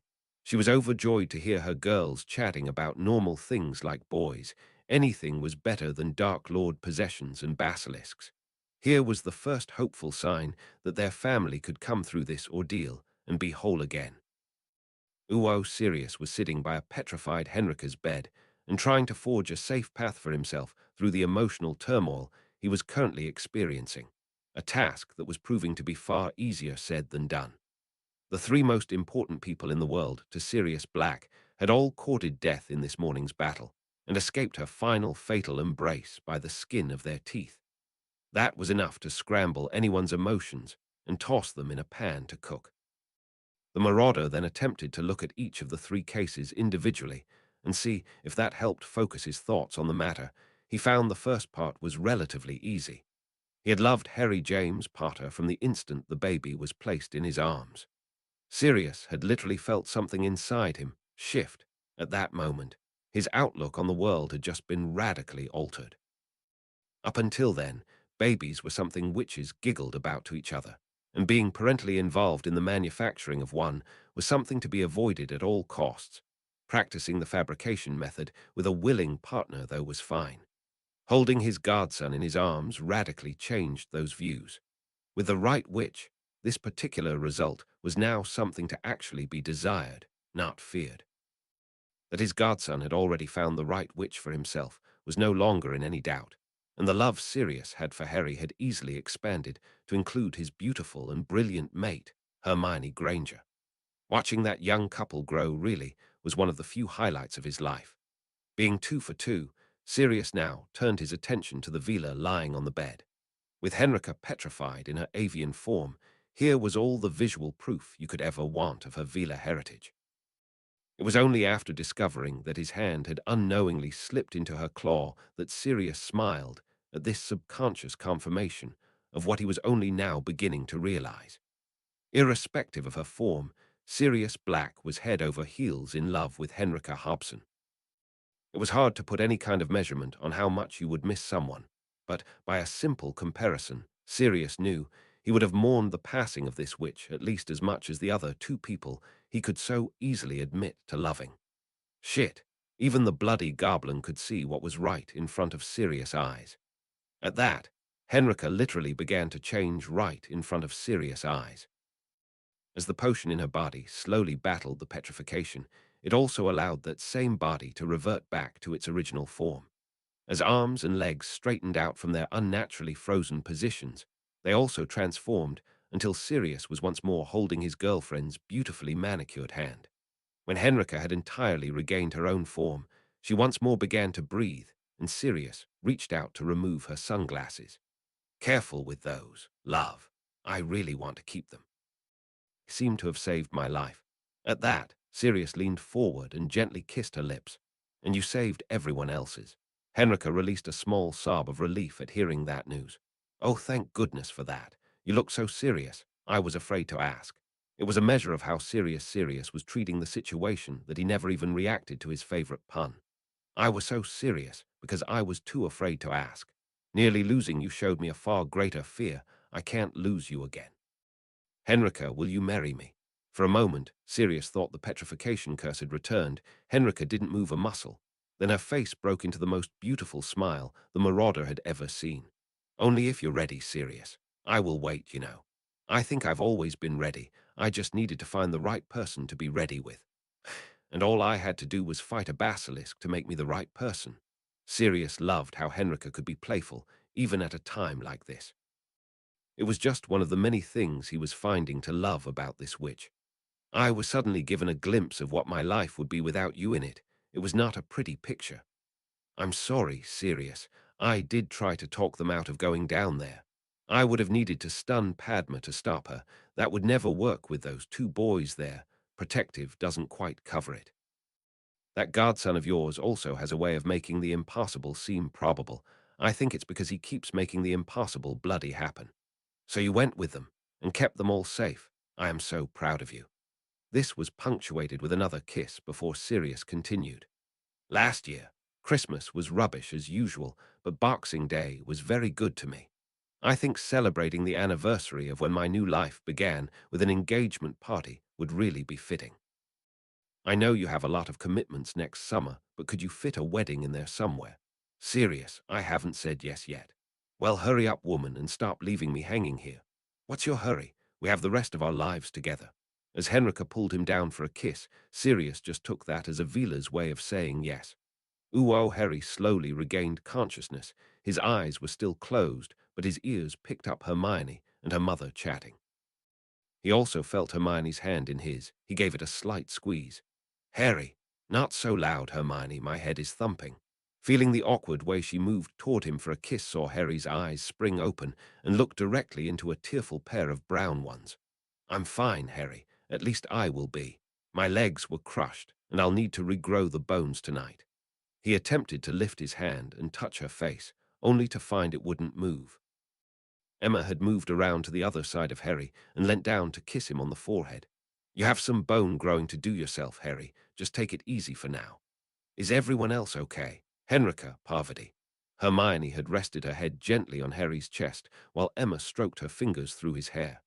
You two are the worst injured. Everyone else will be going home tonight. We're hoping both of you will make it out of here tomorrow. Harry recognized the Hogwarts infirmary, but had no recollection of coming here. Now that he knew everyone was okay, it was time to get some more answers. How did we get here, and how much trouble are we in? I hope Dan's not too upset. A toddler could get the better of me at the moment. Hermione gave Harry's hand that still had bones in it a comforting squeeze before answering. The basilisk's skin was so resistant to magic, they couldn't levitate it off me. It took about 30 goblins, with transfigured iron levers, to move it enough for our father to slip me out from under it. I passed out at that point and woke up here. Her mother then took over. Nobody will be saying anything until you are both recovered, and the whole family are there. How much trouble you're in will depend on what happened today. Everyone bar Smeater and me are currently down in the chamber, along with a load of press too. They're getting a look at this creature, and then the aura's memory is going to be played on a goblin viewer. This earned a loud and long groan from Harry, and an answer from his mate. I know, we're totally screwed. Dan almost passed out just seeing the shed skin. Even this, though, didn't prepare him for seeing the real thing. He was able to draw some comfort after noticing neither Sirius or Ramrau seemed to be dealing with this any better than he was. Barchok had to lead Augusta away and transfigure a chair for the game old witch. Knowing their kids were actually all safe in the infirmary was the only thing currently holding Dan together. He certainly didn't envy Barchok bursting in here with no idea what he would find. There had been so much blood spilled that the metallic taste was actually tainting the dank air. He now agreed 100% with the wise goblin's assessment. That their kids had survived this was certainly a cause for celebration. Dan fully intended to have a few glasses of single malt later. He noticed Minerva McGonagall transfigure a chair for herself, right next to Augusta's, as Amelia set up a table with a viewer on it. She was joined by the Minister of Magic, Ragnarok, Barchok, and both Weasleys. It was show time. Amelia called the assembled crowd forward. Just about every aura or goblin who wasn't required to guard Hogwarts at the moment had also invited themselves along to the chamber. Since the minister had decided nothing would be hidden from the public regarding this situation, it was a case of the more the merrier. You have now all seen the basilisk for yourselves, and the all too obvious signs of the epic struggle that played out in this chamber. What we are going to do now is watch Aura Tonk's memory of the entire event replayed on a goblin memory viewer. It will only show things from the perspective of the person whose memory is being displayed, but has the distinct advantage of being able to be viewed by a large group. Please save any questions until the end. We will try and answer them if we can. The memory started while Harry and Hermione were training, just before the alarm went off. They could all see the aura trying to do her job and protect the two students. Helena's arrival changed that. Watching as the school was evacuated, and then almost stumbling upon the scene of the attack, had every eye riveted to the viewer. Amelia was sorry to see Susan and Hannah lying there, drawing comfort from the knowledge Barchok had already sent what supplies they had of the mandrake potion to St. Mungo's. She could also take pride that her auras were lying at the front and had gone down trying to protect the students. Ramrau was in tears as Padma tried to rip the sink off the wall with her bare hands. There were gasps of awe at the magical power pouring off Harry's sword. When Hermione put forward her idea for blinding the basilisk, Dan felt Sirius grip his shoulder before whispering, "Those glasses saved Henrika's life. Your daughter is in for one hell of a Christmas present." They all looked on as they forged a plan of action to deal with the basilisk, impressing the hell out of everyone who had seen the result of that plan, currently lying dead on the chamber floor. Both Dan and Sirius had to grab Ramrau as they watched Padma shake her sister and plead for her not to be dead.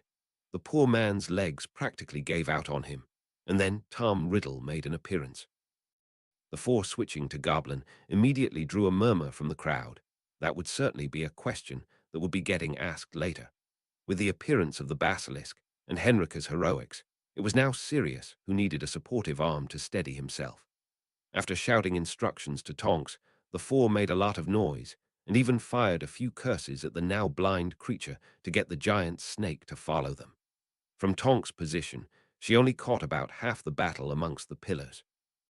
It was more than enough to give everyone watching a flavor of what was actually happening. As Padma and Neville led the creature through the columns, Harry or Hermione would appear and wound the beast.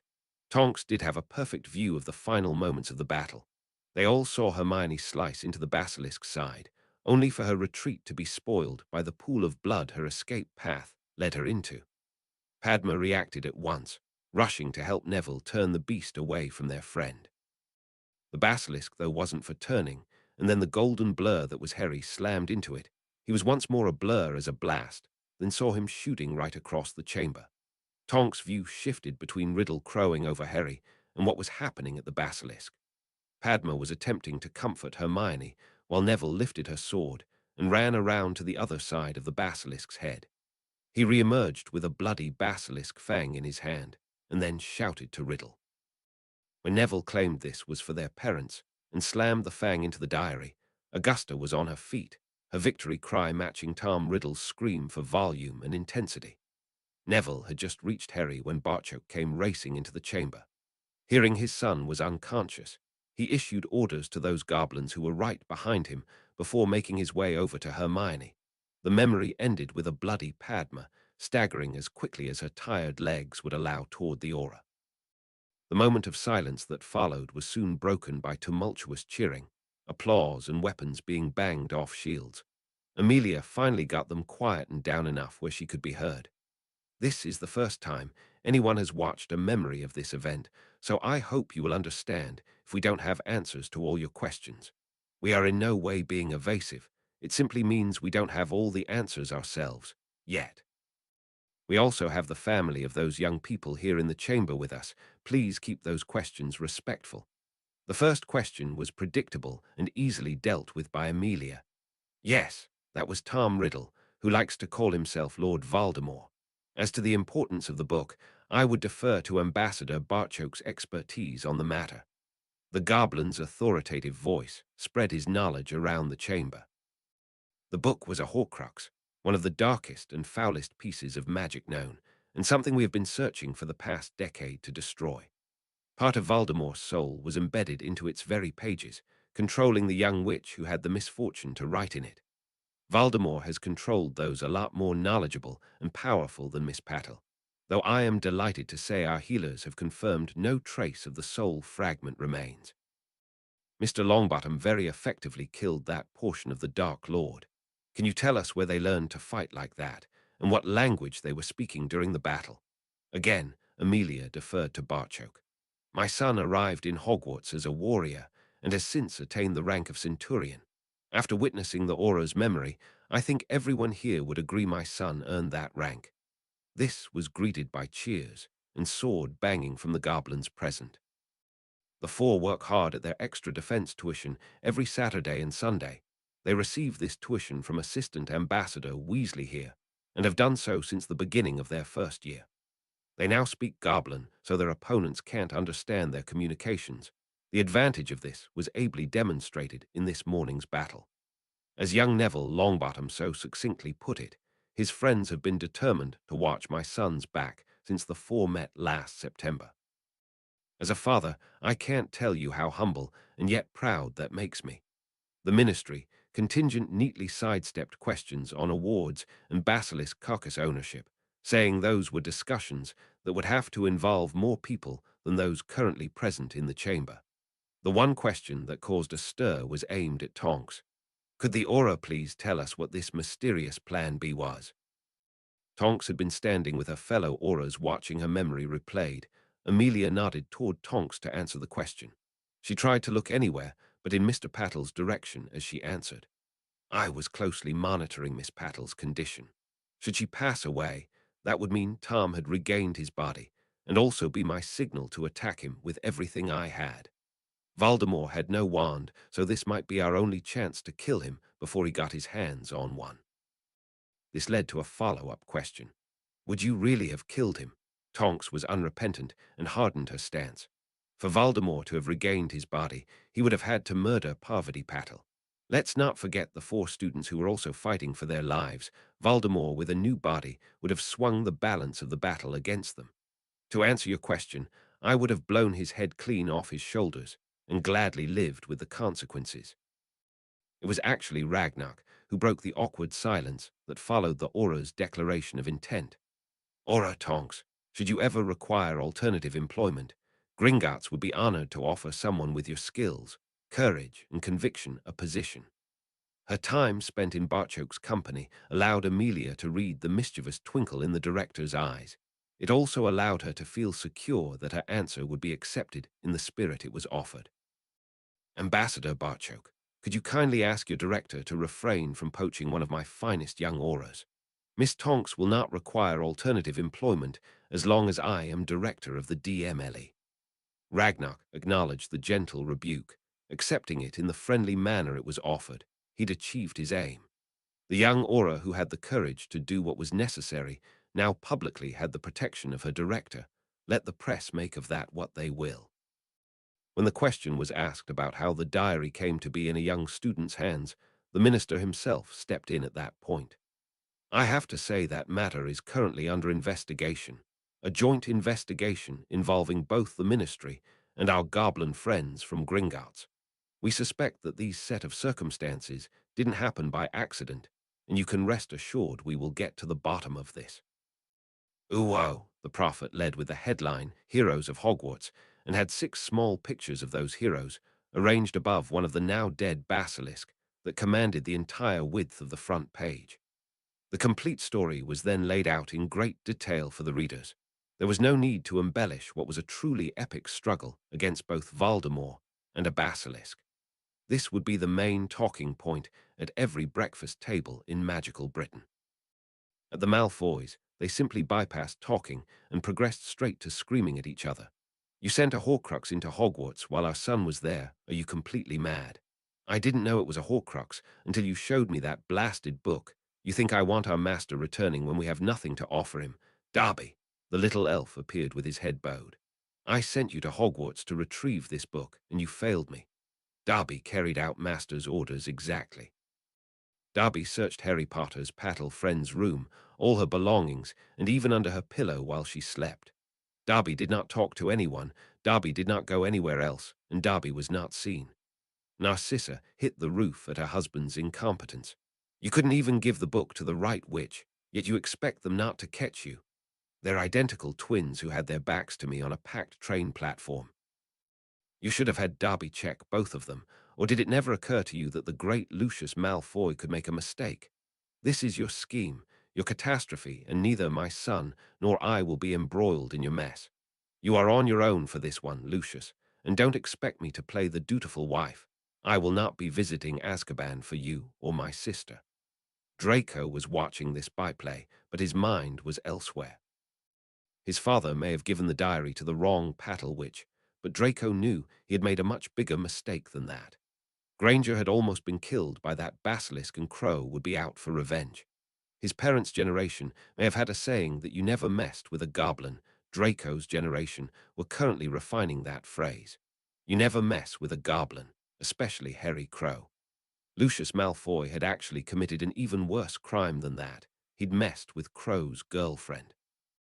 Azkaban might be scary, but Draco was more concerned his father would face Crow's blades before he could be sent to the island prison.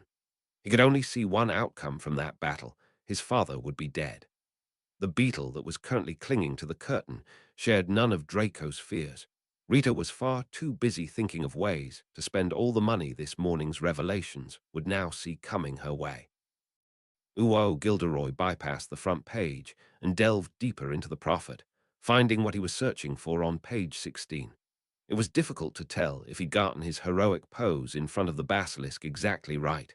The picture wasn't overly large. They'd copied his quickly prepared speech exactly, though, which was good. He hated being misquoted. He carefully cut out the picture, making sure to leave the article attached. An article in which the famous Gilderoy Lockhart pointed out exactly where the children had made their mistakes, and why they would be so much better off taking their defense lessons from him. He conveniently ignored the scathing comments underneath the very same article that branded his proposed method of dealing with the basilisk as not only preposterous but suicidal. Gilderoy also paid no notice of the claims that, after the Hogwarts alarm sounded, he was first out the castle, and still in his baby blue silk pajamas, had ran screaming all the way to Hogsmeade. Gilderoy carefully stuck his latest addition into his scrapbook and began refining his headmaster's acceptance speech. After this incident, who else could they possibly choose? And thanks for reading. 47. The Family Meets. Harry Crow disclaimer. I write purely for my own enjoyment and make no money from my efforts. Apple never picked up on an iPad sponsorship deal either. Neither do I claim to own any of the characters who appear in this story. Everyone on the planet must know by now that Harry Potter belongs to a certain Miss Rowling. Chapter 40. 7. Padma arrived with her family into a back garden that was very familiar to the young witch. She fairly shot through the door in search of her friends. Neville was actually waiting on her, and there was no awkwardness in his hug of greeting. It was a rather nervous Parvati, though, who entered the Grangers' home at a much more sedate pace, and with her mother and father close for support. Neville spotted this at once and released Padma before opening his arms to her twin. With a sob, Parvati dived into them and held on as if her life depended upon it.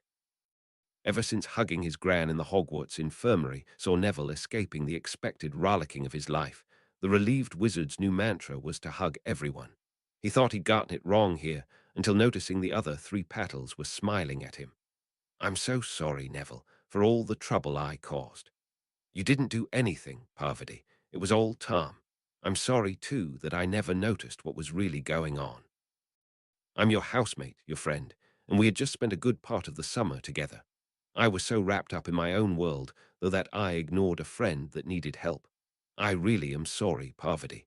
Parvati may have controlled her sobbing, but Neville's arms around her were proving too nice to end right away. You came to rescue me, Neville. I couldn't ask for a better friend than that. That's what friends do. Harry and Hermione will tell you the same. Their legs still have them toddling about like babies, but they're waiting on you both in the lounge. Padma took her twin and led her there. Ramrah wanted a quick word with Neville first. Thanks for that, Neville. Parvati was really worried about meeting people again. That was a very mature attitude to take. Sir, to be perfectly honest, I never expected to come out of the chamber. That basilisk was bloody terrifying. Padma pulled me through and gave me the courage to fight on. I think our time down there will change all of us. My gran certainly treats me different now. Ramrah had his hand supportingly on Neville's shoulder. I saw that beast dead, and it terrified me. I'm still not sure how you four managed to pull it off. I also saw my daughter kiss you, and wanted to let you know I approve, assuming you remain a gentleman. Sir, Padma is a scary witch in her own right, but have you met her best friends? Padma and I haven't had time to discuss anything about that day yet. When we do, I can assure you I will be a proper gentleman. Ramrah, stop trying to scare the boy. Smeeta, this boy, helped bring down a gigantic basilisk and then stopped Voldemort. I hardly think he'll be scared of Padma's father. The three shared a quiet laugh at that as Neville showed them where to go. Smeeta wasted no time in rushing over to the sofa to hug Harry and Hermione, drawing a wry chuckle from Emma. I find myself doing that all the time too. I think I'm trying to convince myself that they are actually okay and still with us. The Patal mother agreed. I found myself repeatedly getting up and checking the twins' room the last couple of nights, just to ensure they were safely sleeping in their beds. I am so glad I never went down into that chamber. Just the picture in yesterday's Prophet scared the life out of me. I would probably never let the girls out of my sight again if I had actually seen the beast for real. Sirius and Dan had been ferrying enough chairs for everyone into the lounge. Now that they were all seated, it was time to start the family meeting. Augusta, Smeeta, Ramrah, you will hear things today that I must ask you not to speak of with anyone who isn't currently in this room. Barchok's gaze then settled on Parvati. I'm afraid that applies doubly so to you, Miss Patal. She nodded her agreement at once. I think what upset me the most was not knowing what was going on. Padma and I never had secrets from each other before. That played a big part in pushing us away from each other. As long as I can talk to Padma about anything I hear today, I'll be happy with that.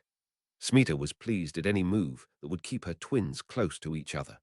Are we to assume that Padma and Neville already know these secrets? It was Harry who answered this time. Hermione, Padma and Neville have stood beside me practically since we met. Their friendship means everything to me, and keeping secrets is not a good basis for any friendship. I'm really sorry, Padma. We should have realized what you keeping those same secrets from Parvati would do to your relationship with your twin sister. It's time to trust people and live with the consequences. Did you get confirmation, Father? The goblin seemed to age as he answered his son. Yes, and he was working alone. Then he is a dead man. Harry, number let the ministry deal with it. Hermione, he attacked my family, he attacked you. The rest of the family didn't exist for the couple at the moment. They were staring into each other's eyes as they fought this battle of wills. Amelia will make sure he sees the inside of Azkaban. We could even ask he gets Sirius Old Cell. Ask your godfather if that's a soft option. But Hermione, he attacked. And you're not fit to duel anyone over the age of 3 at the moment. Let Amelia have that time to see justice done. If he's not in Azkaban by then, I'll even be your second. Harry was getting lost in those brown eyes. She can have a week after that, he's mine. Make it 2, love. Give both you and Amelia time to get ready. 2 weeks for me, please. When Hermione added a tender kiss to her plea, everyone there knew Harry was done for. 2 weeks, not a day longer. This earned Harry another kiss and saw a weight leave Barchuk's shoulders. He knew his son would call Malfoy out, just as the goblin knew there was no way he could have talked Harry out of it. Hermione very wisely didn't even try that tack. Instead, she rather cleverly bought some time for Amelia to do her work and allow Harry to recover properly. The goblin was glad Hermione had extracted that promise before his son heard the next piece of news. Even his mate would have struggled to contain Harry's anger after this. I should now really fill everyone in on exactly what's going on here. During the summer, we received a warning that a great danger would be coming to Hogwarts. That this danger would involve Harry was all the information we had. Absolutely nothing specific that we could approach yourselves, Amelia or Minerva with. You would have to be a right fool not to see there was more going on here than they were being told, and Augusta was no fool. Can I ask why Amelia and the girls aren't here today? Barchuk directed his answer at those who didn't yet know the full story. There are things you will hear that we wouldn't necessarily want the head of the DMLE to learn. That's in no way a negative reflection on the current holder of that post, rather us trying to offer some protection to Amelia. She will certainly hear that this was a direct attack against my son, and also that the wrong witch ended up with the Horcrux. Padma caught on at once. It was supposed to be me, wasn't it? This was confirmed by Barchok. An attack on Harry would work best if it was targeted at you, Neville, or Hermione. Oh, Malfoy is so dead. This sharpened Augusta's attention. Malfoy, Lucius Malfoy. Her indiscretion saw Padma's cheeks blush. Oops, I wasn't supposed to say anything. Okay, let's get everything out in the open. I am Harry Crow, current head of House Potter. My father arranged that so no one could influence my decision on where my future lies. Funnily enough, the ministry solved my problem by awarding me an Order of Merlin that automatically makes me an adult as far as the ministry are concerned, and allows me to call out Malfoy. His elf actually provided the warning, which is why we got no specific details. We only discovered it was Malfoy's elf when Draco's mother pulled him from Hogwarts, and we only suspected a basilisk was involved when Hermione found that information in the library on Friday night. Her hand slipped into his, knowing what was coming next. Hermione is not merely my girlfriend, we are blood-bound mates, and will officially marry when both of us become of age to do so. Parvati immediately looked to her twin for confirmation. Padma told her what she knew. Truly bonded, with an all-over glow that turned golden. I wish I could have seen it. Our father has a memory of our bonding. I'm sure he could be convinced to let you see it. We put the Malfoys under investigation, using the same method that brought down Dumbledore, and now have confirmation. Father, can we prove it to the ministry, though? We certainly have enough evidence to get him arrested and standing trial for this. Letting Amelia and the minister know we're having to hold you back from calling Lucius out might just force them into action.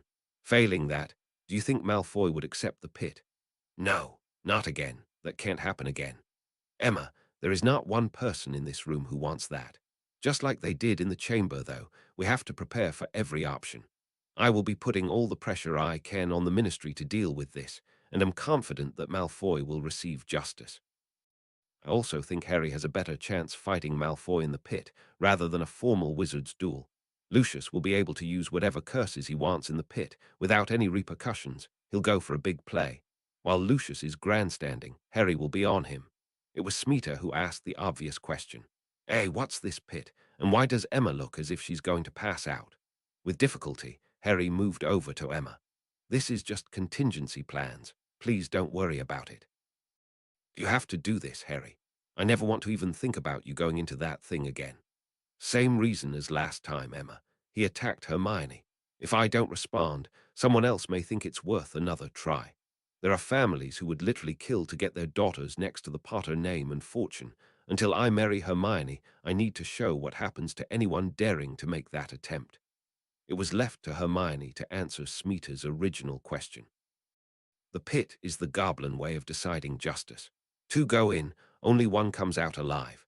A goblin made an attempt to kill me at the end of the summer. That is why we blood bonded. Harry then fought in the pit to ensure it would never happen again. He put their champion down in seconds. Padma and Parvati moved either side of Hermione to offer comfort. Emma didn't appear to be letting Harry go any time soon. Barchoke summed the situation up for everyone. The blood bond makes Hermione my daughter too. I will do everything in my power to keep both of them safe. Malfoy needs to pay for this atrocity, though. One way or another he will. The Potter elves then decided refreshments were needed, while Betsy popped in with a hanky for Hermione and a warning not to overtire herself. As Harry shakily made his way back to Hermione, Dan tried to get everyone back on track. Are there any more questions? Or can we move on to the real reason behind this get-together today? Ramrau spoke for the rest of them. If we think of anything later, Padma or Neville will probably know the answer. Happy with that, Dan continued. We watched Aura Tonk's memory write from just before the alarm sounded. While my first instincts were for you to get out that castle as quickly as possible, you took minimal risks to collect information that could prove vital in solving this problem. Discovering Parvati's predicament clearly changed all the rules. Parvati was now sitting between Padma and Neville and was very grateful for the support they offered. Even then, you sent for help immediately and did nothing more than attempt to open the passage. On achieving that difficult feat, you still hung back until formulating a plan. I tried to put myself in your position and discovered I would have made all the same choices. Every member of the team that went into the chamber played an absolutely vital role in ensuring we are all sitting here today to talk about this. Had you gone down there with even one person less, the outcome could have been oh so different. The four were looking at Dan as if waiting for the hammer to drop. It wasn't going to happen. Had you lot rushed in there all gung-ho, looking for trouble, we would be having a very different conversation right now. Instead, you never lost sight of the fact it was a rescue mission and only fought when you were left with no other choice. I guess what I'm trying to say is that I'm so proud of all of you. The prophet got it right. You are heroes in the truest sense of the word. You risked your lives to save someone else's. The Pattles, Barchoke, Sirius, and Augusta heartily endorsed that viewpoint, leaving some very relieved people thinking they got off lightly. It was now Hermione's turn to toddle across the room as she hugged her father. Okay, enough of this mushy stuff. That basilisk obviously affected the beautiful Professor Hobson more than the healers thought. She actually agreed to marry me. Sirius punctuated this announcement with a kiss for a smiling Henrika.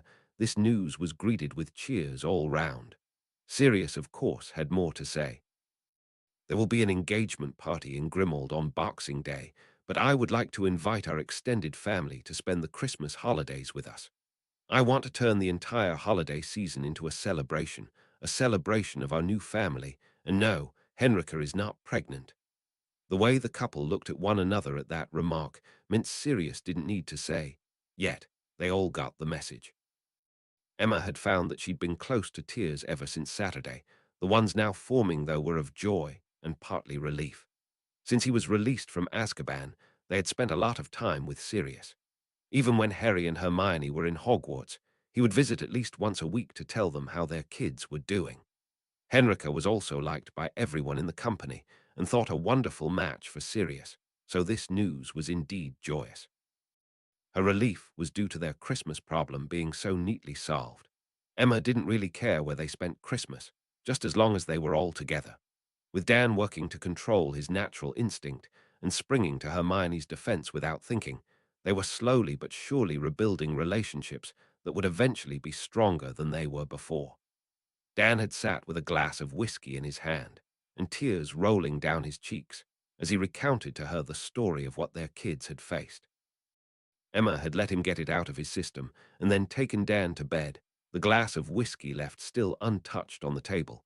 She was so proud of her husband for the way he handled the situation today, and now they could look forward to spending Christmas as a family.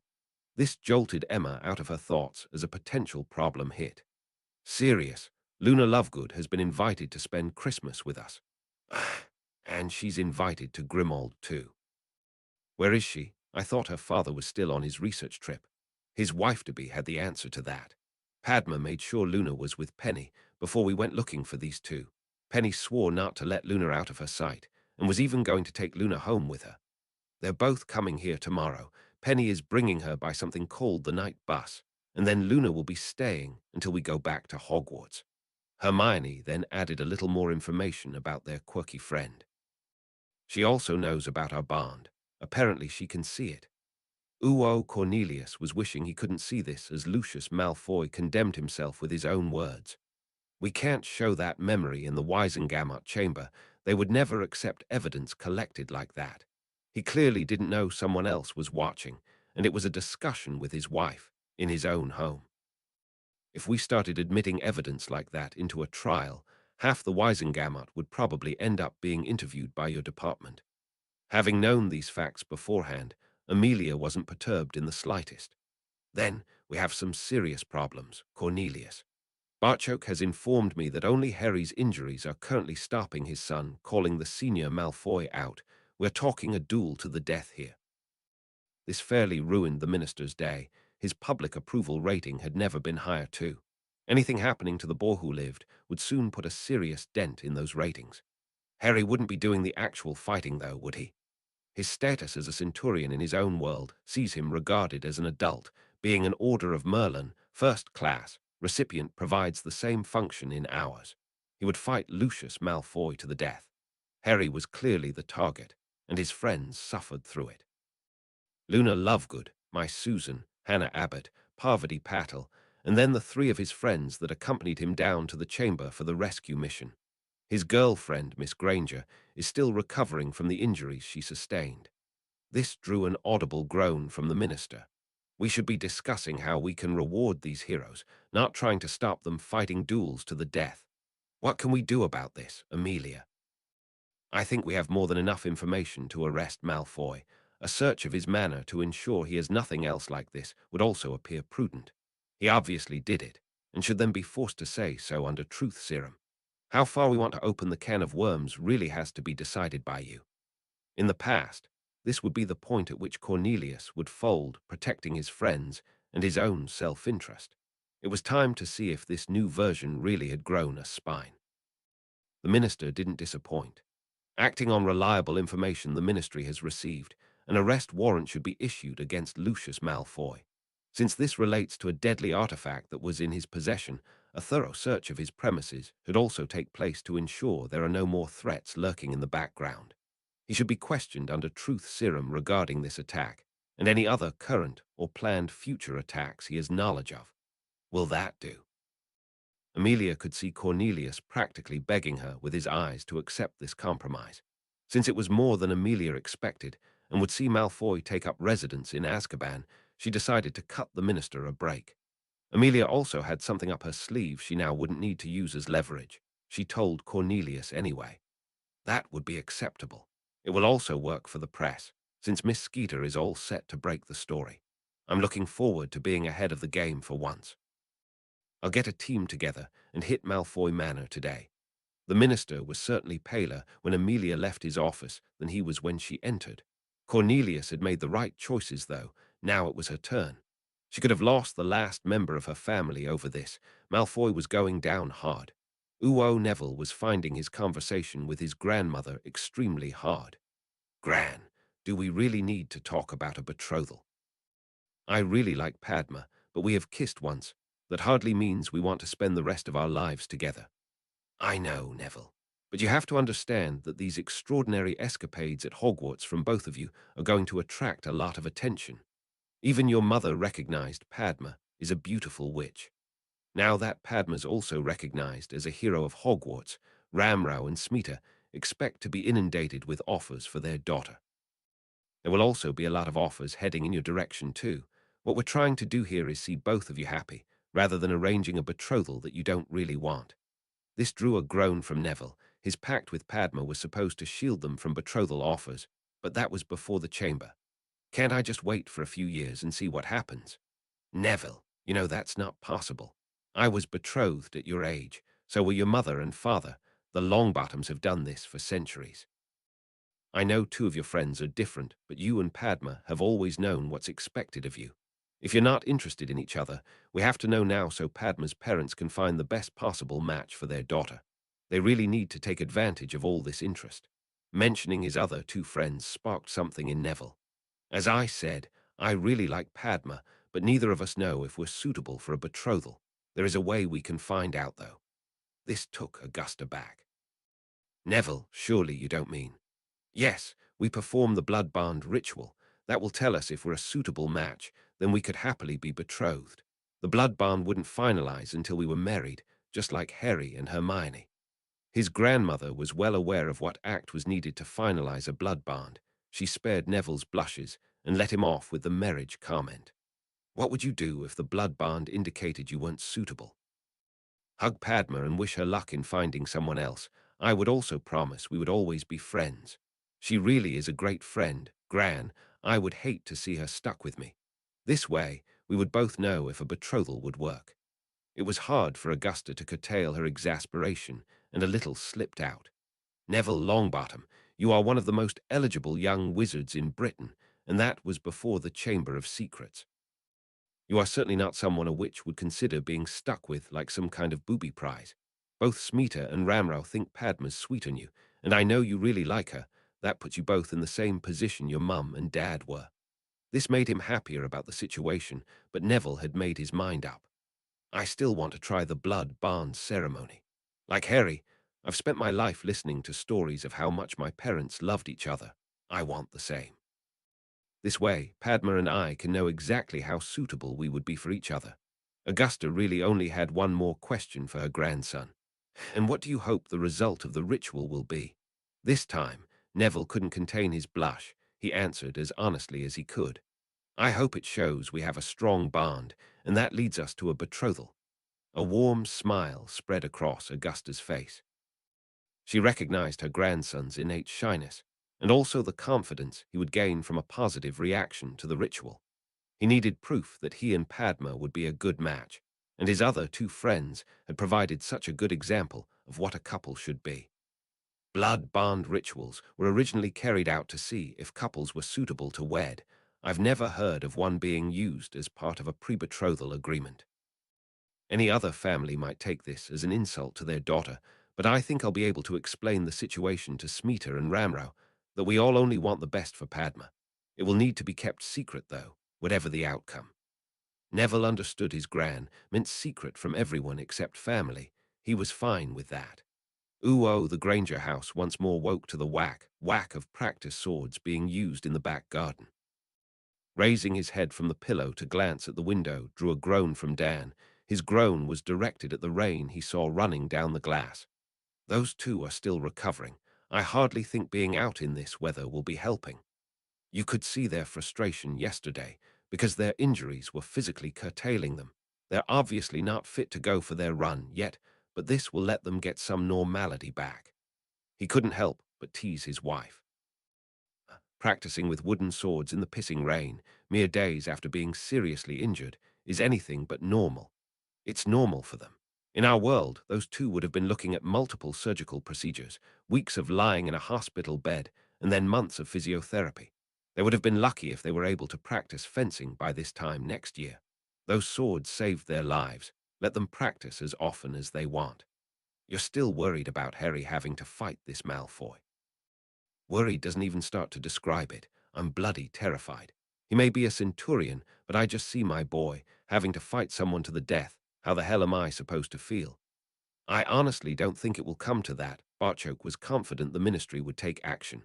Remember, this thing also harmed Susan. We know how protective Amelia is of her niece. I was also watching Sirius as this was being discussed. I think he would take action before Harry could. We have an extended family now, with Harry right in the center of it. That family won't stand back and let anything happen to him. Emma snuggled into her husband, silently praying he was right, and the thwack-thwack was merely their children practicing their sport hobby. Uo, the occupants of Malfoy Manor, received a much ruder awakening. Amelia led her team to arrest Lucius and tear the place apart in their search for other dark objects. She had brought Alastor Moody along for this very purpose. That artificial eye of his would certainly come in handy when looking for hidden rooms or compartments. Lucius' heart sank as he spotted his visitors. Bones must have brought about 20 auras with her. What is the meaning of this? Amelia was in no mood to take any shit from Malfoy today. Lucius Malfoy, I have a warrant here for your arrest. Evidence has been presented that implicates you as instigating the attacks at Hogwarts. You will have your day in front of the Wisengamot as they ascertain your guilt or innocence. We also have a search warrant that includes every part of Malfoy Manor. The Ministry has no intention of allowing any more Horcruxes to make their way into the general population. This almost had Lucius reaching for his wand. The gleam of anticipation in Moody's good eye soon changed his mind. The chances of the old aura hitting him with a stunner were negligible. Moody liked to put his targets down harder than that. While slightly disappointed that Malfoy didn't try something really stupid, Amelia was suddenly thinking she might not need Moody after all. A rather ragged elf had silently appeared behind the Malfoys and was indicating to the floor at her feet. When Barchoke had supplied her with that memory, the goblin had also told her why they had focused their attention on the Malfoys. It was clear this elf wanted Lucius to be caught and was again providing all the help his bond would allow. Alastor, could you scan this room for hidden compartments or trapdoors? Mad Eye had, of course, spotted the elf and was already concentrating on the floor. There is some kind of ward on the floor and rather heavy notice-me-not charms. I think our friend from the Unspeakables should start right here. By the time a cowed Lucius was in the magic inhibiting cuffs, the Unspeakable had the trapdoor open, and Darby was ready to point them in the direction of their next find. There was enough dark objects in that room alone to ensure Lucius would be residing in Azkaban for a very long time. Draco stood beside his mother, helplessly watching as his smart and oh so powerful father was led out of their home in chains. The chances of him returning to that same home were nil. The family didn't even have enough gold to waste on hiring a lawyer to defend him. Thinking of family saw the realization hit that he was now effectively head of the Malfoys. It was time to make sure the family survived. Mother, I think you need to contact Lord Black over this matter. That won't help, Draco. Your father and Sirius have hated each other since they were your age. I'm not asking for him to help Father. We're going to need help to avoid being dragged under with Father. Lord Black is our access to the only person who can help us here. A word from Crow could be the difference between us still living at the manor or begging in the streets. I don't think that will do any good either.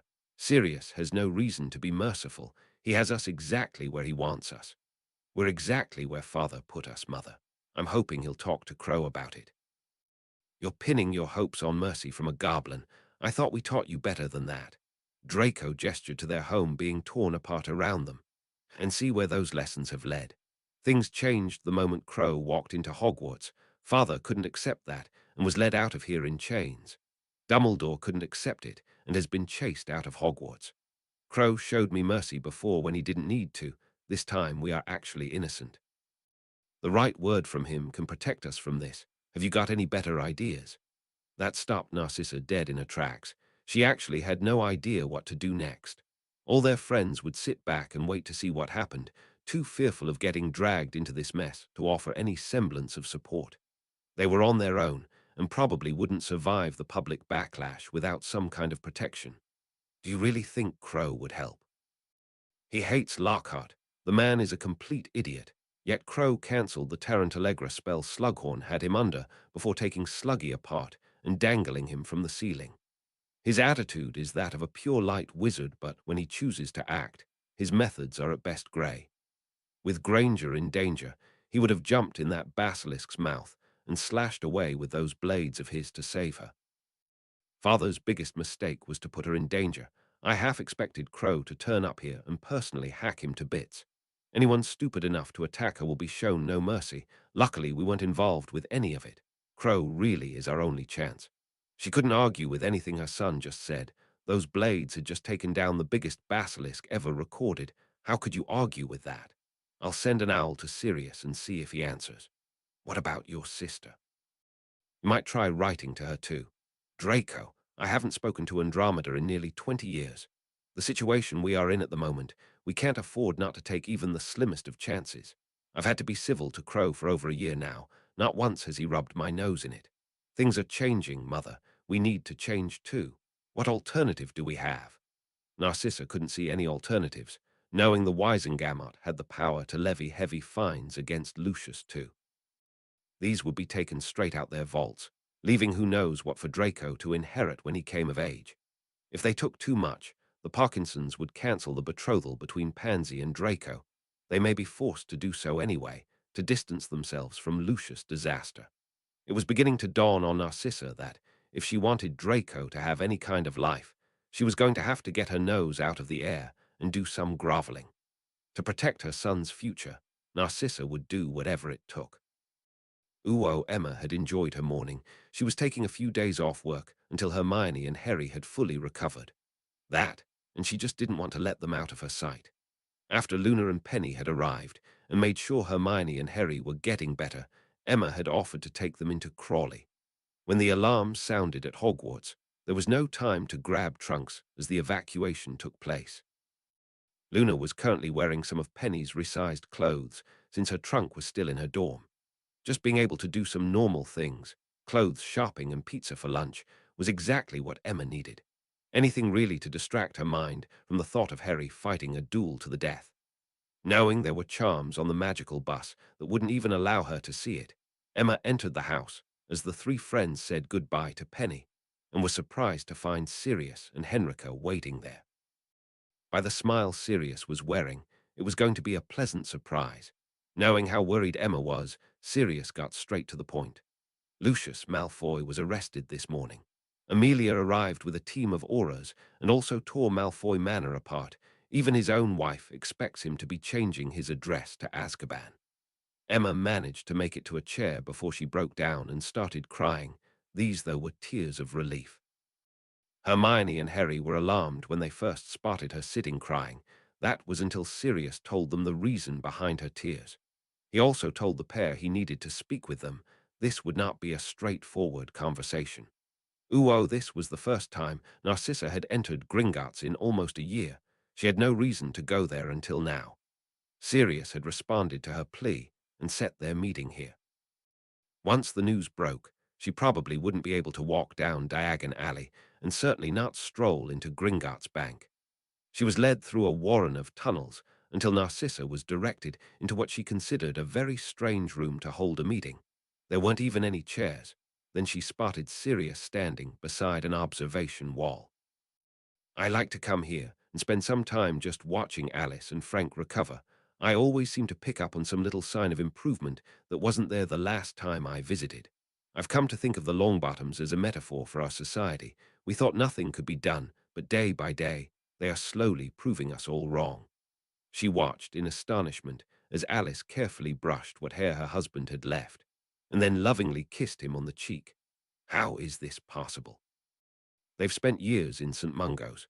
It's possible because of who Alice Longbottom is godmother to, the very same person who is my godson too, the same person who your husband intended to see dead. She had no answer for that, and didn't think Sirius was looking for one. He hadn't even looked in her direction yet. My godson has a good heart, but that should never be taken as a sign of weakness. Barchoke has done a wonderful job of raising my godson. The one area he was unable to teach is the workings of pureblood houses and politics. That is where I come in. Harry knows Draco is innocent, and also that he has been keeping his head down since their confrontation in the Great Hall. Harry feels a child shouldn't be persecuted for the sins of the father. She let out a long and audible sigh of relief, but that proved a mistake. Sirius now turned to face her. Or should that be Lord Black? Just to be clear here, Malfoy, I don't agree with my godson on this. You may not have known the specifics of what that husband of yours was up to, but you knew enough to get your own son out of danger, leaving everyone else behind to fucking die. Was your husband so precious to you that you were prepared to stand back and let him unleash mass murder onto children? Then, again, his half-blood master met his end trying the same to murder a baby. I'll bet your pureblood friends will love you when this gets out, making sure the Malfoy heir was safe, while their children were left to the tender mercies of a basilisk. Gone were the funny quips and jokes. Narcissa was faced with a furious Lord Black, a quite terrifying sight. Let me make something plain to you. Should Draco bide his time until his inheritance and then act, plot, or conspire against my godson's health, I will make it my business to destroy the very name of Malfoy and all those who bear it. Amelia actually did your husband a favor. Either Harry or I would have killed him otherwise, and there would have been no saving of Draco from the consequences that. Draco had already told her Crow would come for Lucius. Adding Sirius to that too would have ensured she wore widow's weeds before long. Narcissa had nothing to say because she had nothing to offer. Both she and Draco were completely at Sirius' mercy. Harry will release a statement, condemning your husband's actions, but sparing Draco from any blame. For that, we want something in return.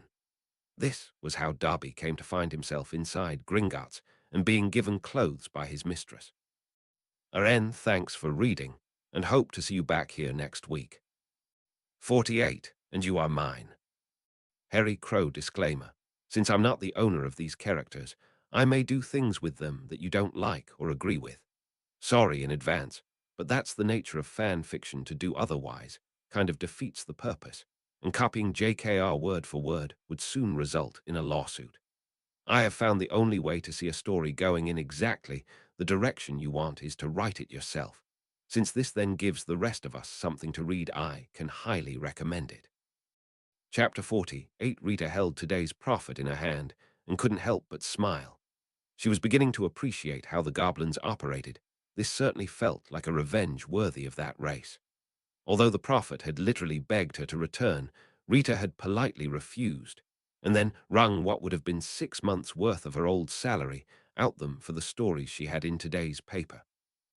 With no editor breathing down her neck and no deadline to meet, her byline of Rita Skeeter, independent investigative reporter, sure tasted like sweet revenge to her.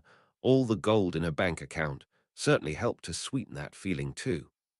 The prophet had of course led with her story on Lucius Malfoy, or as the headline screamed, the real beast of Hogwarts.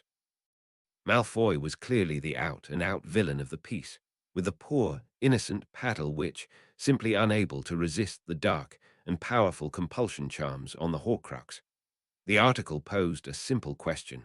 What 12-year-old could possibly resist the subtle manipulations of a Dark Lord? That her twin sister and her friends had not only discovered, but then broken into the fabled Chamber of Secrets, slain the gigantic basilisk that had been attacking the school, stopped Tom Riddle from being reborn, and then rescued Parvati, too meant there would not be one shred of blame heading in the direction of the Paddle family. Quite the opposite. That Voldemort had come within a whisker of being reborn was the really shocking part of the entire sorry tale, and ensured Malfoy would be joining his fellow Death Eaters in Azkaban. The Ministry also came out of this looking good. They already had Malfoy in a Ministry cell by the time the story broke, and had also ransacked his manor to ensure there were no more Horcruxes lying in wait. That Aurors had been in front of the students they were protecting, and one had fought alongside the students down in the chamber, left the population with the impression that their ministry actually knew what they were doing, a most unusual occurrence. Hogwarts also had effective measures in place to deal with the emergency. The castle's evacuation was swift and efficient. Again, a Hogwarts professor had fought alongside the students, almost losing her life in the process. All in all, Rita was pleased with her articles and really pleased with the direction her life was taking. Being sacked by the prophet and then getting hired by the goblins was proving to be the best thing that had ever happened to her. Uo Minerva was also amazed at the accuracy of the reporting, especially the article on the emergency meeting of the Hogwarts School Board.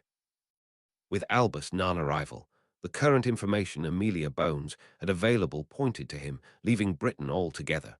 He was quickly dismissed as headmaster in his absence. Minerva had then refused the offered headmistress position, citing that she was in the process of introducing an entirely new method of transfiguration and would like to concentrate her efforts on that for the foreseeable future. Augusta had invited Amelia and Barchoke to attend the meeting. It was the goblin, though, who asked the all-important question. "Excuse me, exactly what did Headmaster Dumbledore do inside Hogwarts? All my dealings are with Professor McGonagall, which is why I asked that question. I know he didn't teach, and that his deputy handled all the finances. What was his contribution to running the school?" All eyes then shifted to Minerva, recognizing that she would be best able to handle this question. She was rather uncomfortable with where the question could lead, but still answered truthfully. Albus left the day-to-day running of the school to me. He was more interested in setting Hogwarts policy, dealing with the paperwork involved, and of course hiring new staff. This was greeted with silence before Amelia offered a suggestion. Why not let Minerva continue with what she had been doing and just appoint someone to generally oversee Hogwarts? There exists some old legislation where the ministry can appoint someone into that very position. They would be known as the High Inquisitor of Hogwarts. They would also have the power to remove staff they felt weren't up to Hogwarts standard. A certain defense professor immediately springs to mind. Her idea wasn't exactly greeted enthusiastically, so Amelia set out to solve their obvious problem with this. I wasn't suggesting the ministry actually appoint someone, rather use the existing legislation to ratify whoever the school board chose to fill the role. That was certainly a lot more palatable to the board, and Augusta Longbottom was selected for the part-time position within the hour. Barchoke then explained the reason behind why he was here. Between us, Augusta and I represent 3 of the students who fought the basilisk. We also have Ramrau Patil's permission to make this offer. They proposed to split the profits from the basilisk carcass into 3 parts. The first would pay for the upgrade of the Hogwarts wards that won't even allow a marked Death Eater to enter the castle, far less something as dark as a Horcrux. The remaining gold would then be split evenly between the final 2 parts, one to be shared amongst the rescuers, and the other reserved for those who were injured by this situation. Since they were basically getting the best wards gold could buy for free, the school board unanimously accepted this generous offer at once. Barchoke did explain that Gringotts would be erecting these wards at cost. The Goblin Nation had no intention of making profit from protecting schoolchildren.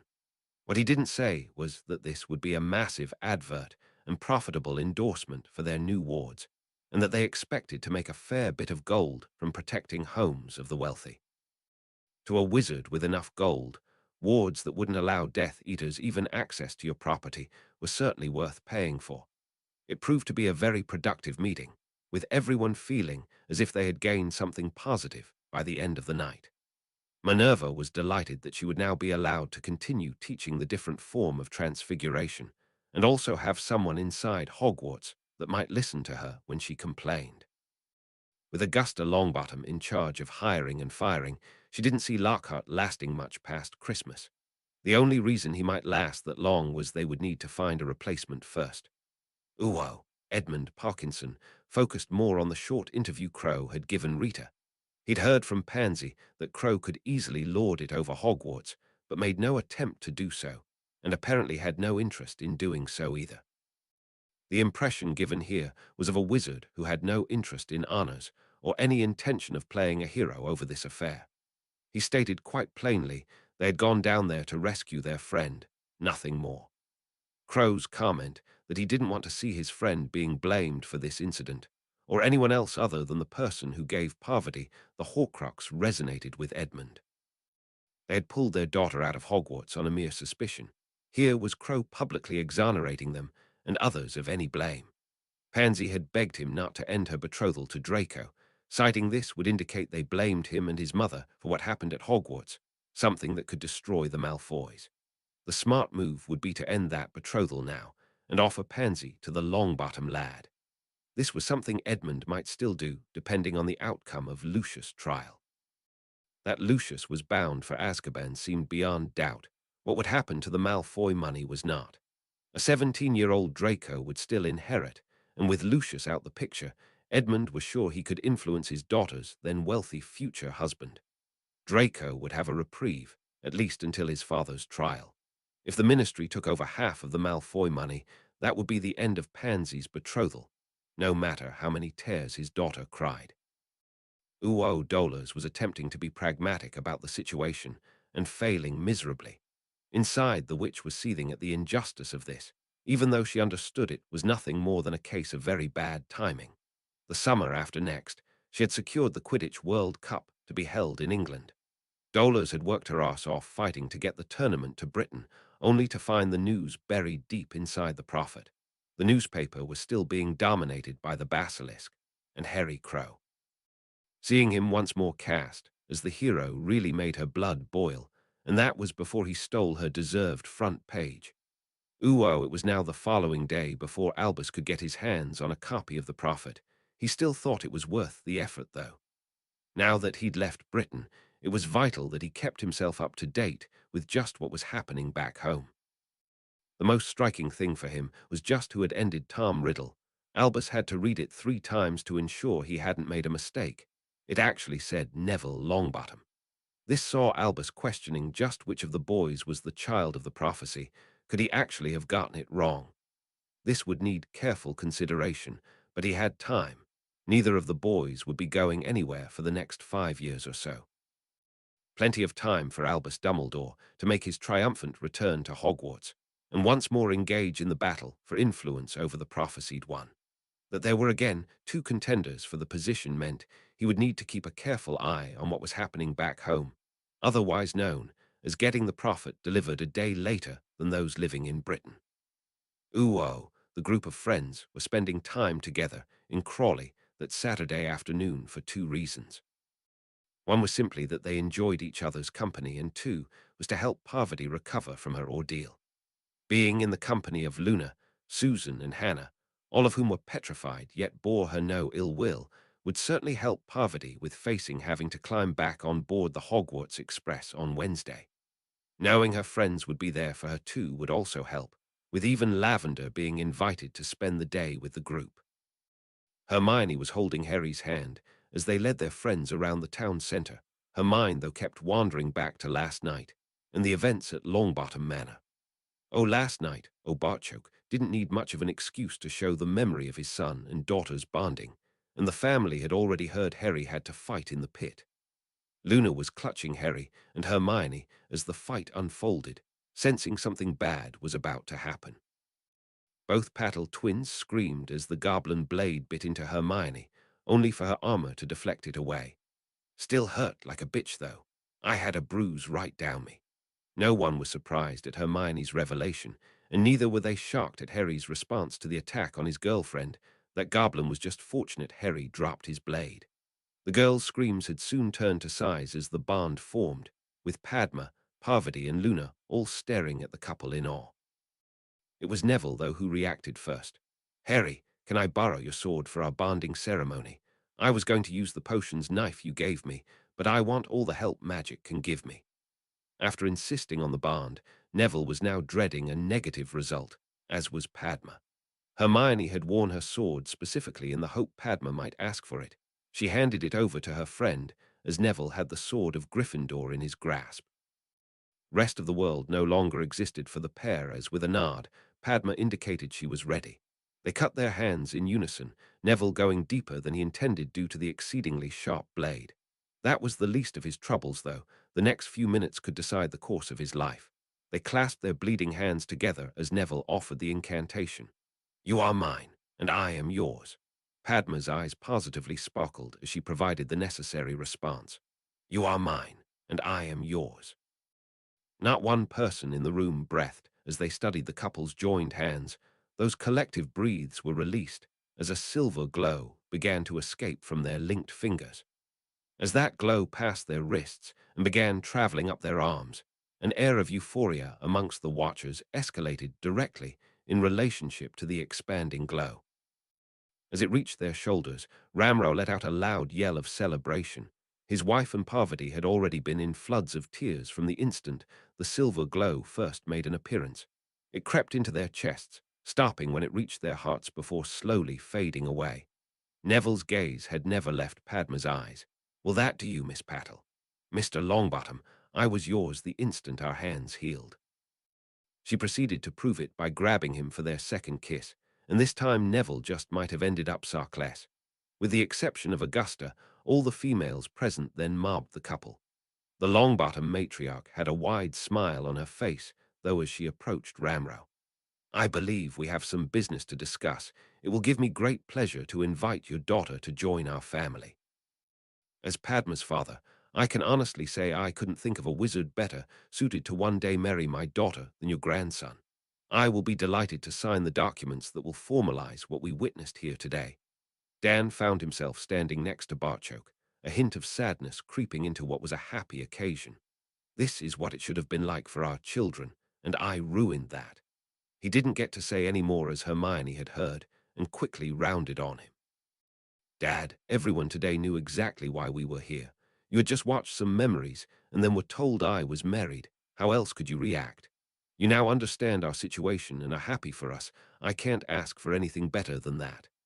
Barchoke was chuckling as Hermione kissed her father on the cheek. "Dan, I have to confess I've rarely known our daughter to be wrong about anything.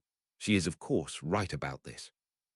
If it makes you feel any better, Dan, we all expected to get a right roasting for the chamber. Let's now call it even and move on." Looking at the boy he was quickly coming to consider as his son, Dan nodded his acceptance of that and held his hand out to shake. "Deal." As they clasped hands, Dan had one more question. "There is something I wanted to ask, though. What is your honest appraisal of what happened down there?" Neville and Padma were returning their borrowed swords, which gave the four a minute to think of an answer for Dan. "I didn't want to take Hermione down there, but she was right. We needed her. We also had no plan to deal with Tom Riddle. Neville saved all our Aussies over that. Henrika was just amazing. Otherwise, we would have been in really bad trouble. I think we would all agree that we carried an amazing amount of luck. The only time it turned against us being Hermione slipping." Hermione agreed with every word of that.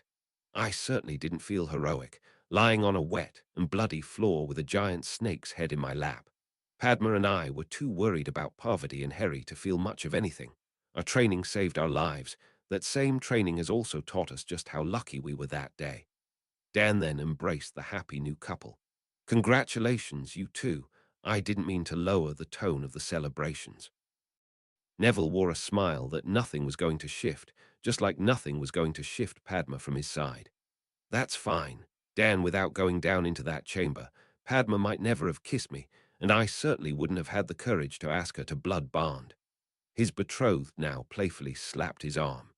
"Listen, Longbottom, you are always going to get kissed. That ruddy great snake just moved the timetable up a bit." The celebration was back on track when Augusta and Ramrau returned, the paperwork all dealt with. She handed a small box to her grandson, and Neville's smile got even wider. He opened the box and placed the Longbottom betrothal ring on Padma's finger before offering her the box to do the same for him. There was no need for words. Their blood bond was far stronger than any betrothal agreement, something the rings recognized as a spark of magic passed between them. An impromptu party broke out after that. No one had wanted to plan one beforehand in case they jinxed the outcome of the blood bond ceremony. It was during this time that Sirius approached Dan and Emma. "I have a little problem you two might be able to help me with. Setting Darby free has created an unforeseen problem. The little guy apparently likes being free." This left Dan shaking his head. Why does everything in your world have to be so bloody complicated? How could someone wanting to remain free be a problem? House elves love to work. It's when they're at their happiest. This drew a nod of understanding from Emma. "Hermione told me the same thing, says she deliberately messes up her room sometimes to keep Betsy happy. That little elf is devoted to her." Darby still wants to work, but he now wants paid for that work. While that might seem perfectly natural to you both, it's certainly not in our world. All his fellow house elves think Darby is crazy, a disgrace for wanting payment for doing what he's supposed to do. To put him into a magical household would cause chaos amongst the other elves. I probably could get him into Hogwarts, but the little guy was really hoping for a family. And you just naturally thought of a family that seems to be growing all the time. Emma was smiling in Luna's direction as she said this. Dan, though, was more businesslike. I don't know if we could afford a servant, and where would he live? Our house seems to be full now more often than not. He wants a galleon a month and will live in a corner of your loft. Sirius enjoyed watching his two friends' rather predictable reactions to his last statement. Indeed, he will not live in a corner of our loft. A galleon a month, that's not even pocket money. He would build himself a little cozy nest and be very happy with that. The money thing is more about symbolism than economics. Darby gets paid, therefore he's free. The amount he's paid is inconsequential. When I told him I was going to inquire if the family of Harry Potter wanted a house elf, he immediately dropped the price to a nut a month. Both took some convincing they wouldn't be exploiting the little creature and wanted time to speak with Harry and Hermione first before making a decision. Harry found himself dancing with Hermione, Parvati and Luna. Neville and Padma weren't for being separated tonight. This gave Hermione time to talk with her parents and advise them to give Darby a job and a home. Hermione danced in Harry's arms, delighted they were regaining their mobility and fitness. She was also delighted for her two friends, with not a hint of jealousy at the rings they wore. Hermione already knew there would be an engagement ring on her finger, a present for her 17th birthday. That it would be joined by a wedding ring the following summer made her happier than she had the words to express. As a couple, they would still disagree, argue, and might even resort to the occasional fight. What their bond did, though, was ensure they knew how they felt about one another. Yes, each had faults that the other could find irritating, but they loved each other, faults and all. Oh, present, oh, Hermione was drawn out of her musings by someone calling her name. She felt Harry tense beside her, as Padma and Neville casually took up supporting position behind them. Harry and Padma had personal experience of Hermione meeting people she knew before heading off to Hogwarts. This might be four girls rushing toward them, but they were taking no chances. Both intended to make certain Hermione wouldn't be needing to see a healer after this meeting. Hermione Granger, is that really you? No, Melissa, I'm the Wicked Witch of the West. What can I do for you? You can tell us who your stylist and personal trainer are. You look fantastic. She studied Joanne, finding none of the sarcasm or smirks she expected to accompany a comment like that. Hermione looked to Harry for help. Hey, I always think you look fantastic. Hermione had no way of knowing just how much she'd changed in the year and a half since these girls had last laid eyes on her. The frizzy hair that was the source of so many jibes was now soft brown curls, and those two front teeth perfectly matched their lovely pearly white neighbors. All her exercising had also had a very desirable effect on her body, as did the confident way she walked down the street holding Harry's hand. Hey, I don't have a stylist, and I exercise with Harry every day. You four almost got hit by a bus, running across the road in front of it to ask me that. Melissa silenced Joanne with a look before answering. No, we came over to thank you and say hi. Things are so much better now in school since you stomped on Dudley's gang. Tony came back on crutches, and then his family finally moved away altogether. Joanne and the others nodded their agreement. We searched for you all last summer to thank you, but you were nowhere to be seen. Oh, we spent the full summer traveling. I was only in Crawley at the end of August. Padma had certainly picked up on Hermione's wariness as these girls approached. She also noticed the envious glances they were stealing at Hermione and Harry. She had learned from Hermione that Muggle school had been a lonely place for her friend. Padma didn't need to be a genius to deduct that these four played a part in that loneliness. It was time for some retrospective payback and provide these four with a real focus for that jealousy. Starting off in Florida was brilliant. Are we doing that again next summer? Susan was also no slouch, spotting the tension before figuring out what Padma was doing. Oh, I would love to go back to Japan. That was just amazing, and Auntie talks about it all the time. Sorry, Susan, and I hate to disagree with my girlfriend, but Rome was the highlight of the whole summer. Lavender hadn't cottoned on to what was happening here. That made her outburst so much more believable, though. She had been listening to stories of that holiday since Parvati returned from it. Lavender certainly knew which part sounded best to her. Neville, Rome was better than Harry's private tropical island. Are you nuts? Harry settled the matter. This summer our holidays will have to be built around a wedding. We won't be able to do much planning until that's arranged. The four girls were left looking at each other in disbelief. They'd heard the wild rumors, but here was the proof. Hermione Granger, the girl who they wouldn't give the time of day to, had somehow fallen on her feet and had every girl's dream in the palm of her hand. Certainly these four girls' dream. A gorgeous, rich, and actually titled boyfriend. Sometimes life just wasn't fair. They had been searching all summer to see if the rumors were true, and if they were, to begin the process of working their way into Granger's good graces. Here she stood, though, surrounded by friends and hand in hand with the aforementioned gorgeous boyfriend. Melissa was left clutching at straws. Will you be coming home for Christmas? Hermione's shake of her head shattered any hopes they had of ingratiating themselves into her clearly wealthy company.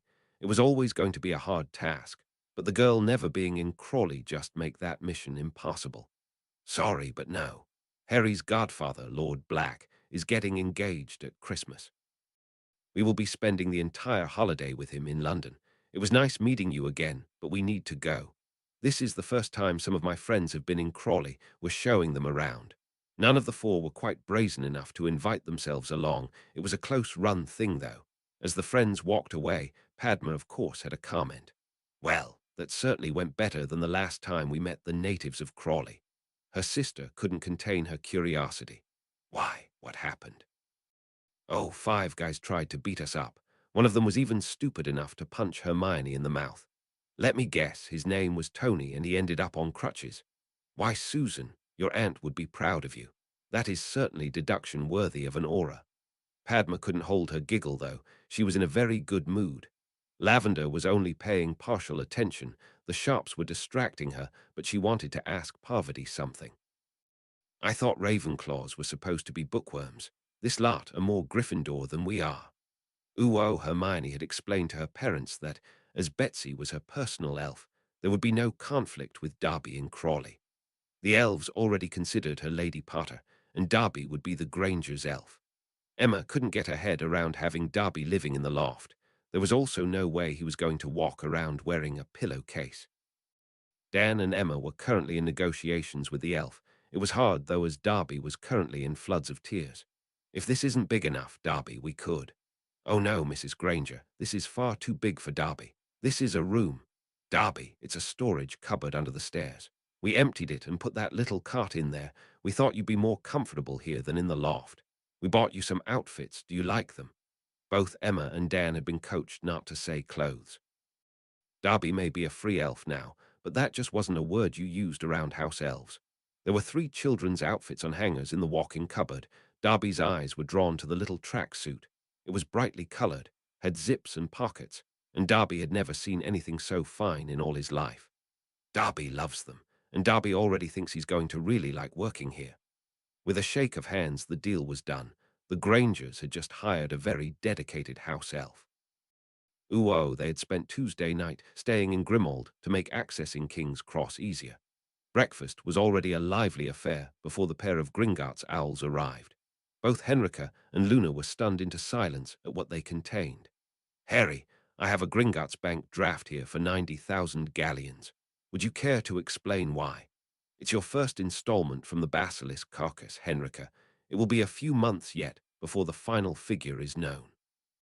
As a victim of the creature, Luna should have about half of that. That's simply because there were more victims than rescuers. This received a nod of agreement from Luna. Mine is for 45,000. That's an awful lot of gold, Harry. Everyone who was a victim gets the same. Luna, you, Hannah, Susan, and Parvati will all get that today. Padma and Neville will receive the same as Henrika. It was a puzzled Sirius who asked the obvious question. Where are the owls with your bank drafts? Hermione was almost blushing as she answered. We sorted that out yesterday when we were at Gringotts. It was getting embarrassing. Everywhere I went, there would be goblins bowing to me. I hope it dies down soon. Emma could put 2 and 2 together quicker than most. and was sure she had the right answer here. So, Parvati is terrified of facing everyone on the express later today, and those checks just happened to be delivered this morning. His ruse might have been easily read, but Harry was unrepentant. This was an attack on me and my family. I'll do everything I can to protect them. Serious loud laughter cut through anything else Harry was going to say. This is genius. Instead of Parvati being picked on, you'll have a train full of people wishing they had been petrified. Luna was out for about a week, and the rest of them were fed the potion the same day. The news also pleased Henrika. I didn't say anything before, but I'm traveling to Hogwarts on the express with you lot. There will be a few auras on the train too. We were worried in case there might be trouble, but this will make the entire journey a party. Someone better tell the trolley lady to stock up well. I've a feeling she's going to be busy. There was a party atmosphere taking over the breakfast table, but Hermione noticed Luna's smile didn't quite reach her eyes. Is there something wrong, Luna? I thought you were looking forward to going back to Hogwarts. Oh, I am. It's just all this talk of family. There's only me and my father. Luna, when we found out you'd been petrified, Harry was ready to take the castle apart stone by stone to find out what did that to you. When he says family, you, Miss Luna Lovegood, are certainly considered part of that family. Really, really, really. Luna's eyes now sparkled to match the wide smile she was wearing. Since her mother died, Luna had longed to be a family again. It would seem she was now part of this one too, something she was very happy with. It was no coincidence that the trial of Lucius Malfoy was held on the same day the children returned to Hogwarts. Like Amelia, a lot of the Wisengamot members would have just waved their young loved ones off on the express, and then left for the ministry to try the bastard who attempted to murder every single one of those very same children. Malfoy was guilty, of that there was no doubt. In the past, though, that wouldn't necessarily mean Lucius would be punished. A new wing at St. Mungo's wouldn't get him out of this one, though, not that he had access to funds to even attempt a deal like that.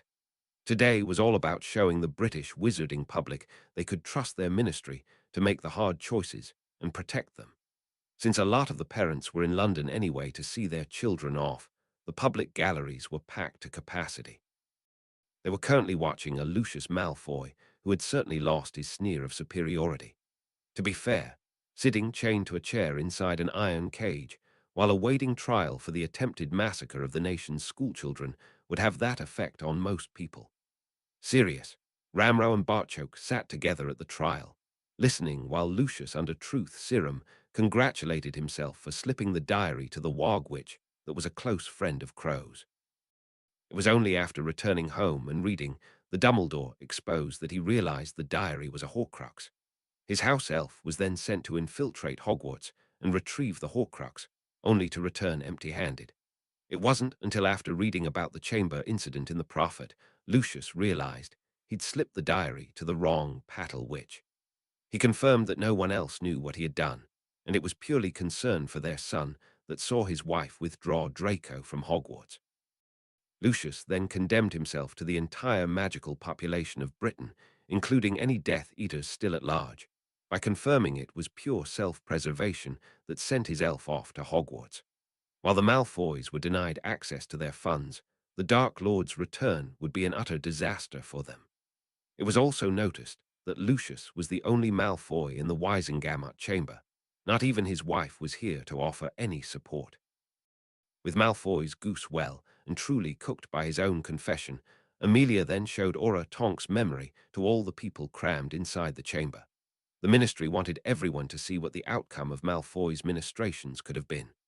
To those intently watching the events unfold, Tom Riddle's appearance was every bit as terrifying as the basilisk. The vote on his guilt was a mere formality, a unanimous answer quickly being returned from the Wisengamot members. It was then left to Amos to pass sentence.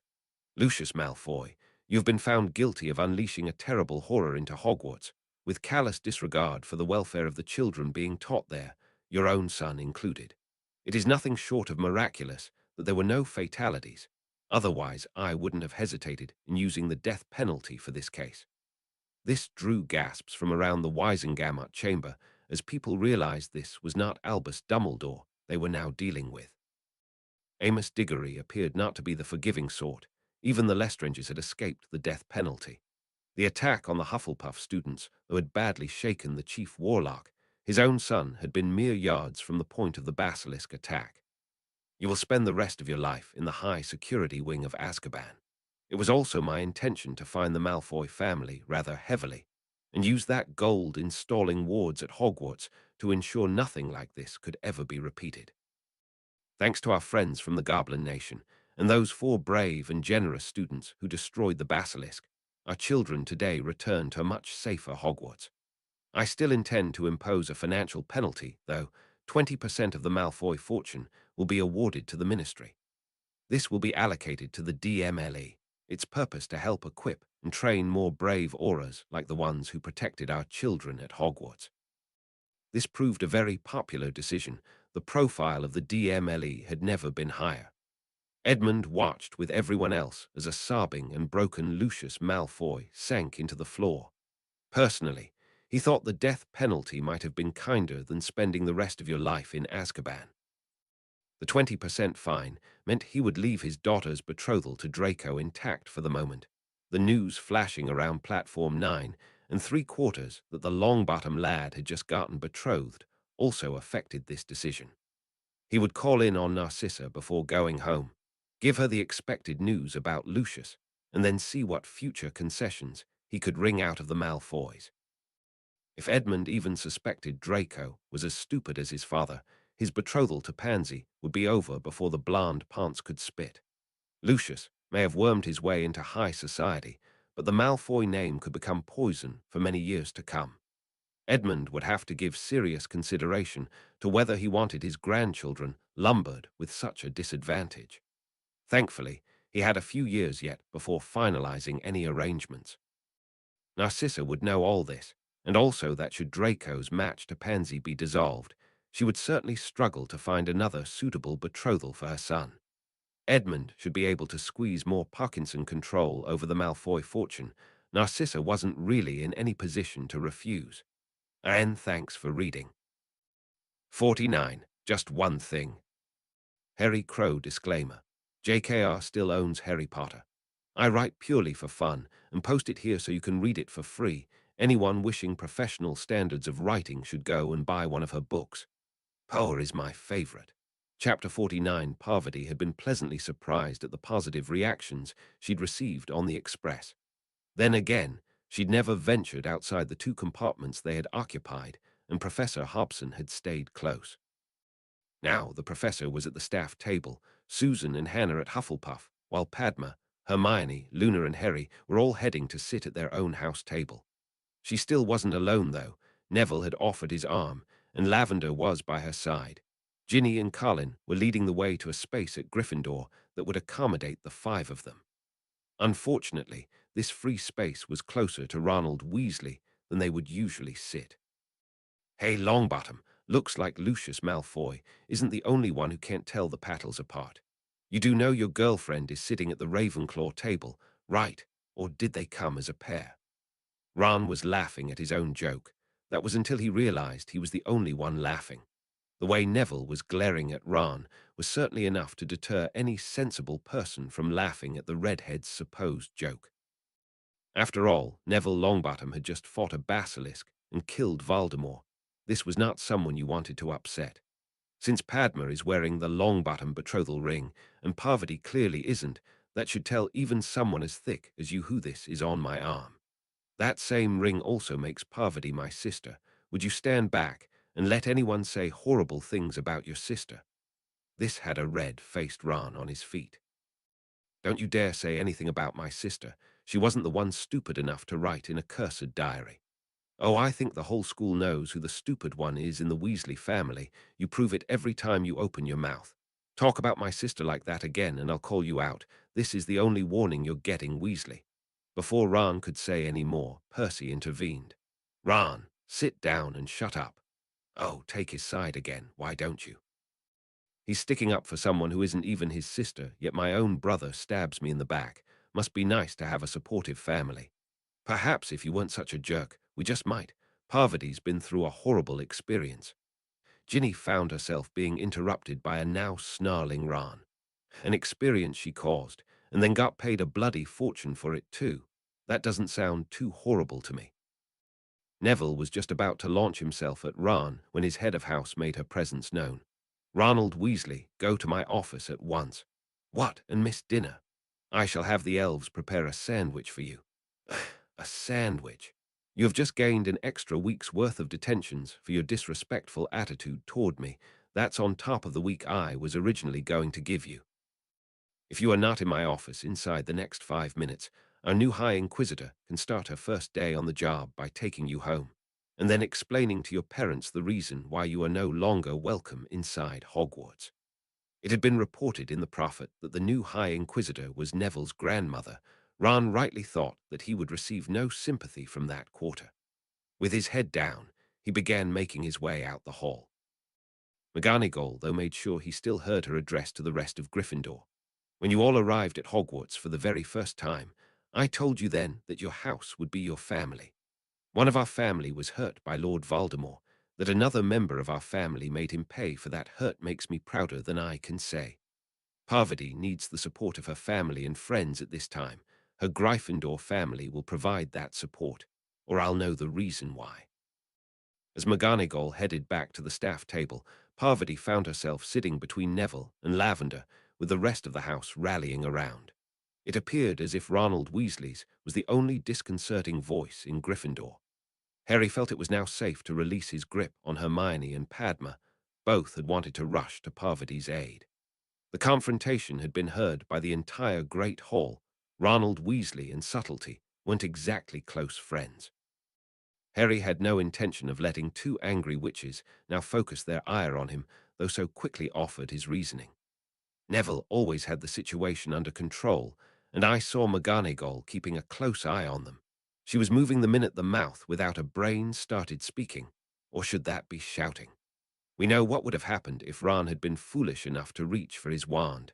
Neville would have wiped the floor with him. By us not interfering, McGonagall was able to deal with it as a Gryffindor house matter. "Can I borrow your sword, Hermione? I want to go and cut Ron's sandwich into bite-sized pieces, then ram them down his throat with my fist." You touch that mouth." "Hermione, I'm a betrothed witch, and I wouldn't be able to eat my dinner if I even thought about shoving sandwiches in any of his other orifices." "Girls, you're frightening our friends, well, at least spoiling their appetites." "Relax, everyone, they're only joking. We're still the same people we were before all this happened." "Oh, Harry, does that mean I can start bowing every time I meet you now?" Luna's sing-song voice stopped all conversation as everyone stared at her. She couldn't hold her pretense, though, and burst out laughing. "You should see your faces. I told you we shouldn't have let her eat all that chocolate on the train. Ladies curtsy, Luna, not bow, don't get it wrong again." Harry couldn't hold his laughter either, soon being joined by most of the table as they figured out they'd been had by the little blonde first year. The Ravenclaws had gotten used to seeing Harry or Hermione on the front page of the Prophet. It wasn't exactly a gigantic leap to add Padma to that group too, especially when the three of them just acted as they normally would. At the Slytherin table, the overwhelming emotion was that of relief. Crow's notion that only the person responsible should be blamed seemed to be prevalent amongst their fellow students. Longbottom jumping on Weasley for haranguing the main victim of these attacks suited them down to the ground. It deflected attention away from those who had fled the castle while reinforcing the belief that only the guilty should be punished. Draco was trying to blend in so hard, he was in danger of disappearing. He of course knew his father's trial was today, and no sane person questioned what the verdict of that trial would be. His concern was purely the sentence. Would his father live through this? Would the ministry punish what was left of the Malfoy family with severe financial penalties? Pansy was glued to Draco's side, understanding exactly what he was going through. Their betrothal may be hanging by a thread, but she would be here to support Draco, no matter what happened to his father or what her father said. Lucius could have used support like that. Lucius would currently accept support from anywhere. The guards had flung him into this dark, dank cell, and the reality that he was never getting out of here completely destroyed any fortitude Lucius had left. He was crying like a baby, but his torture was just beginning. The Dementors were undoubtedly horrors, but having his mental sister-in-law in the next cell was taking things a step too far. The imprisoned Death Eaters were starved of news and had just been presented with a feast. Lucius was constantly bombarded with questions from all sides. Bellatrix, though, just wouldn't give up. Since neither he or Bella were going anywhere for the foreseeable future, Lucius decided that answering her was the only way to gain some respite. In his state of emotional turmoil, it never occurred to him that the crazy bitch might not like the answers Lucius had to give. She could be heard screaming at him by everyone in the high security wing. Our master entrusted you with one of his greatest treasures, and you gave it away, all for a bit of revenge on a boy. Why didn't you just kill the little bastard? At least then you would have ended up in here for doing something constructive and worthwhile. Our master also entrusted me with one of his treasures. I would gladly die before letting anything happen to it. The family squabble continued unabated, and in the same vein, Bella was verbally tearing strips off Lucius and promising more if she ever got her hands on him. This was as near as the residents of the high security wing got to entertainment, and all were discovering secrets at the same time. Lucius' revelation that their master had a muggle father, though, was a revelation too far for Bella. She was yelling that he was a liar while pounding the stone wall between their cells in an effort to get at Lucius and rip his tongue out for even suggesting something as vile as that about her beloved master. Augustus Rookwood lay on his thin mattress and absorbed all the information being shouted about like a sponge. He was very good at that. Augustus had entered the ranks of the Death Eaters with his eyes wide open and his own personal goals. After suffering dragon pox as a child, Augustus had survived, but the disease left its mark, not all of them visible. While his face had enough pockmarks to make people wonder if his parents had allowed him to be used as a chew toy for their pet dog, the after-effects of the potentially fatal disease ran much deeper. While Augustus' intellect was approaching the genius level, his magical power struggled to scrape average on a good day. Combine that handicap with a complexion that resembled Swiss cheese that was going slightly off, and you could perhaps understand why his time at Hogwarts was not a happy one. The ministry was also disappointing. Yes, he got to work in the Department of Mysteries, but his lack of power meant the goal of being an unspeakable was denied him. With no family name worth speaking of, and certainly no fortune, he had grasped the opportunity to don the Death Eater regalia with both hands. Wearing that uniform and mask, Augustus was just as handsome and powerful as anyone else. What a time he'd had, actually losing his virginity during his first raid on a mudblood's home. Augustus soon fell in love with the double life he was leading. He'd spy for his new master during the day, then at night receive his rewards as the Death Eaters rampaged throughout Britain, wherever they wanted unopposed. His master was smarter than he was, and certainly more powerful. Augustus didn't give two hoots if the Dark Lord's father was a muggle or a baboon. He himself held no pure-blood superiority beliefs. Augustus was honest enough to admit that he became a Death Eater simply to access what was denied him otherwise: sex and power. What Augustus heard here today provided his first spark of hope for over a decade, hope that those days of power and plenty might return once more. He of course knew what a Horcrux was, though didn't think it was possible for an individual to make more than one. Here again was proof of his master's supreme intellect and unbelievable magical power. If Bella had access to one of their master's Horcruxes, Augustus was certain he could bring their master back from the dead. With Dumbledore apparently having fled the country and the Potter brat living as a goblin, Britain stood wide open for the Dark Lord's return. Over the years, Augustus had of course speculated on ways and means to escape from this hellhole. The stumbling block had always been a pressing enough reason to risk his life, attempting to escape Azkaban, only to then spend what was left of that life trying to hide from the ministry. He'd been raised with nothing, so didn't find the physical conditions in here too severe. A Dementor really had to be parked right outside his door for their debilitating effects to penetrate his occlumency, leaving him free to reflect on those stored memories that were by far and away the happiest days of his life. If he somehow got out of here and then returned his master to life, Augustus was sure his master would reward him by allowing his most loyal Death Eater to make many more of those wonderful memories. The one memory he was really looking forward to creating was the slow, painful death of that traitorous bastard, Igor Karkaroff.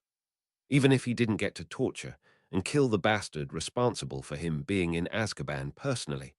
Augustus was certain a grateful Dark Lord would at least let him watch as their master carried out his own brand of retribution on the traitor. He could easily console himself in the knowledge that their master would certainly inflict a lot more pain on Karkaroff before allowing the traitor to die than Augustus ever could. With that sweet thought, it was time to plan. Augustus almost felt alive again. Uo, Harry, and Hermione felt alive again as they practiced in the room of requirements with their swords. Since their bodies were now fully healed, their morning training made them feel as if things were back to normal for them, that is. Bill and Sirius would both be putting in their usual appearance at the weekend, with Sirius promising to consider animagus training for the four. He was trying to gather together some reading material beforehand, with their actual training probably not beginning until the new year. It was a sweaty but happy couple who were making their way back to Ravenclaw, only to find Draco and Pansy in their path. After waiting on the couple, Draco approached, ensuring that both his empty hands were clearly visible. Centurion Crow, it would seem I owe you my thanks more than once.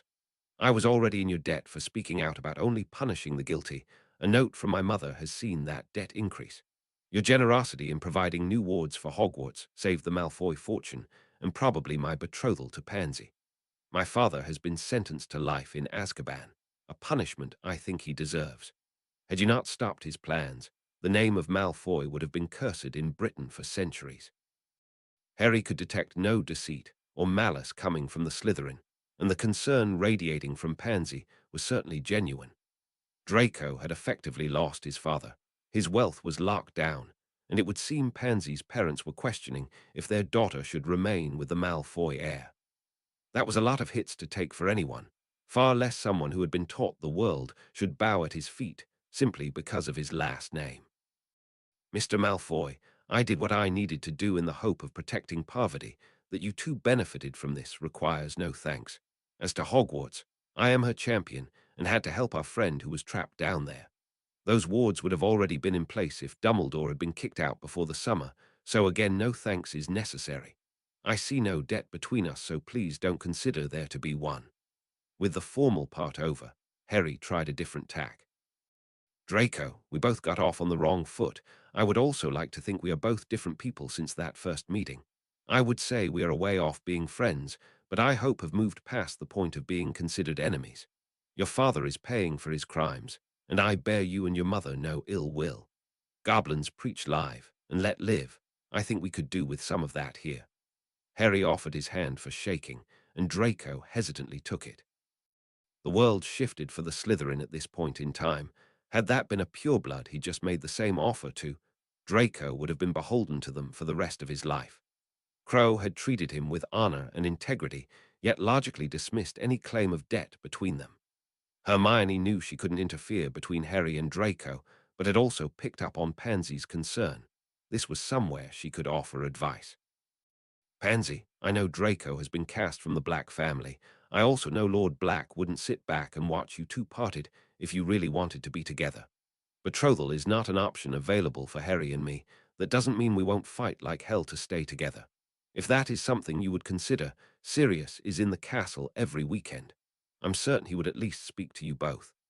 Like Draco, Pansy didn't know how to handle this approach. She was as certain as she could possibly be that this offer was genuine, as was the thought behind it. As she'd been taught, Pansy was looking for the ulterior motive for making this offer, and coming up empty. This girl had everything: fame, power, smarts, looks, the heir to one of the biggest fortunes in Britain, as her serious boyfriend, Hermione Granger, didn't need to waste her time playing Pansy Parkinson for a fool.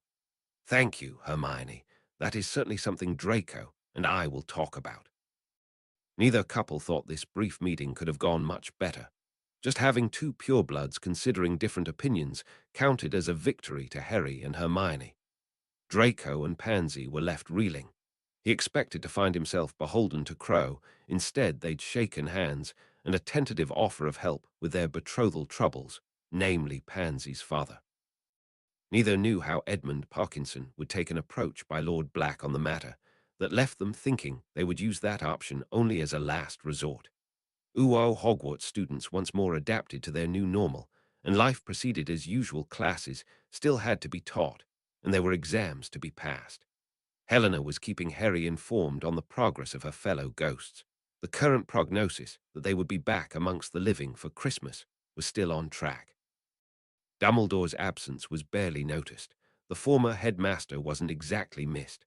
Augusta was trying to make some sense of his former office, getting the elves to place a lot of the more outlandish knickknacks into storage. Someone at her door halted the redecorating, only for something even more outlandish to walk into the room. Her defense professor was wearing a set of robes so bright, Henrika Hobson would have struggled to look good in them. On Gilderoy, the overall effect landed somewhere between hideous and ridiculous. "What can I do for you, Professor?" "It's these new wards, Madam Longbottom. I don't think they're working properly. In fact, I'm sure I've uncovered a serious flaw in them." The thought that this Ponce could in any way possibly be right never entered Augusta's head.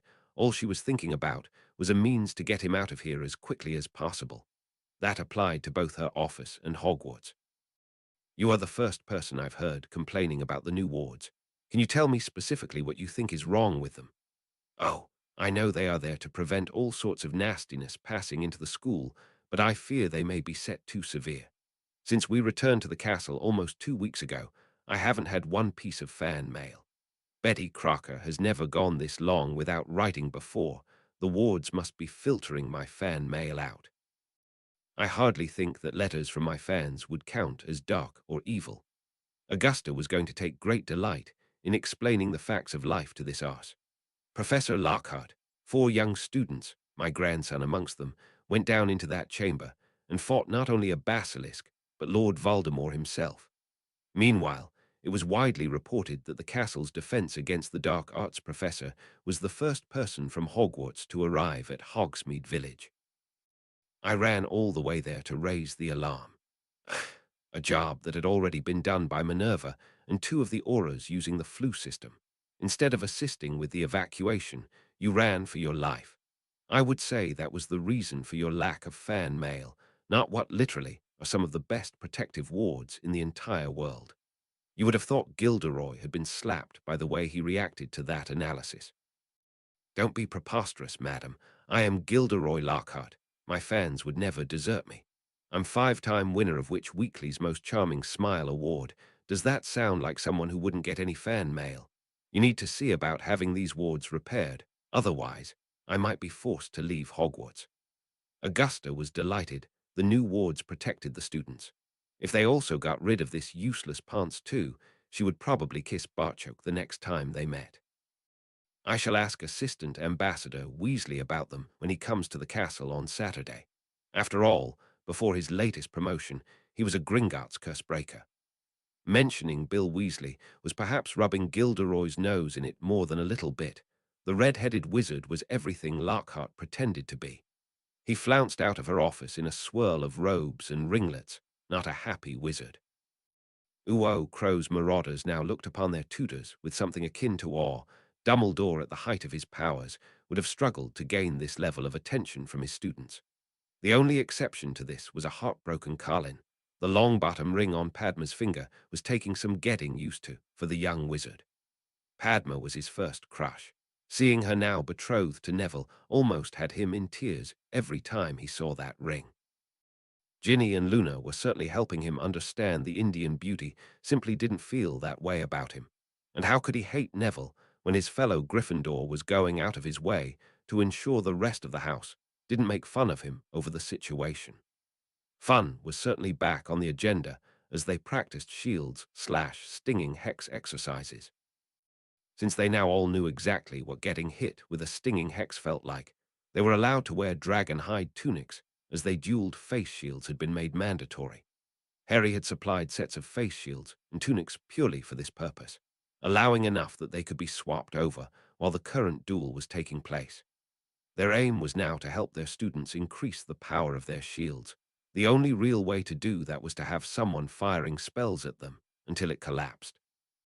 There was no reason not to let the dragon hide absorb most of the spell that would eventually get through, though.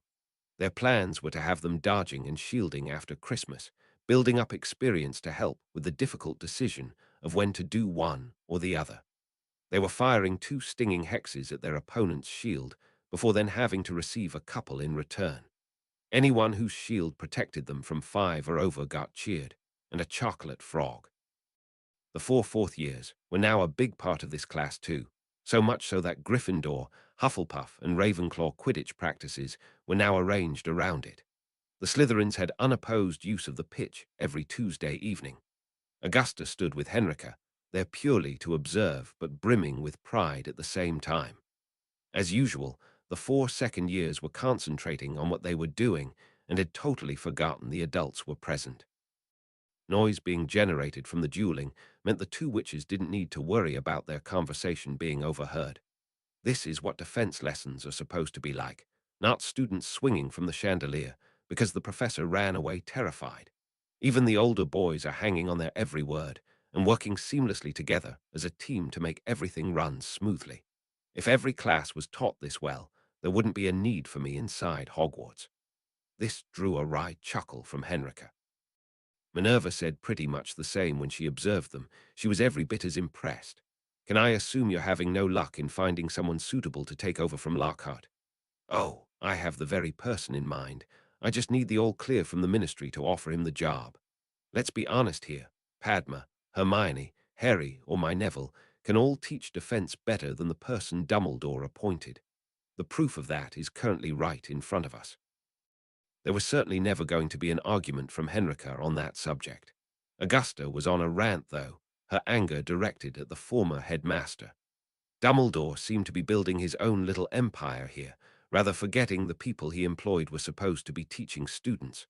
Snape was horrible at teaching, yet the board could do nothing because Albus protected him. Harry has managed to force through some exceedingly positive changes. I would certainly include you in that list, but it's now up to me to finish the job he started. Henrika had always gotten the impression Augusta Longbottom was a formidable witch. Seeing her impassioned about her new job just confirmed that. In the best British bulldog tradition, she was going to take Hogwarts by the scruff of the neck and shake all those not doing their jobs properly right out of the castle. I could never be classed as an expert on muggles, though I'm very proud to say I have 2 very good friends who are of that persuasion. That's something our Muggle Studies professor certainly couldn't claim. I doubt if she's actually met any. Even with the time I've spent in the company of the Grangers, I can recognize that most of what she's teaching is wrong. I've sent a copy of the coursework to Dan and Emma for their opinion. I'm not expecting good news. The new High Inquisitor was left shaking her head at her next revelation. Minerva refused to comment on the divination teacher, saying her own opinion was this subject should not be part of the Hogwarts curriculum. After visiting the class, I'm inclined to agree. The students are being taught the methods of divination, but unless they have the gift, they are wasting their time. You might as well hand a stick to a muggle and tell them how to make something float. They could learn the wand movements and enunciate Wingardium Leviosa until they're blue in the face. They still won't be able to make anything float. Is this a bigger job than you expected? Henrika, I honestly can't believe the mess Dumbledore has left behind. Apart from those I've mentioned, when Neville arrived at Hogwarts, there was a bigoted ghost teaching his own version of history, a Death Eater teaching potions, and a Voldemort-possessed wizard instructing the students on defense. We've had trolls and a basilisk. What's next, Dementors? When it was all put together like that, it really was a damning indictment of the previous headmaster. Dumbledore always gave me the impression that he wasn't used to people saying no to him. He'd gotten his own way for so long that he began to believe he could do no wrong. More than once I had to remind him that he was not my employer, and that the course I am teaching has already been agreed upon purposely to bring Hogwarts up to the same standard as the rest of Europe. The lesson was now finishing, and all the first years sat on the floor as hot chocolate appeared in front of each student. The relaxed way they all accepted this, and the critique of tonight's lesson that followed astonished Augusta. They had started tonight's lesson by explaining exactly what they hoped to achieve. Now they were all sitting and discussing whether they had achieved their goals. Questions and answers flowed easily in both directions. It appeared an informal arrangement, yet respect was there from all sides. Harry then gave them a general outline of what they would be doing next week before calling it a night. The four fourth years then led the first years back to their dorms, Fred Weasley happily leading the Slytherins down to the dungeons. When they had left, Augusta pulled Neville and Padma into an embrace. I am so proud of you, all four of you. I have spent my time here observing professors teaching their subject. What I just witnessed was up there with the best of them. That was simply brilliant, and restored an old witch's faith that Hogwarts can once more be the premier magical school in the world. Neville was beaming at the praise. They all worked hard preparing for this class, but really enjoyed passing on what they had learned. Thanks, Gran. We were hoping to hold a Christmas party for them the last week of term. Who do we need to ask for permission? You certainly have mine, and I can't see Minerva objecting. If they work like that every week then, a party is certainly well deserved. First-year students casting shields, I wouldn't have believed it if I hadn't seen it for myself. Padma was also beaming at the praise, and basking in the acceptance she was being shown as Neville's betrothed. Professor Weasley taught it to us in first year. We didn't see any reason for not teaching it to them. This saw a sigh of frustration emitted from Augusta. Have you any idea how difficult my job becomes when three of the best teachers in the school don't work for Hogwarts? It was a totally serious Neville who faced his grandmother. But Gran, there's four of us. This saw Hermione theatrically palming her face. Oh, great. Just what we need, Neville channeling Padma. This saw a tickling hex heading in Hermione's direction, only for Padma's hex to be deflected by her bracelet shield straight to Augusta. Neville and Harry had the counter cast in seconds, only for Augusta to burst out laughing anyway.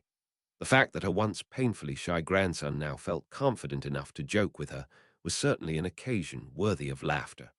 Ooh, there wasn't much laughter amongst the three people in the minister's office. Cornelius couldn't quite believe what he was hearing. Amelia spelled it out very simply. Cornelius, I know these people. You try to give them different levels of award, they will throw them back in your face, and all the gains you've made in the last year will be for nothing. The minister was a political animal and knew what this group publicly refusing ministerial awards would do to his popularity ratings. He also explained the other side of the equation to his head of DMLE. You may be right, Amelia, but think of the alternative. Can you really see me surviving trying to award a Swedish villa, an Indian witch, and a muggle born an Order of Merlin, first class? The Wisengamot would have me out on my ear. Amelia knew this would be a tough sell. The head of the DMLE also knew she was right, though. You're looking at this all wrong, Cornelius. Where you see a villa, I see one of Hogwarts' most popular professors, a professor who will become engaged to Lord Black on Boxing Day. I already have my invitation. Where you see a witch of Indian origin, I see a brilliant young lady of ancient magical lineage that just became betrothed to Neville Longbottom. They fought bravely together. Can you honestly see him accepting a higher award than his wife-to-be? This news had Cornelius floundering, since none of it had appeared in the Prophet. The public perception and level of adulation of this group, the last thing the Prophet wanted to do was alienate any of them by forging ahead and making any announcements. They were waiting on official notification from those involved. Amelia then went in for the kill. She was well aware which award would cause the biggest outcry in the Wisengamot chamber. Hermione Granger is certainly a muggle born. She is also academically head of her year group. Need I remind you who else is in that year group?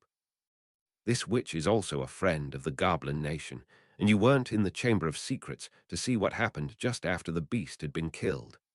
A 12-year-old girl took on the biggest bloody basilisk the world has ever seen with a goblin sword.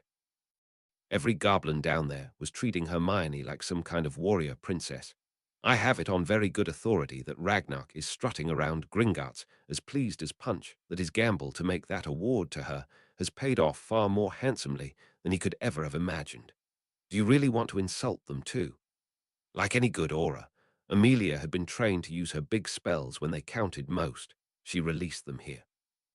So, you have a brilliant young witch whose boyfriend, Centurion Crow, is totally besotted with her. Only goblin culture stands between that couple becoming betrothed too. She will be welcomed into Gringotts with open arms, and don't forget, that same boyfriend has a massive choice to make before he's 17. Surely you can see how the ministry publicly insulting Hermione must affect Harry's decision. Cornelius now had his head in his hands. Of course I can see that. How is that any worse, though, than trying to push it through the Wisengamot and failing? Amos, what do you think? Amos Diggory was still getting used to being the chief warlock. What was important to him, though, was that he did the job properly. He had a wife and son that he loved more than life itself. Those were the two most important opinions to Amos. He already knew what Cedric would say. They fight as a team, Cornelius, whatever the battle and whoever the opponent. I had some long chats with my son over this matter. He's very friendly with all four of them. Had they asked, he would have been down there with them.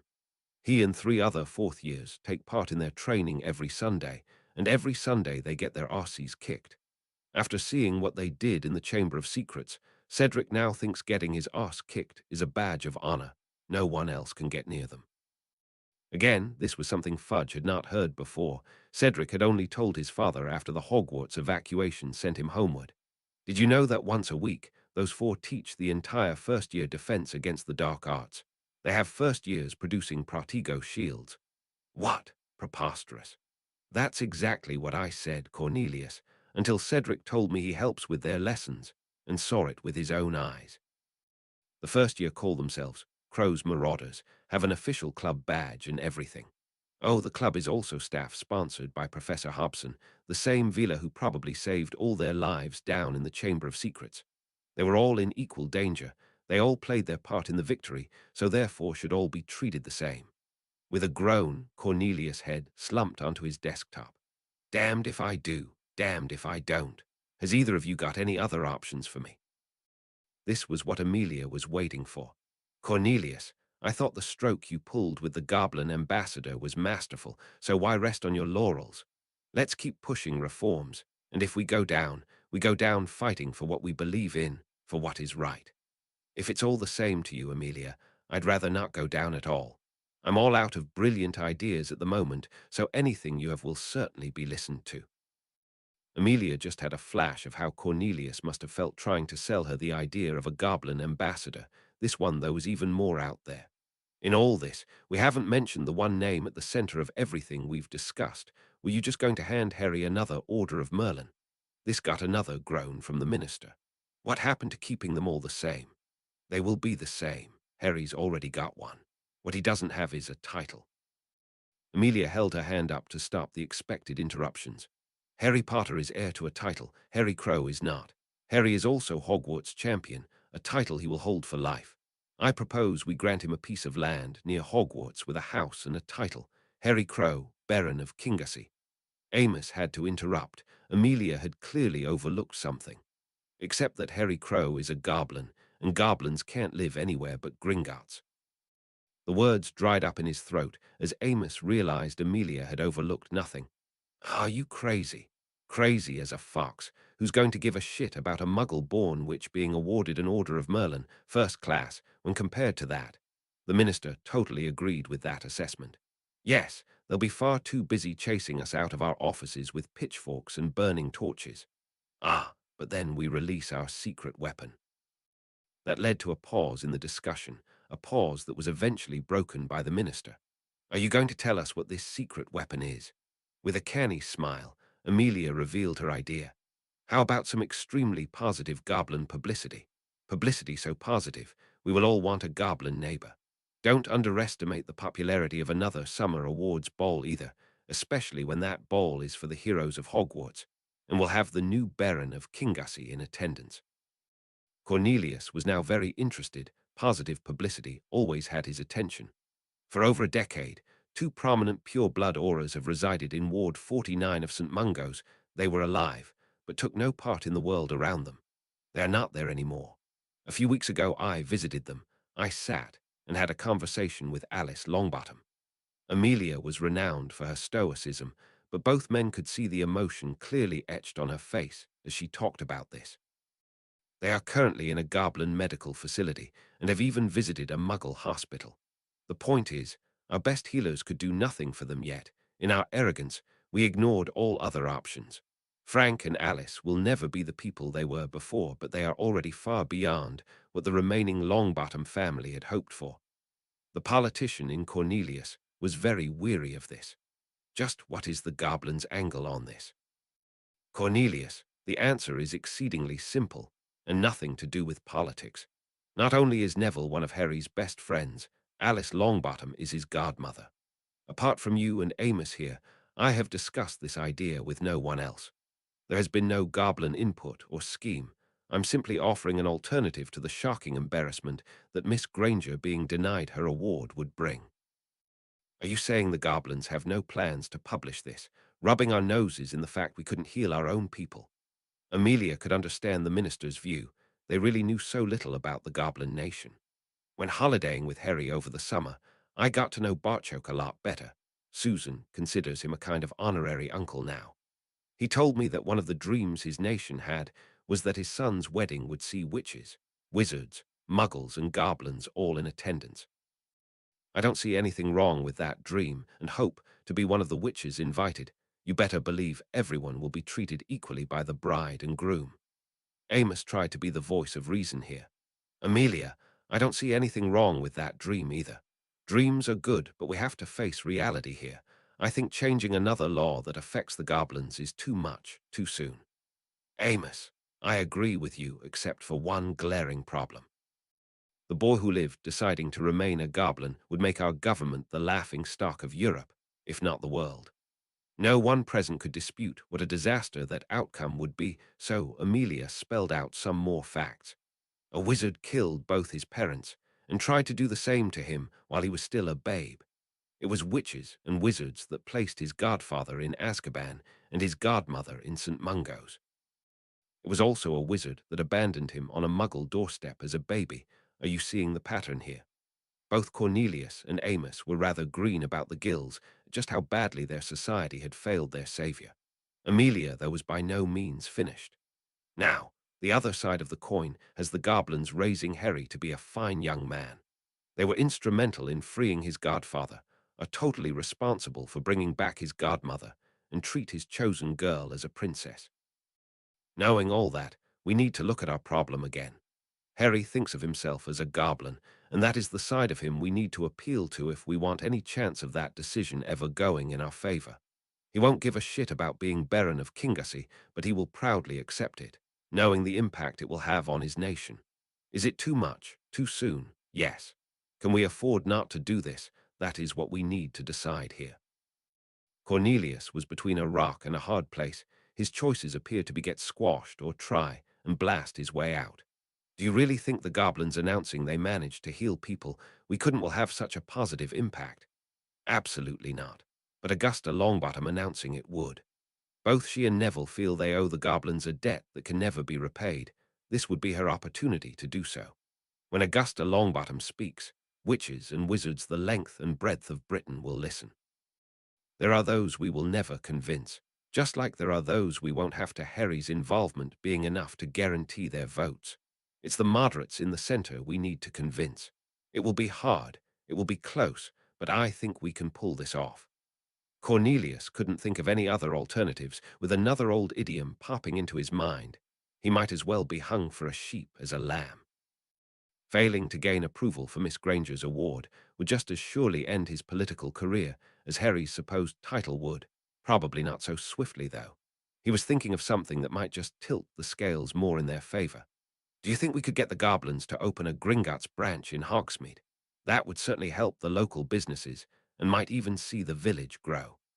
Amelia privately thought she could get a lot more than that from the goblins if they could change this law. She nodded her agreement before cautiously proceeding. If we are really going to go ahead with this, can I suggest I privately approach Harry, Augusta, and Barchoke on this matter? I would like to gain their opinions before we pass this over to Arthur. Cornelius looked to Amos. I've got nothing better, Minister. While I still think we're proceeding too fast, the proposal will certainly have my personal and public support. Okay, Amelia, proceed with caution, and then we'll have another meeting to decide if this is definitely going ahead. At that point, we'll bring Arthur into the mix. Do we have anything else that needs to be dealt with tonight? Just one thing. Augusta wants to know if she can have ministerial backing for offering the defense against the dark arts position to a werewolf. With that, Cornelius' head was once more back on his desk. Thanks for reading. 50. Hogwarts on Ice. Harry Crow disclaimer. Since I'm not the owner of these characters, I may do things with them that you don't like or agree with. Sorry in advance, but that's the nature of fan fiction. To do otherwise kind of defeats the purpose of fan fiction, and copying JKR word for word would certainly see a lawsuit heading in my direction. Chapter 50. Neville was taking a good-natured ribbing from the Weasley twins. Surely you can tell us now. We're on our way there. We hate surprises, Neville, unless it's us that's supplying them. Sorry, guys, I told you I can't help. The three of them were arranging it all. Padma wanted it to be a surprise for me, too. You were serious about that. We thought you were pulling our leg. What do Harry and Padma know about Christmas? They've only celebrated it once. These are the people you let organize our Christmas party. I'm really disappointed in you, Neville. Fred, it may have escaped your notice, but this party is for the first years. You're both invited along to help out. We know, and we will. It's just that we never get invited anywhere. And we intend to make the most of it. The rest of the first-year Gryffindors were following on behind, and of course listening to every word. Ginny couldn't help but interrupt. Is it any wonder you two don't get invited anywhere? This is my first Christmas party, and if you spoil it with any of your pranks, you'll both be sorry. You don't need to worry, Ginny. We'll be on our best behavior. Yeah, Hermione's already passed out that warning. No offense, sis. She's a lot scarier than you. They reached the doors and found they were the first to arrive, apart from the Ravenclaw trio, of course, who had set the room up. Neville led them in and then stopped dead in his tracks, leading to a lot of pushing behind him. The Gryffindors were soon all inside, and all now standing there with wide eyes and open mouths. Padma nervously approached them. She was watching for Neville's reaction. Welcome to the party. What do you think of our idea? Neville was having trouble getting his mouth to work. It was as if his eyes had commandeered all his brain power to absorb the wondrous sight that currently greeted him.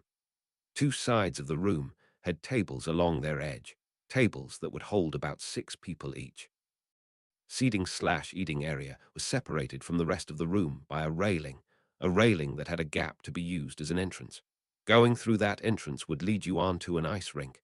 Harry and Hermione were currently skating around the massive, fully decorated Christmas tree that commanded the center of the rink. There was music playing and snow gently falling as the laughing couple sped toward them, stopping at the railing. Well, what do they think? I don't know, Harry. They haven't said a word yet. Ginny was almost hyperventilating as she tried to answer for the shocked Gryffindors. A couple of years ago our pond froze enough to let us try skating. It was nothing like this, though. This is simply beautiful. It was then Neville got his mouth to work, though his brain still hadn't quite caught up yet. I can't skate, I mean. I've never tried to skate. This saw Padma smile. That's why there's a railing around the entire rink, or you could always hold on to me. Oh, and there's a cushioning charm on the ice. We didn't want anyone getting hurt. There are sets of skates at every table. The room will resize them to fit. The idea was to do some skating and then stop for food, followed by more skating. At that, the Ravenclaws arrived, and Luna emitted a squeal of delight. I absolutely love skating. Oh, this is just amazing. Where are the skates? That started a rush to the tables. When falling on your bum didn't hurt, everyone was determined to give ice skating a try. Carlin, of course, had his camera and was soon busy taking pictures. His family would never believe this.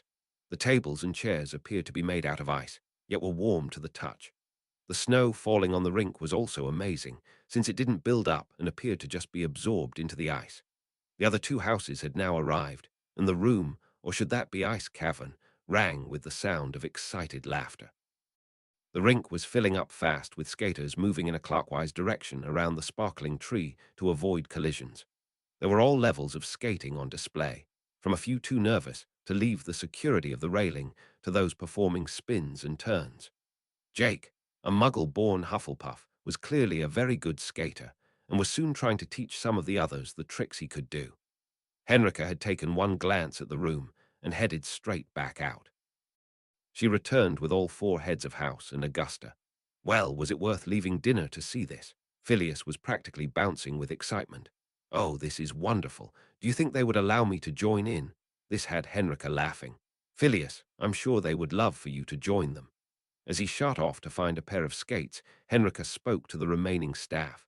The minute I saw this, I thought it was far too good to just be used for one night. If we could get some staff volunteers, we could open this every evening until they head home for the holidays. Minerva thought that was a fantastic idea, but wanted to add to it. What if we made each evening for a specific year group? Watching all the first years mixed together is something I'll never tire of looking at. We could probably easily do the same thing for the second years tomorrow, third on Thursday, fourth Friday. If we give fifth Saturday, we can have sixth and seventh on Sunday. Will Harry need to be here to open the room?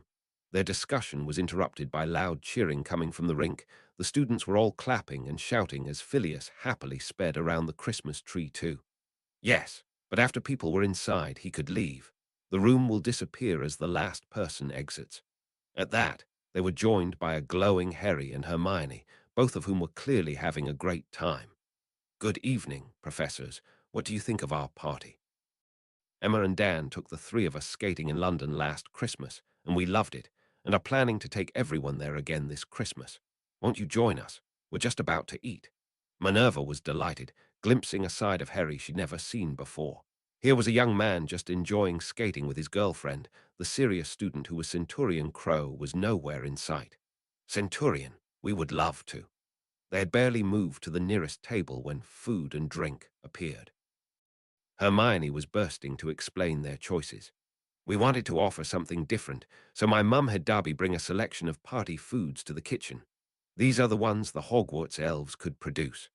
There were platters of all different foods on the table, from pork pies and sausage rolls to pizza and nachos with a melted cheese dip. There were also jugs of hot chocolate, butter beer, and goblin ale to choose from. As the skaters began making their way to the tables, Henrika, Sprout, and Slughorn began mingling with the excited students. Augusta and Minerva sat with Harry and Hermione, soon being joined by Neville and Padma, both of whom were just as excited as their best friends. Nachos and goblin ale, you three really know how to throw a party. You've had these before, Neville. Oh yes, Gran, I mean. It's okay, Neville. This is a party, so Gran is appropriate. Thanks, Gran. I first had nachos in Florida, not with goblin ale, though. Minerva then put forward Henrika's idea and got a very enthusiastic response. You mean we could do this again tomorrow? Harry, say yes. Hey, Patel, save passing out the orders for your own boyfriend. Harry, say yes. Won't it interfere with our studies, Hermione? It took a moment for the other three to realize that their legs were being pulled. Professor McGonagall, I would be delighted to let the rest of Hogwarts try this. Do you want to keep the food part too? I don't know if we could get enough ale for the whole of Hogwarts, though. Since Minerva had just tried her first slice of pizza, she was keen for the rest of the school to sample these different things too. She avoided the hot dogs, though, purely on the basis of their name. That would be excellent, Centurion. I think we can pencil Professor Flitwick in to be here every night. This had the three Ravenclaws chuckling at their head of house. He was clearly enjoying himself on the ice. If you'll excuse us, I think we should join him. Are you ready, Hermione? Both left, and were soon followed by their two friends, leaving Minerva and Augusta sitting watching their students having a great time. It really does this old heart of mine the world of good to see Harry behaving in a manner that would be considered normal for someone his age. Minerva, I holidayed with them over the summer and know exactly what you mean. Harry and Hermione would run for miles every morning, then start practicing with those swords of theirs. Neville and Padma would join in when they were practicing magical dueling. Their concentration levels were frightening for one so young. Then they would dive into the sea, and four kids would suddenly take their place. As you can see, they do know how to relax and have fun. Put yourself down for tomorrow night, and you'll see them even more relaxed. This is still Crow's Marauders in here, and they're still watching closely to make sure everyone is having a good time. They were joined by the rest of the staff present, as all the students were once more making their way back onto the ice, though the head of Ravenclaw would appear to have had enough, for now. A flushed Phileas quickly downed a mug of goblin ale before releasing a sigh of contentment. I haven't had as much fun in years, nor connected as well with my students. Alba's standoffish policy seems to have filtered down through all of us too, and for that I'm ashamed. He hid himself away behind that gargoyle and lost contact with the real world. Look at those faces. That's as real as it gets. They'll remember this evening long after they've forgotten who taught them how to charm things to float. This is what their Hogwarts experience should be about, creating lasting memories and friendships, not students fighting basilisks or trolls. Phileas got no argument from the rest of the staff. They were all too busy watching the first years having the time of their lives. No student was left on their own. Hands were offered and accepted with no thought to houses, blood status, or even gender. They were too busy having fun. Uo Amelia was also having fun. It wasn't every day you got to shock a goblin into silence. Wearing her brooch to Gringotts had once more seen her politely and quickly escorted to Barchoke's office. Understanding the goblin custom of getting right down to business, she had explained her idea to reward his son, leaving the goblin shocked and speechless. Finally getting his act together, the emotion was clearly decipherable in Barchoke's response. Amelia, this is a boon we certainly never expected. Hoped for, yes. In the coming decades, perhaps. Forgive me, please, but would you consent to meeting the director to pass on this news? I give you my promise here and now that I will do everything possible to turn your idea into a reality. Like you, though, I need to take this higher. To be honest, the director would suspect I'd grown too fond of grog if I took this to him by myself. Barchoke certainly understood the risk he was taking here. Arriving at the director's office for a meeting that wasn't prearranged was always a risky business. Arriving there with Amelia in tow was tantamount to Barchoke taking his life in his hands. Amelia would be the first ministry official ever to set foot in the director's office. Barchoke thought the potential gains here were certainly worth the risks. If Amelia didn't already know how unusual this situation was, the shocked glances from all the goblins they met walking to the director's office were certainly clues the former aura couldn't miss. With a minimal wait, they were both shown into the opulent office where, after a polite but short greeting, Amelia told Ragnar why she was here. Even knowing this must be a matter of great importance, otherwise Barchoke would never have dared bring this witch to his office. Ragnar was still shocked what they were being offered here. Unlike his subordinate, though, the goblin leader was determined to get to the bottom of why this offer was being made. Amelia was actually embarrassed to admit that, due to prejudice in the Wisengamot chamber, they didn't know if they could reward all the heroes of Hogwarts equally. She was not prepared for the reaction this caused. A clearly angry goblin leader turned his ire onto Barchoke. In switching to their own language, she also had no idea what was being said.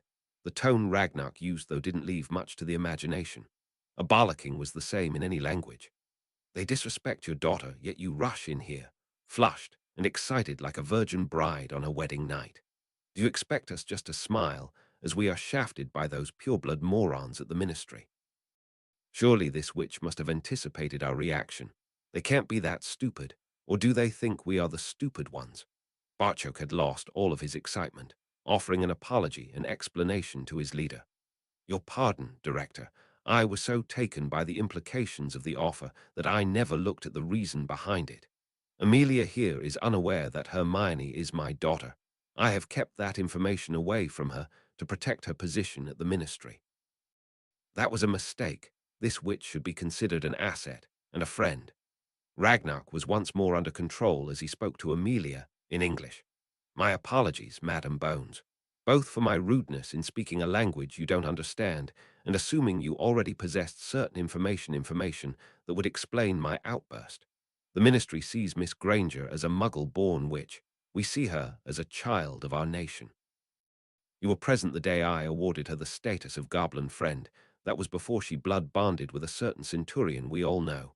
She is Harry's mate, therefore a daughter of our nation, and a heroine too. Treating her disrespectfully because of her circumstances would be perceived as an insult by the goblin nation. It was now Amelia's turn to be shocked. Blood bonded so young. Can I ask if this is a goblin tradition? Blood bonding. Yes, becoming bonded so young, though, is certainly not. Them doing so was as big a shock to us as I can see it is to you. Barchoke will gladly show you the memory to explain the circumstances surrounding this unusual occurrence. As you can see, this adds further layers of complexity to a problem that was already far from simple. Shrugging off her shock, Amelia tried to deal with the situation she now found herself in. I would like to offer my apologies for any implied slur on Miss Granger. That was certainly never my or the minister's intention. Our whole plan to defer attention away from her blood status would still seem like our best option for pushing ahead with what we all would like to achieve from this. I hesitate to use the word mess, but this could easily turn into a disaster for all of us. This drew an answering nod of acceptance from Ragnar. The ministry offer is a very good one, and I respect the reasons behind it. Our nation too suffers from its quota of bigots who were put in their place by Miss Granger's heroic efforts, alongside those of her mate and friends. That young couple are becoming more and more the focus of both our societies. Finding a way for them to coexist between us could become one of our greatest challenges. We should never forget the couple also have a third option. The pull from the Muggle world is certainly a strong one, and that would be a disaster for all of us. We are certainly prepared to work with our friends at the ministry to plot a course that is suitable for all of us, especially the young couple in question. This saw Amelia relax slightly. The minister would be pleased to know the goblins had the exact same concerns as them. Director, that is a goal I am happy to work toward. Can I ask if Harry and Hermione's status could become public knowledge? From what you said, am I to understand that this knowledge is known amongst your nation? That fact is certainly well known inside Gringotts. Whether it gets released further than that would be a family matter, something that would need to be discussed between Barchok and everyone else involved. Do you think releasing that news would help this case? I think so. Blood bonding is an old magical tradition that fell out of favor when the pure blood movement gained preference. Matrimonial matches became more about protecting the bloodlines and joining families than whether the couple were suitable to be married to each other. Having witnessed Harry and Hermione together on many occasions, can I assume they have a strong bond? This had Ragnar laughing and allowed Barchok to enter the discussion once more. He couldn't believe the foolish error he'd made and needed to recover swiftly. Amelia, it's the strongest bond anyone here has ever seen. Full body, with an aura that turned golden. Our society moved in the opposite direction to yours. Marriage is sacred to us, so a strong blood bond is vital. I'll let you see the memory of their bonding later and try to explain why I didn't tell you. I would need to discuss the possibility of releasing this with both of them and the Grangers. That was fair enough. She then floated the idea of a Gringotts branch opening in Hogsmeade. It was well received.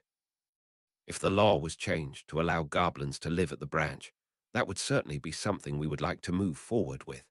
It should also encourage more businesses into the village, possibly even rivaling Diagon Alley someday as a commercial center. With all three people in the room realizing they basically wanted the same things to happen, the barriers came down, and ideas were being put forward on the best way to achieve their common goals. All thought it was a very productive meeting. It was now time to start the negotiating process, officially. Sirius needed all his Gryffindor courage for what he was planning here. All he had to do, though, was think of the woman who would soon become his wife, and he knew this had to be done, however awkward it might prove. The warming charms on his thickest cloak were struggling to cope with the severe cold. His time at Hogwarts hadn't really prepared him for weather this cruel.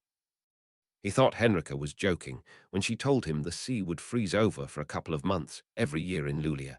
He was beginning to believe her, as well as being thankful that they were a month or so away from experiencing that phenomenon. He had found the house he was searching for without too much trouble. Sirius couldn't remember if he'd ever been inside a house totally made of wood before. The door was soon answered by a blond colossus of a man that looked as if he would give Hagrid a run for his money in an arm wrestling contest. "Hello, sir. I'm Sirius Black. Would you happen to be Mr. Hobson?" "Sirius Black. In the name of Thor, what possessed you to go out dressed like that? This isn't London. We're just below the Arctic Circle here. Get yourself in, man, before you freeze in your fancy breeches." Sirius was hustled into the hall, the homely warmth seeping into his bones within seconds. The house may be wooden, but the welcome was certainly gregarious and genuine. "Forget this Mr. Hobson rubbish. I'm Lucas." Sirius shook the massive hand that was offered, thankful it didn't crush his fingers. "Let me take that cloak, and then we can go through and meet the missus. Moa, we have a visitor, all the way from London too." He found himself being led into a room that just made you want to kick off your shoes, sit by the fire and never leave. This effect had nothing to do with the stunningly beautiful woman who'd just risen from her chair to greet him. Moa Hobson was clearly Henrika's mother, though she didn't look old enough to have a child that age. Sirius bowed, took the offered hand and kissed the back of it. "Mrs. Hobson, it really is a pleasure to meet you." "Oh, Lucas, we've got a live one here." He knows how to treat a lady too, and my allure didn't affect him in the slightest. "Yes, dear, it would appear our Henrika has chosen well. Sit, Sirius, and tell us all about yourself. You'll stay tonight, of course, though the nights are nearly 20 hours long at this time of year." This had Lucas laughing at his own joke, though Sirius didn't quite get it. He decided to press on with why he was here before agreeing to any sleeping arrangements. They might throw him out the door in the next few moments. He also decided to forgo the use of Lucas and Moa. He needed to be formal for this. "Mr. and Mrs. Hobson, I have come here to ask your permission for your daughter's hand in marriage." This saw Lucas leave the room, and Sirius thought he'd blown it, only for Henrika's father to quickly return with a tray containing a bottle and 3 glasses. Wonderful news like that should be greeted with a glass in your hand to celebrate. "Have you ever tried aquavit, Sirius?" His no was greeted with a smile that was either predatory or signaling a prank was being played here. One taste, and Sirius knew it was a prank smile. He also knew that 2 glasses of this aquavit would certainly see him staying the night. He wouldn't be fit to go anywhere else. Mo had brought out what was obviously a scrapbook. When Henrika moved to Scotland to teach, we began to get the British newspaper delivered. It comes to us a day late, but that is not a bad thing sometimes. We had Henrika's letter saying she was all right just before we got the issue where she faced that basilisk. Sirius could see the fear in this beautiful woman's eyes. It was a fear he had shared. I was at her bedside waiting on the potion to work its magic. This gave me time to think. My thoughts turned to what my life would be like without your wonderful daughter in it. I asked her to marry me within moments of her recovering. We hope to become engaged on Boxing Day, with a wedding date still to be arranged. I have invited family and our friends to stay at my house over the holidays. I would like to extend that invitation to you both too. The fear was now replaced by tears of delight in Moa's lovely eyes. She writes all the time, and we always knew she was going to be very busy between working at Hogwarts and Gringotts, but we both miss her so much. We would love the chance to spend the holidays with you both. The house will be very busy, and we'll be planning some outings and activities to keep everyone entertained. You would be very welcome additions to the madness that we hope the holidays will be. One thing, though, could you not tell Henrika you're coming to London? I would like it to be a surprise for her." This had a jovial Lucas refilling their glasses and offering a toast to Christmas in London and much holiday madness. Moa then offered her own toast, showing both men the picture taken of the soon-to-be engaged couple at the ministry summer ball. To Henrika and Sirius, a beautiful couple. Sirius couldn't let that go unanswered, so offered a toast of his own. To the beautiful Hobson women, may there one day be many more of them. That was something Lucas would certainly drink to, before indicating the scrapbook Moa held. "Henrika writes all the time, so we feel like we already know you. We want to use this time to fill in the blanks about you and the rest of the people in those pictures." The last time Sirius had felt this comfortable in someone's house was when he ran away from home and stayed with James. Lucas and Moa were certainly physically nothing like the Potters. Their attitude to life, though, appeared surprisingly similar. They certainly made him feel just as welcome as that scared 16-year-old boy had felt all those years ago. Sirius had soon kicked off his shoes and told story after story. When Moa then brought out another book with pictures of Henrika growing up, it was his turn to listen as stories of the woman who would be his wife were being offered. The long night passed pleasantly and easily. Ooh, the skating evenings were proving a massive success. The first years had been making everyone jealous at breakfast before McGonagall stood and announced the schedule for the rest of the school to participate. The most noticeable event amongst the group of friends was Blaise holding Parvati's hand as they skated along during the second year's evening in the room. This was a gigantic boost to Parvati's confidence, and something her friends and family approved of. Ronald Weasley's detentions were over, so he had been allowed to attend. He stood at the railing and laughed at those who slipped. That lasted until the food appeared. Eating was far more interesting to him than skating ever would be. Ron actually reveled in having a table all to himself. He didn't have to share the food on it with anybody else. The poverty development from Wednesday evening saw Henrika being approached about a couple of things. Bill arrived for their lesson on Saturday morning with an answer from her and Sirius, and a couple of envelopes. Harry made his way over to the Slytherin table to personally deliver them. If Blaise appeared shocked to receive an envelope, Draco was astonished. Opening that envelope kicked his level of incredulity up a fair few notches. He and Pansy were invited to Lord Black's engagement party on Boxing Day. Pansy was ecstatic at what this would mean. "Oh, Draco, this is wonderful. Father was really unhappy that I wasn't at the ministry summer ball. We won't make the Christmas one either. Here, though, is something that will pacify him. I think these invitations will be extremely hard to come by. This will make him think twice about ending our betrothal. Lord Black's interest will ensure that. Pansy, we both know who's behind this, and I'll bet he still claims I don't owe him anything."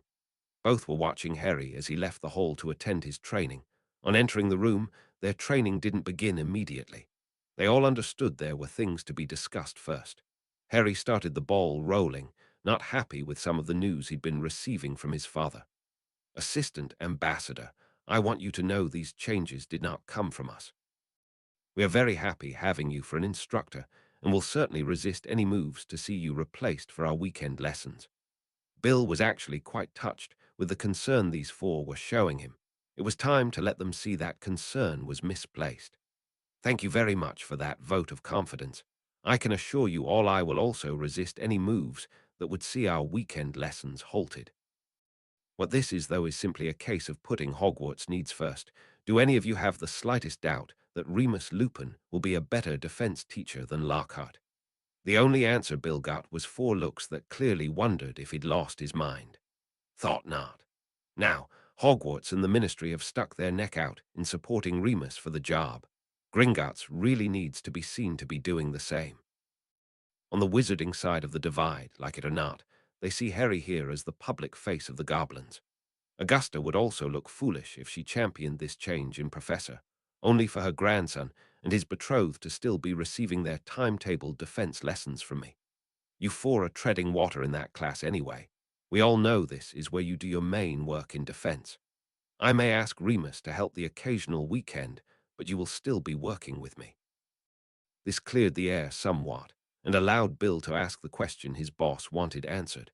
"How do you two feel about your bond becoming known to the public?" Again, Harry was first with his answer. "I think it would be hypocritical of me to have a problem with it. I publicly bonded with Hermione to change her status in the nation and offer her protection. If they think that this news being made public would also offer her protection in the magical community, then it gets my vote." This had everyone turning to Hermione for her opinion. Her answer was a very simple one. "He is mine and I am his, and I really don't care who knows it anymore. Do you know what our parents said to this? A weekly letter from Crawley usually arrives tomorrow." This had Bill smiling. "Dan understands why you both bonded and thinks that if it will stop his daughter being attacked by witches or wizards, it should be made front-page news. As long as it doesn't appear in the Crawley Observer until you two are a bit older, he's fine with that." Emma and Barchoke both agreed with him. Harry then asked the question that he had really been struggling to comprehend. Will the Ministry really try and award a goblin lands and a title? They were all aware that the land in question wasn't by any stretch of the imagination a huge tract of the Highlands. It was more the possibility of being able to own and live on his own land, as a goblin, that was responsible for the excited anticipation. The title of Baron was also purely a ceremonial one. Legally being able to own his own Scottish glen as a goblin, though, was like being offered a kingdom to Harry, worth a lot more than any title the Ministry could dream up. It certainly looks as if they are going to have a damned good attempt at it, which is why it is so important to support Remus Lupin's appointment. We're all trying to push the joint message that by working together, everyone benefits. What about you, Neville? Are you okay with the news of your parents being used like this?" His answer was also simplicity itself. "Harry helped my family. We're glad of the opportunity to help his. That's what family does." Bill couldn't help but wish his youngest brother was more like this, or that he would at least one day grow up in a similar vein. The twins and Ginny were friends with these 4. and had blossomed from that friendship. Every Sunday, Bill got to witness Fred and George put on their serious heads and work their arses off in his lessons. That Master Pitsley confirmed they performed just as well in their potions class would be a very pleasant surprise to both of their parents when their report cards were issued. With the discussion over, it was now time to get down to the serious business of defense. Augusta was also getting down to the serious business of defense. The wry smile playing on her lips was there for a specific reason, a reason that just entered her office. "Ah, Professor Lockhart, please have a seat. The new Hogwarts wards have been minutely examined and found to be working perfectly. That cannot be the case. They must have overlooked something." "I'm sorry, Professor. I can assure you that nothing was overlooked. Now, after our last discussion on the matter, and knowing you are a man of your word, I will regretfully accept your resignation. You will be delighted to note, though, that I was able to find a first-rate replacement. Please ensure all your belongings are removed from Hogwarts before Christmas. We're very lucky the new professor can start in the new year. We, of course, all wish you well in whatever venture you undertake next." Augusta resumed her paperwork after that dismissal, knowing full well Lockhart was too shocked to even leave his chair. She carried on working for a few moments before pretending to notice he hadn't actually left yet. "Oh, I'm sorry, Professor. Is there anything more I can do for you?" Madam Longbottom, perhaps I was a tad hasty in indicating I would leave the castle." "Hasty? I thought you ran as fast as your legs would carry you. Oh, I see. You're talking about your decision to resign." "Unfortunately, that decision has already been made. I can't have two defense professors. I would be left needing to dismiss one of them. Surely it would look better on your resume if you could truthfully state you resigned from Hogwarts, rather than having to be sacked. You can leave any time, Professor." Augusta now allowed some steel to creep into her voice, ensuring Lockhart understood it was time to go from her office and also the castle. "With the students returning home on Monday, you've taught your last class at Hogwarts." The Pattle sisters were currently chatting away, both making a deliberate effort to ensure a gulf was never allowed to open between them again. "I hope you don't mind us pushing for Blaze to be invited to the engagement party. Susan and Hannah will be allowed to invite partners to the party, but I didn't think you would be up to asking anyone just yet." "Oh, Padma, it's worked out brilliantly." Blaze obviously sussed why he was being invited. He asked me earlier if I would be his date for the party. Of course I said yes.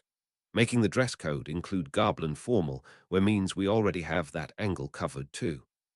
"Yeah, Fred, George, Roger and Cedric will all be invited tomorrow, and Harry has already arranged an appointment with the goblin tailors for them and their dates."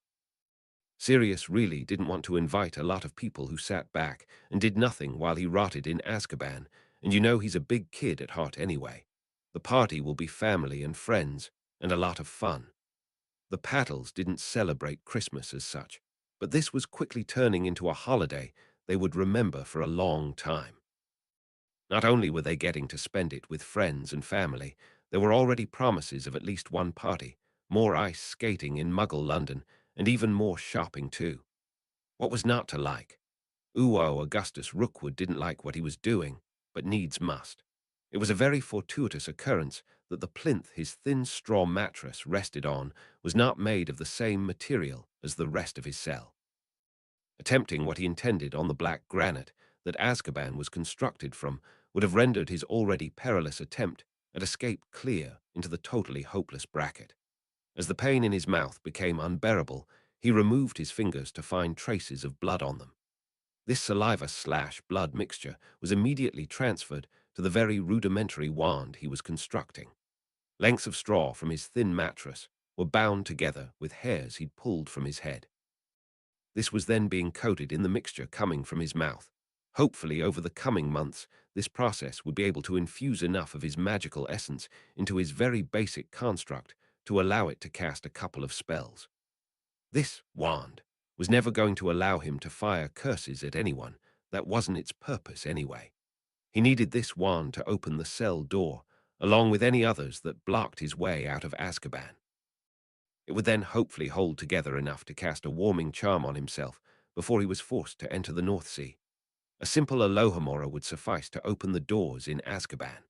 With prisoners being denied wands, and dementors waiting in the corridors, the prison's reliance on such a simple spell was perhaps understandable. Augustus would first need to hack a piece of stone from the plinth before he could even think of making a protection medallion to get him past the dementors. That would then need to be shaped, have runes carefully carved into it, and then be infused with his blood to activate them. He was forced to use what he had available in his cell. Conjured tin plates and cups lasted just long enough for the food to be eaten and any liquid drunk. Knives, forks, or spoons were never supplied. They certainly weren't stupid enough to provide their prisoners with anything that could be used as a weapon. That was why his fingers once more returned to his mouth. Augustus needed something that could carve stone. The only thing he had available in Azkaban were his teeth. He reckoned his molars should be best for cutting out a piece of stone, while his incisors would be needed to carve out the required runes. Between pulling out teeth as required and the finger scrapes he expected to get working on the stone, Augustus didn't think there would be any shortage of blood for his wand and protection medallion. He also knew that this was going to take months, months that outside factors ensured he needed to take anyway. While getting out of his cell, past the Dementors and out of Azkaban, prison itself was going to be an amazingly difficult feat. He then still had the problem of being trapped on an island in the middle of the North Sea. To enter that same sea in December would carry a 100% guarantee of death. He would basically be committing suicide. It was simply far too cold for anyone to survive for any length of time in the water just now. Augustus knew there was only one narrow window available during a couple of months of what passed for summer here to make the attempt. Only then would he have any chance of making landfall, and only then could he begin the task of returning his master to power. And thanks for reading.